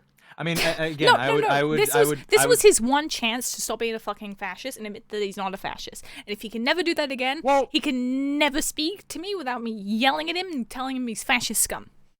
We still didn't explain to him what fascism is. Well, he can exactly. go do that So on his that's own time. And if You're right. And if it's not my responsibility for him not calling himself a fascist. You're right about all those points. And I'm not going to mollycoddle anyone that calls himself a fascist, even if they don't know what it fucking means. That's fair and right. And I think then, do you know what's really going to that. happen? Actual real fascists will come in here thinking they're fucking welcome, and they are not. Yeah, no, I agree. But yeah, and Lurtz, like, it just as a general, like, I think we had a perfectly reasonable conversation when we did, and I hope you did actually, listen to and hear the points, and I hope you were attracted to some of them, and I hope you explore more things, because I could even give you some videos if you wanted to explore a couple of things to understand about liberalism and stuff like that. But yeah, I mean, look, it's what Jess is just saying is right. Fascists can eat shit fascism, and die. Fascists can eat shit and fucking die. And fascists will be shamed and mocked, and it should be socially uncomfortable for fascists to say that they're fascists. You have some books I could read? Yeah, sure. Well, do you agree with Hitler and anyone else like that? Because if you do, you're fucking fascist, and you don't need to read a book. You need to leave. I expect probably not. That would be my expectation. Yeah. Well, then, because again, like, I expect stop probably being a fucking fascist. So I have here. Hold on. I will give you a great reading list that is going to be overwhelming. But this is just like think of this as like a as just an outline of things that you can look at. Shit. Hold on. Let me find it. There's also you're not American, right? Like you were saying, you're from the Netherlands or something? Because I was going to suggest the People's History of the United States, but that probably wouldn't be that helpful to you. You could read like, for instance, stuff. Actually, chat, you can also make some suggestions too. But yeah, you could read stuff like the ABCs of Anarchism if you want to learn more about anarchism. You could read hold on. Let me get you that reading list that I was talking about. Here you go. Here. These are like a bunch of things. Obviously, this is overwhelming. There's a lot of things in here, right? Um, don't worry about it too much. You don't have to like, you know, read it all or anything. But I mean, you know, if you find a topic that seems interesting that you would be interested in reading about and learning about more, and reading, you know, a lot of people talking about it for years, then that would be a good idea. I would recommend the works of Angela Davis as well. I would recommend the works of Michael Parenti, of Howard Zinn. I'll write these down too. So here we go. Angela Davis, Howard Zinn, Brandon Graeber. Brandon Graeber, actually, especially if you're coming at from a right-wing perspective, you probably have some ideas about like economics and stuff. A book by David Graeber. I said Brandon Graeber. A book by David Graeber that I think you'd really like. I bought for my mom for Christmas. Actually, is called Debt: The First 5,000 Years, and that explores debt in human history and human society, and a lot of the things that you've been lied about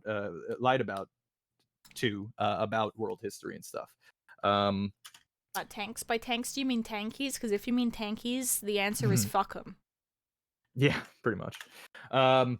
Here, those are a couple of names, but if you guys also have some other things or book suggestions too.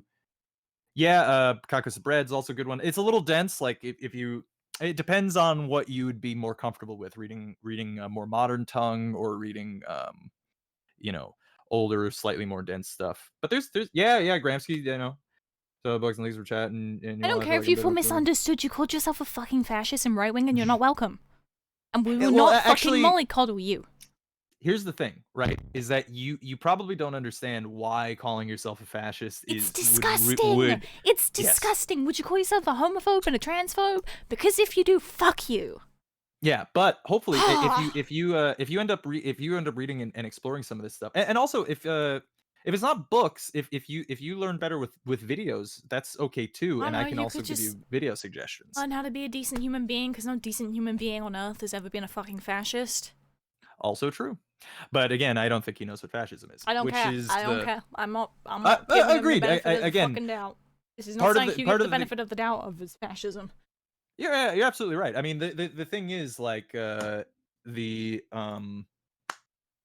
is the reaction that we should have to fascists, pro-fascism, and fascists in the world. Like, just as a general note, because of what fascist ideology suggests, which is genocide, extermination, slaughter on a massive scale. These are things that are not they're not debatable. There's no debate to be had about these things. I don't need to have any kind of reasonable discussion with somebody who's arguing for the legitimate tenets of fascism, because there aren't any. It's not a legitimate opinion or political ideology that should be debated in any reasonable way. But again, I think what you probably are associating with fascism are right-wing arguments that you've heard from other right-wing people who are, you know, either your friends or people you respect or have a authoritative position, which is a different thing than and they might have convinced you that just saying that, like, fascism and communism and whatever, these are just like opposing ideas, and there are different ideas that are good from both things. It's like those things aren't, you know, that's not real. That's not true. Fascism isn't an ideology. It means you're scum of the earth. Yeah, exactly. Yeah. 3 months of being a homophobe was raised up, but then I met a lot of people and learned, so I learned. So now I'm seeking out if I'm being wrong now. Yeah, well, if you think you're a fascist, you know what? That's being wrong. You are. Yes, absolutely, and that's good. That's great, and actually, that's the same way with me. Same way with anybody, by the way. That's how anyone learns anything, or even gains empathy, is just gaining perspective, right? Like, you probably just you heard homophobic shit, you agreed with homophobic shit, and then you met gay people, right? I mean, that's probably what happened. That would be my guess. Is that you met some gay people, you realized they weren't so bad, you realized half the other bullshit that people were saying was bullshit. Yeah. And you realize that people were just people. The thing is, that's the same is true with everyone else. And if you explore leftist ideas, I guarantee you might have the same. I guarantee you're gonna have the same experience. I really think you would, because if you continue to explore these concepts, and especially if the concepts sound attractive to you, you there are you'll Yeah. you'll The have the thing same is, though, experience, right? Like you'll get the perspective and understand why some of the things would have, like some of the things that you said, like why they had such an averse reaction. It probably hit you from left field. You probably didn't know why it was so intense of a reaction, right? But and I'm gonna that's continue to give that you know intense reaction because the thing yeah is, with you being this, I'm not gonna hold your yeah hand for you to get out of it. I'm not gonna mhm, hold your hand to make you a decent human being. You either are one or you aren't one. You can choose to learn yourself how to be a decent human being, or mhm, you can fuck off. I do not have to be there for the ride, and no one else does. And no one else has to be true. civil to you or polite to you. It's not my responsibility to teach you how to be a decent human being. You should just fucking be one. And if you Also believe true. in basic human rights for human beings, no matter their color or no matter the language they speak or their Mhm. gender or their sex, Yeah. if you believe in that, you're not a fucking fascist. But if you're gonna call yourself one, I'm gonna treat you like one. Yeah, that's true. Yeah, and I expect you don't have a lot of those fascist ideas. I think you probably don't. It really seems like you don't, in my opinion. But until you can admit you can't, fuck you. Oh yeah, and that's fair. You should understand that's how fascists get treated Because here. But yeah, it's the most um, calling yourself a fascist is up there with one of the most disgusting things you can. mhm, yeah. Yeah. Oh, and it's yeah, like Emmerich. And by the way, Lurtz, I would definitely, if you want to vouch, I will happily vouch for Emmerich. He can definitely hook you up, especially if you have questions about a lot of these things too. And if you need like reading tips of books and Mhm. stuff, yeah, like I But would absolutely recommend. gonna be Um, honest, I don't think Emmerich's gonna hold your hand through it. If you ever yeah, but say some, but if that's you ever fine. say some horrific shit, Emmerich will Yeah, tell you it's horrific fucking shit, yeah, and you know what? I think that's which is okay a because good I think thing. there are a And he lot of needs people. to tell you if it's horrific fucking shit, and people need to tell you when you say horrific things. I have seen a lot of de-radicalized fascists that have explained that people mocking them was actually helpful. I'm gonna be honest with you. People mocking me was pretty helpful in not being a liberal anymore. Also, have a good night, by the way. Because I saw you saying you're going to sleep. But yeah, and I appreciate that he thanked you for screaming at him, because again, this is I I'm not do gonna think thank him for it. I'm just gonna keep fucking screaming. You guys not no, gonna no, tell me. yeah, that's good. But I mean, again, like the mockery is actually effective in some respects, depending on how you use it and depending in the context. But mockery is effective because the thing that happens with mockery is people will say something, and they'll say something so confidently often, and then if you react just way out there and extreme mockery, Yeah, then they go back into themselves and they go, what the fuck, this is something that I've said before many times. I've never had someone react this way to this.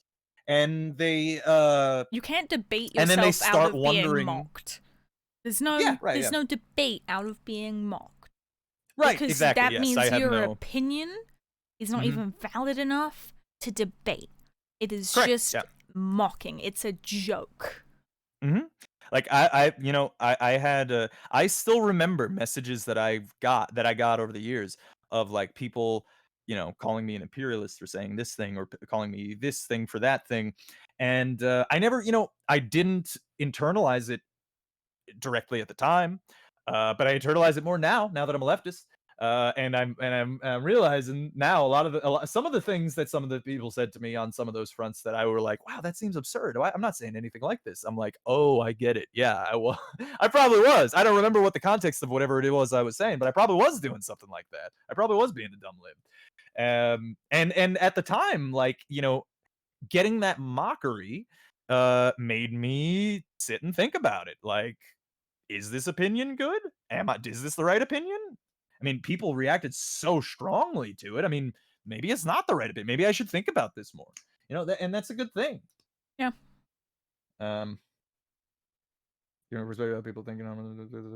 Oh, what did I was stuck in the alt-right Votex for a couple of years in YouTube's algorithm. Yeah. No, I mean that's the thing, right? Is there are a lot of people who have been de-radicalized from the right wing. That's why like when like Yeah. that dude came in here earlier, I wanted to because of how he reacted or how he spoke, it sounded to me like and it still sounds to me like that what I was describing was happening, which is that he had a bunch of friends. All his friends validated those opinions, which is just look. This is how all friend groups work, right? I mean, I've made this argument too about Republicans because people there's a lot of Democrat rhetoric that's going around. They're going, oh, we should defund red states. We should defund red states. Oh yeah, we should defund red states. What about all the Democrats that live in the red states? How about South Carolina? That's a red state that voted for Donald Trump, and yet all the black people in South Carolina delivered Joe Biden the presidency. But yeah, we should defund them, huh? Right? So they say stupid shit like this. So it's again, I lost my train of thought. Yeah, I think with got angry. me, I don't know whether it is like the slight autism or what, but Mhm. any friend I've ever been like not like little disagreements, but if someone's like, I'm gonna be homophobic, I'm just like, no, fuck you, I don't need you, fuck you. And I've done Yeah. that since a very, very young age, like I'm talking like 4. Yeah. Was when someone says something, not that I just necessarily disagree with, but that I hate as a concept, Yeah. it's just no. So I don't quite understand how hanging out with some people just make you into the most inconsiderate human on earth. Well, see, But because that's I the can thing. understand it in words, but like I find that hard to process as a concept because I've Well- never had the issue of like telling people to go fuck themselves. Right. Does Well, that make sense? So, like, for instance, a couple years ago, I was defending the U.S. having military bases in other countries.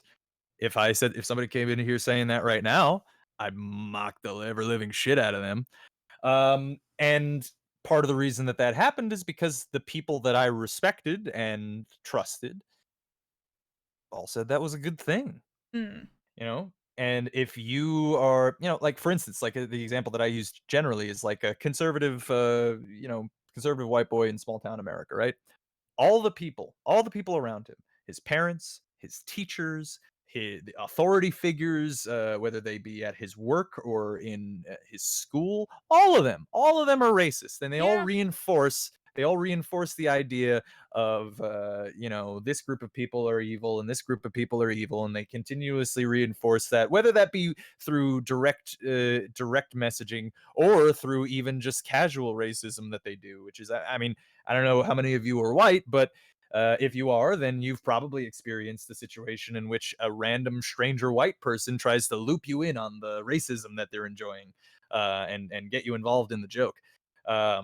Because that's another thing that happens is that the casual racism becomes a common joke amongst these small groups of people. And in fact, I think what ends up happening too is they end up feeling like it's playful ribbing when they do racist jokes, right? Like if they do like a racist joke about a certain group of people, I don't know, liking a certain food or something, right? Like typical racist stereotype ad lib, right? Or Mad Lib.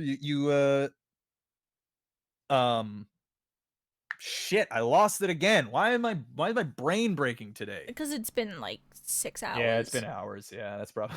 But yeah, no, the shit, I just lost whatever I was just saying. Oh yeah, the casual racism and the whatnot. Anyway, so yeah, it's common, it's normal, right? And it becomes casual, so that you could even see this, right? Have you ever seen a conservative guy try to make like a Mexican joke to a Mexican guy and then be honestly shocked that the Mexican guy didn't laugh?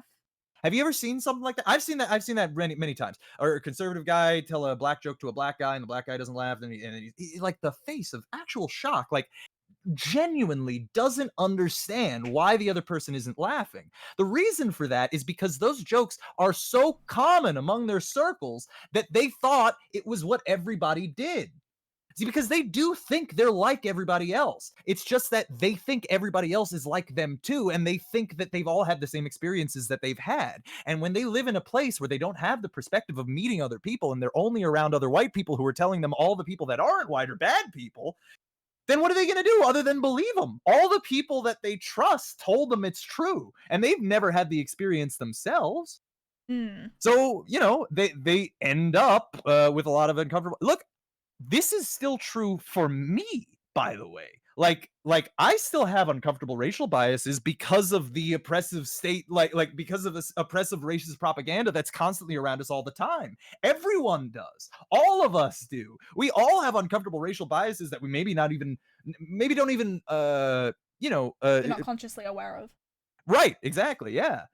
Um and I mean, and that's partly because of systemic racism, partly because it's all around us all the time, and it's constantly being reinforced. But again, this is sort of the point. This is what happens to people. I mean, and this is what happens to everybody in any group of anything, right? I mean, you're constantly, and the social media algorithms constantly keep us in these bubbles as well to make sure that you maintain those bubbles. Because remember, we learned what Facebook did in 2015, right? We learned what these social media platforms do with their search algorithms. What they do is it's not just bottling you up in your community regionally, right, where the only people around you that you know and trust are people that are telling you to be racist, but it's also that when you log onto Facebook, you Hey, DJ! only see the ads that are validating your racist. I'm just gonna mute him.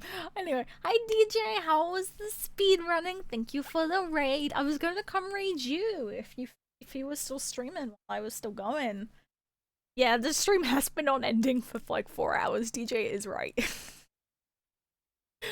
But I think we are actually ending soonish. But we're having our politics talk, seeing how the world is burning. First Saturday of 2021, might as well. I've been screaming at a fascist or someone that calls himself a fascist, and I will continue to scream at them. Running was doing alright? Hell yeah. Almost got a PB Poggers, dude. DJ, did you see the new emotes I added to be? We have Baby Yodas and stuff now. I'm very happy about it. I should unmute Rob though, but thank you so much for hopping in. By the way, this happens with like, for instance, so I'm describing American conservatives here generally in this example. But this is also American liberals that do the same thing. And by the way, I mean it's technically us too. We're still going to be in the algorithms bubble, but it's in a different context because of what leftism is and what the understanding actually is and what it actually is about. But neither here nor there is nuance to talk about that. But but liberals is the same way, right? Like that's why when you see Democrats arguing with Republicans, like Democrat and Republican voters, when they argue with one another, you see them and they say things to one another, and it's like they're talking past each other, right? They're not actually arguing with each other. They're arguing with things that they read about each other. And that's why all of the arguments seem so absurd. Like every argument that a Republican makes to a Democrat, just everything just sounds like just wild absurdity. It's like they look at it and they go, how could people possibly think that? And then Republicans go and they talk to their Democrat friends and they listen to them and they go, that seems absurd, just absolutely wild. How could someone possibly think that? And the reason for that, the reason there's such a massive gulf is because people are stuck in those social media bubbles. They're stuck in those fucking algorithms of validation of that they don't even hear the other fucking argument. They don't even hear, they're not talking at each other. They're talking to themselves about how much they hate each other. But also, doesn't mean you need to look into right-wing rhetoric to hear both sides, because guess what? That isn't a side that's a piece of shit talking. Yeah, right, exactly. I mean, and again, if you're in the liberal opinions are valid, you don't need to hear them fucking all. Because guess what? Some of them do actually just suck cock. Yeah, and if you're in the liberal and conservative bubble, then it's the same thing anyway, right? So yeah, if you think that the Democrat voters aren't racist and sexist, hey, I got bad news for you. You should take a look at the Biden-Harris hashtag in the profile bio. 50-year-old ladies and dudes. Yeah, see what their replies are on a lot of the pressing tweets of the world of the things that are happening in the world, and see if they pass the sniff test on their sexism and racism. because the answer is they don't. They don't repeatedly, often. Um, so yeah. Yeah, no, I mean, there's a lot of things. There's a lot of things. A lot of the. There's a lot to all of it. You know, feels like so little pauses, personal jabs. Who cares? I think yeah, small hands. You know. It's not Yeah. just American debates either. Like, it's so. Do you know why they do that? By the way, it's so they don't actually have to talk about anything else. Mm-hmm. And if you say, if I said to a politician, "Go fuck yourself," apparently that's violence now. That's what they're changing the subject to. By the way, that came out of AOC's mouth. Yeah. This AOC's. is a real bummer. And that's the thing they do now is go fuck yourself, we deserve healthcare is not the same as a violent attack against her. It's telling her to go fuck herself and that we deserve healthcare. Mm-hmm. Yeah. No. Yeah. It's But yeah. No. But yeah. But you're right. The debates. It's theater. That's all it is. It's been theater for political years. theater. And... The more bullshit they can say, the better, because it means they don't have to talk about the thing you're actually asking or asking for. The longer they can delay and the less of answer they can give, the better. That's how they win, that's how they keep making money, and that's how they keep getting elected, is by not saying fucking shit. UK baffles me the realization of US political affairs. Can't imagine wearing a Boris Johnson hat. Oh, well then, wait for the next couple of years, buckaroo, because Brexit's here. You won't need to imagine. Yeah, no, the thing is, like, it is funny because, like, we've talked about this even today, but yeah, I know, like a lot of people from Europe come in here and they go, at least things aren't as bad here. Oh, I got bad news, guys. I got real bad news about what's coming, about what's happening, actually, even currently. But yeah. No, yeah, but yeah, and you're keying in also to a major point of American political rhetoric is that that lionization, that idolization, that pedestal placing for American political figures. It certainly is more common here. Like actually, we're seeing it with the AOC debate, right? Is nobody's addressing the alternative, like nobody's addressing her actual side of the argument. They're just attacking anyone else based on their character or credibility or all whatever, they're gonna right? do is the people that are AOC And- stands are just gonna say out, yeah, you're all violent and you're a misogynist because AOC did the right thing when she absolutely did the wrong thing. And then the people defending her are all going, "How dare you? You don't have the right to criticize a politician." It's just like, really? Gee, I guess I must misunderstand what the term representative democracy is supposed to mean. Yeah. Um, It's supposed to be we let them get away with whatever they want. It's supposed to do what we the Yeah. people want. can't criticize them, huh? Yeah, Also, weird. for the person that said that, I think it pales to the US right now, it honestly really doesn't. We have a lot of very comparable, the exact same situations, especially with Brexit happening. The only thing Yeah. is, and I get why you would think that, because I used to think that as well, is because, in the UK, with the news and everything, and even just social media, the thing that's pushed to us is let's make fun of America. And the thing that's pushed everywhere else is let's make fun of the UK, let's make this, like... Yeah. That's just the thing. We see less of it. Yeah, I mean, I think the best way to know that this is like absolutely the case and a major problem for you, especially right now, is what your quote unquote left party did to Jeremy Corbyn and what they continue to do to Jeremy Corbyn, actually. Because they're still writing articles about pretending that he's anti-Semitic and stuff. And why that happened and who did it, because who actually did it is they released the leaked documents about what did it. It was the people inside the Labor Party. Who actually was inside and what members of the Labor Party?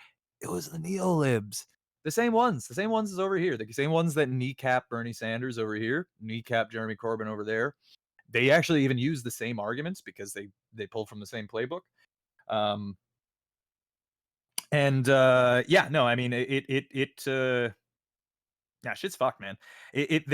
right now, what they're doing to you is they're trying to undermine and destroy your national healthcare system, Yeah, which they which will they're succeeding achieve. in. I expect. Yeah, I think Did you know within 5 that years it'll be gone. so we have a load of Nightingale hospitals, I think they're called, that Boris Mhm. Johnson insisted on spending a lot of money making, except they've been empty since they've been built and no one is in them currently. We could have patients in there, we could have them as specific Mhm. COVID wards, so Yeah. the hospitals aren't mixed with COVID patients and non-COVID patients. Yeah. No, they're sitting empty because guess what? It makes more people fucking suffer. Yep. And hey, That's by the way, the news will be telling you about big bad China and how evil they are and how they started the virus. You know what China's been doing during the pandemic? They built 2 entire hospitals in a week.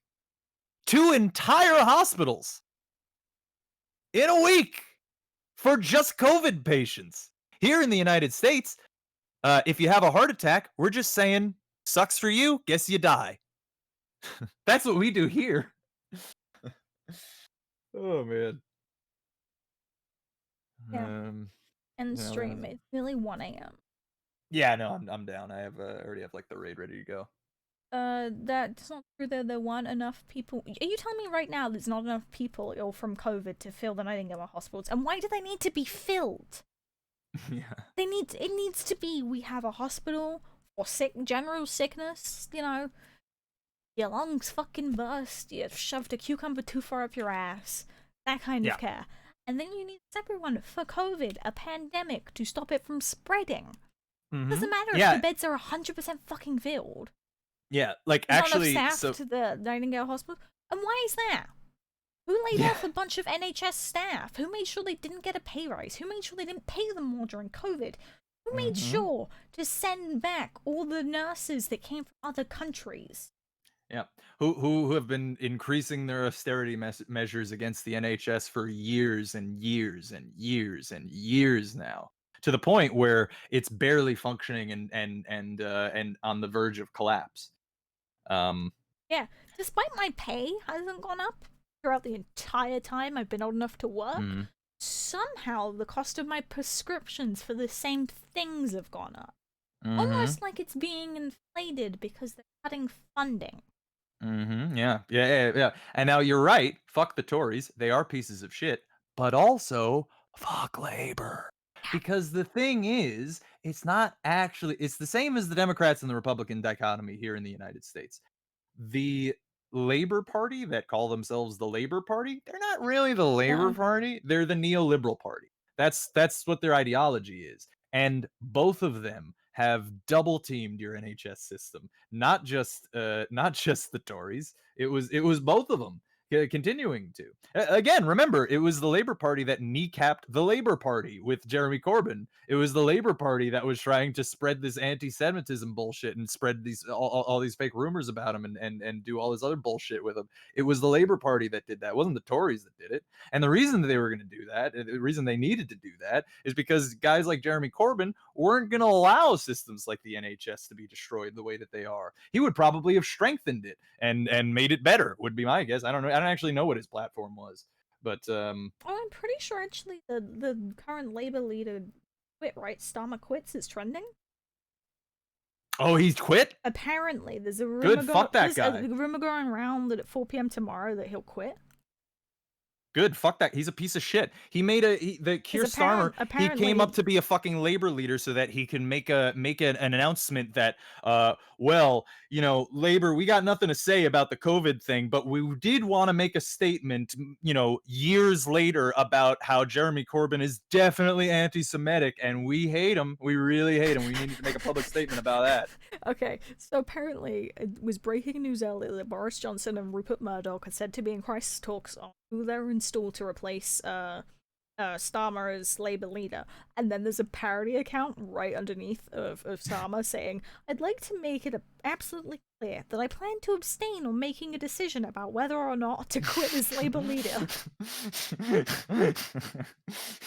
Yeah, that's neoliberals for you. That's no, that's look. So, I mean, that's the thing. That's it's sort of what I'm, and actually why I continue to drone on about like how ideology is the most important, and you're really and everybody's got to start learning those things. Sorry, there's another one. Let's be absolutely honest. If I do quit tomorrow, I will definitely be remembered as the best Labour leader the Tories have ever had.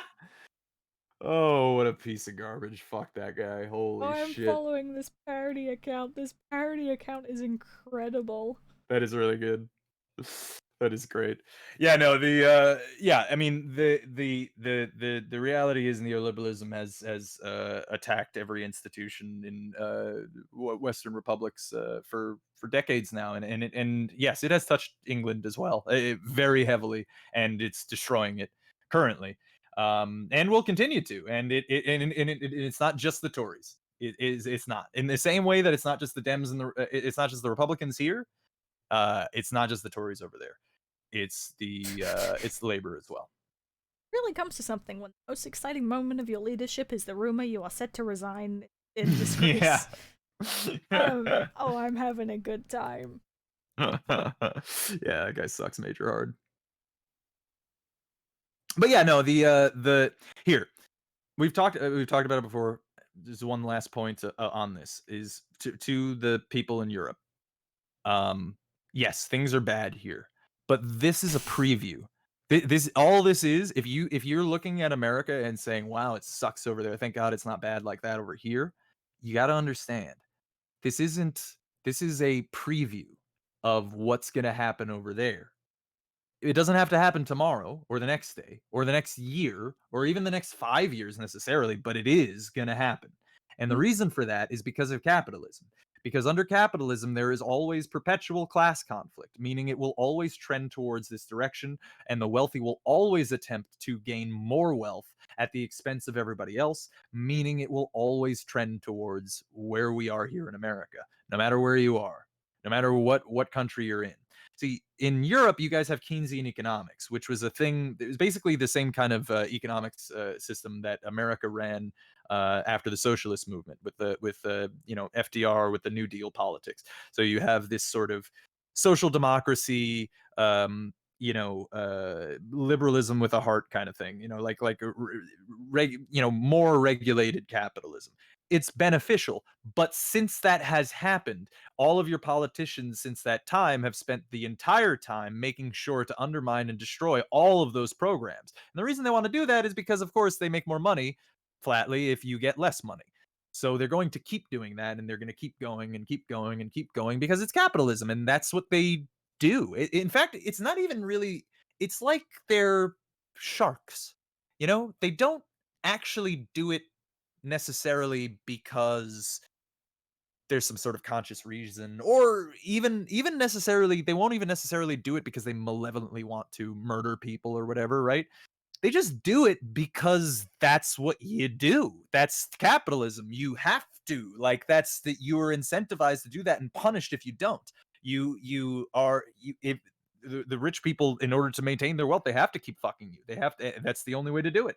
It's class conflict. It is fundamental to capitalism. And as soon as you start understanding class conflict, then you start getting like what their motivations are and why they do things. Okay, I have one more good one. Okay. Rupert Murdoch just told me he wants the children back at school on Monday. No ifs, no buts, no equivocation. Is that how you say it? Mm-hmm. And now I'm scared to fucking breathe. Wait, sorry. So say that again. It's the Starmer Twitter. Oh. Okay, whatever. That one wasn't funny apparently. I just said say that again, and you just didn't. So I didn't. I don't know what it. Okay. I don't know what it was. So I don't know what the joke was. You don't get to know the joke anymore. All right, fair enough. Because of the politicization of dealing with the pandemic, half-hour measure. Yep. Mm-hmm.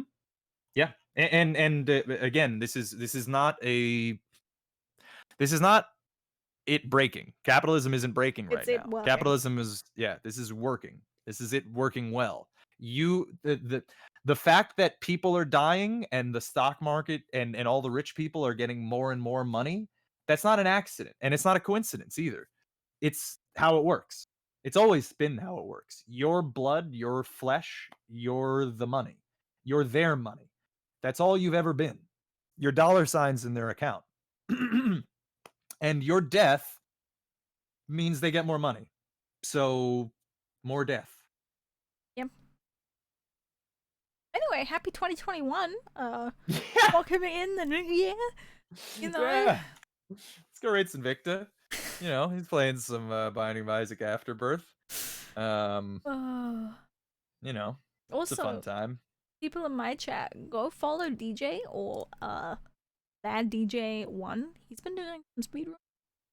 Mm-hmm. Rated me. Follow him. Great.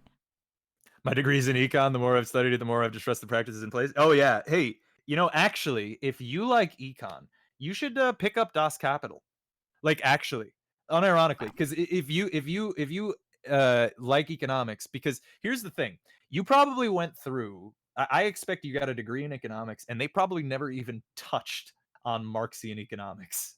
Which, once you read it, you'll understand why that is so fucking absolutely absurd. And like, especially considering how influential it has been to all economic systems, whether they be Marxist ones, socialist governments, capitalist systems, whatever. It all of like these things are incredibly important in understanding economics, and yet they don't teach you it in the econ department for some reason. Yeah, and also, But by yeah. the way, if you come back again calling yourself a fascist, go fuck yourself. Mm-hmm. Yeah.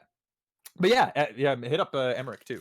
And also, go raid Victor. I love you all, you beautiful people. Thanks for watching. Enjoy. Follow Jesse's Bubblegum Mike, Twitch, Twitter, YouTube, follow her in all the places. Come back next Saturday, 2 p.m. Eastern Standard Time, and we'll do some more talking. I love you all, you beautiful people. So sign out, peacefuls. Mine hasn't ended yet. Sub to my OnlyFans. Yeah. Hell yeah.